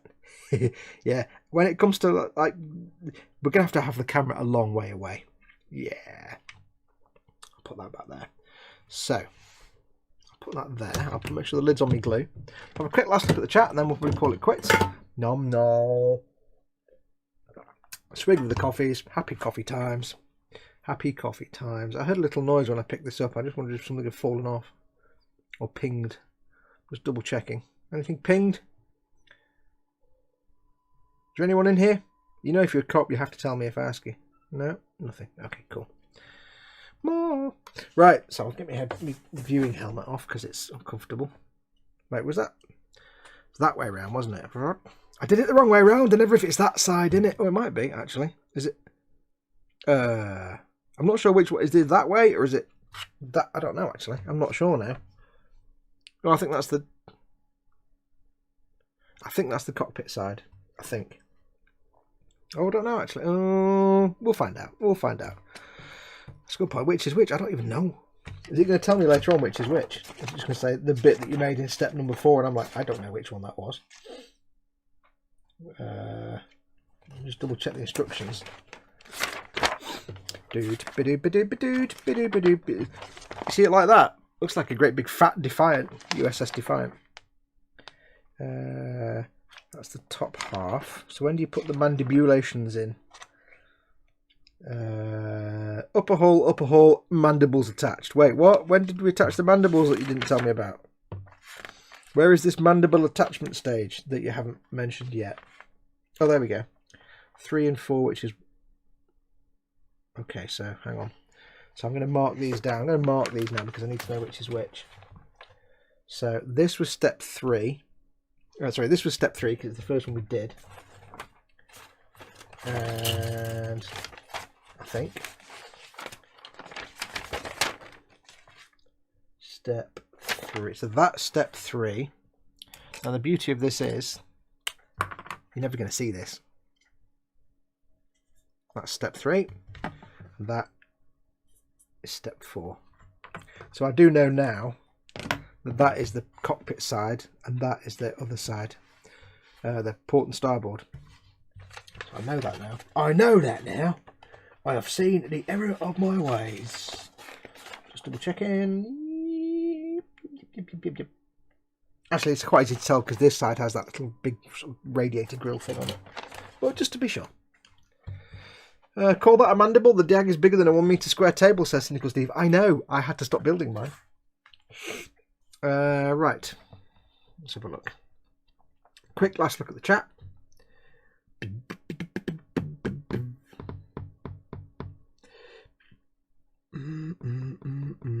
Paul D. Tomas has also got the Force Awakens Falcon and Paragraphics and Green Strawberry, both off a photo etch for it. Yeah, there's quite a lot of aftermarket kits for even for things like this. Where are we? Paul Di Tommaso asking if he's going to light it. Oh, he's done that bit. He says he's not going to light it. If I'm fortunate enough to ever get me the perfect grade, I will light it with fibre and go the whole hog. This is kind of a test bed. Cool.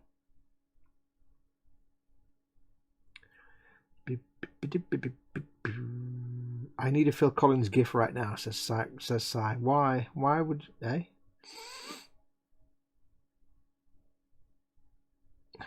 No, I don't think he's in. Oh wait, not that, Lewis.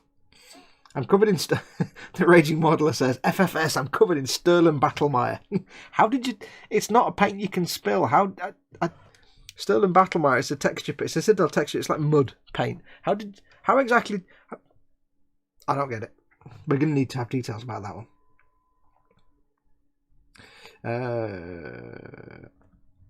Mayhem says, "Damn it, Adam, Dad, we have spillies, Dad."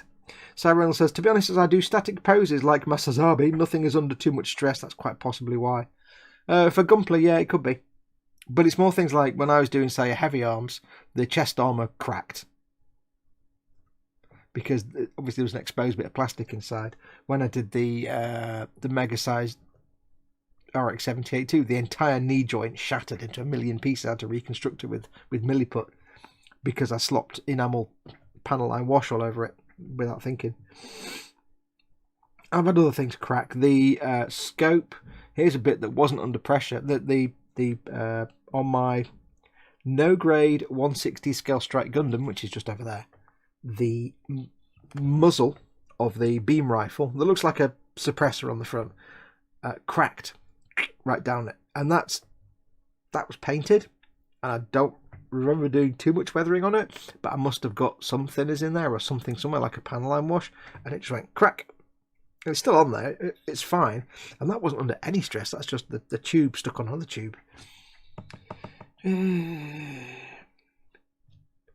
She's got it loud too. We can hear it faintly. Really, we can hear Mama Fox.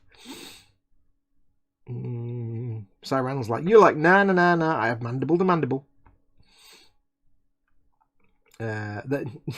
Oh, okay. Says the kit tricks you. You're like, nah. I've mandible to mandible, and then Bandai's like, nope. You've got 100 more parts for this single mandible. Oh, wrecked. Had an Easter egg in one of the mandibles, Fox. Something to puzzle an archaeologist in the future. I do actually sign everything I make in secret places. The last Falcon I made, which was a commission, I signed inside. Unfortunately, one of my friends who was at the workbench in the room at the workbench at the time when I was signing it, as I looked away, got the Sharpie and also put something inside it as well, which is a little rude. It was a drawing of a rude nature. And I didn't realise till afterwards. I'm like, oh, never mind, it'll never be seen. So when I'm putting it together, it was the fine molds one. I did it in such a way that you could take the cockpit tube off to ship it. You could see right inside and what it, yeah. I had to hope the guy that put it together never noticed. Dad says, I've just got back in and there's been spillage. How? I don't know how he spilt Sterling Battlemite. It's like spilling Marmite. You can't spill Marmite. I don't know. My one is bigger than yours, Fox. Well,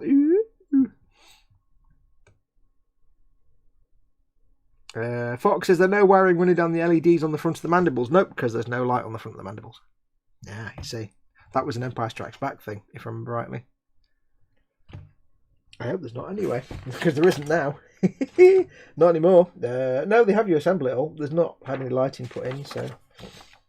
as far as I remember, the only lighting is the landing gear bays, which we're having the landing gear up anyway, so I don't care. For me, the only lighting is the engines and the cockpit. Everything else is sealed up. So, yeah, no, there's nothing to do with the mandibles. There ain't no lighting for mandibles, because there ain't no lighting to mandibles. Mandibular lightifications. You do get a light for the front landing gear, but again, I'm having landing gear up, so they don't matter. They are chiral anyway, Fox. Yes, that one is... yes, you can't... They're not... Oh, yeah, they're not the same, are they? Good point. I didn't realise that. I just like to make sure.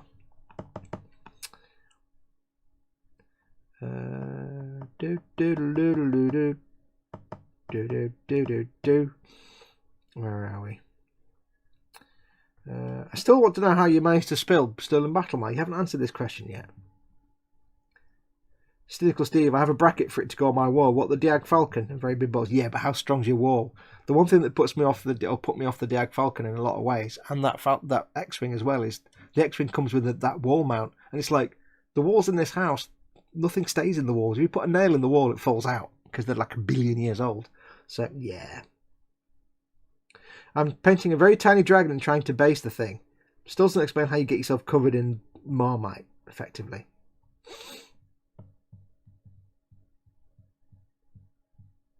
Not a spillage, it's just trying to get it on a very tiny base with not a lot of space, and everything I moved, my handset went all over it.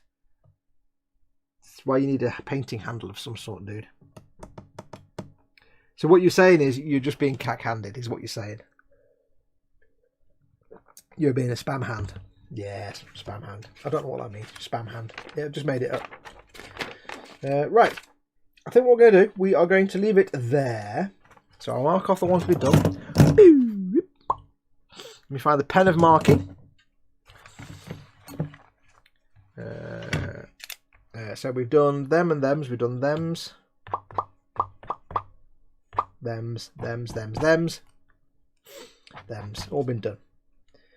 Next is tubes. All the tubes. Tiny components. Thankfully nothing as scary as part A24. Which, I do apologise that I did that off camera, but yeah, I did that off camera. Deal with it. Although we do have part I6 coming up, which is this puppy here. Yeah, that's going to be challenging. I may be taking that one off the sprue before the show as well. Yeah, I will be. Don't even think about it. Don't even question that one. That one's coming off before you even see it. Yeah. There's some things I need to do that might involve swearing, and I can't do that live on telly for eModels. So there you go. There's another Browning 50 cal to go on. And then when that's done, we're talking engine block and more maintenance well bays. Cool. What I'll probably do with the engine block, I do have a plan. The way I'm going to do it is these interior sort of core nozzle, thruster nozzle parts and the grill that goes around the edge. I'm going to paint them first. I'm going to get them painted off camera, because the way I like to do this with the Fire Mod one, for example, was build everything and then just paint the inner, all those bits, so they're on there painted, and then mask them off dead easily and then paint the rest of the ship. So I might well get them painted off camera. Just the engine sort of block bits and the grill that goes around the outside. We'll see. I don't know yet. I don't want to assemble it all together and then have to take it all apart again and find it's a pain in the bum to get apart. So we shall see. I don't know yet. I still don't know, because if I can have the whole thing built and then paint it as a ship rather than have to paint the upper half, because I don't want to be having to put the upper hull onto the lower hull and be pressing it when it's got loads of greebles on it. So ideally I want to get the whole thing built. As long as I can have the cockpit tube added later. I think that's a separate piece you can just slot down. I think. I don't know. And have wires hanging out. I'll figure it out as I go along. It'll all become apparent as I go along. Right. So that's where we're up to. With all of Fox's talk about Marmite, I need to have some now. Guthorm likes Marmite. I like Marmite as well. Marmite's good. Apparently Marmite, they've run out of the big jars. Apparently because Marmite uses brewer's yeast, and of course all the breweries are closed right now, so they're not able to make. They're having to ration. So they're having to make. You can only get the little jars now. They've stopped production of the big ones because they can't get the yeast. I didn't know that. They get the cast off yeast from breweries. The painting handle is on the other side of the room and I am lazy, says the raging modeler. So all the sympathy anybody had for it is gone. Just gone now. Why has this not worked? Why didn't you use that? I can't be bothered getting that. There you go then. I don't know. Grilled cheese with a dab of Marmite. Nice. How about a dab of cheese on an enormous amount of Marmite? Even better. Right, so that's going to do us anyway. Shut up, Fox. Right, so there we go. We've got those done.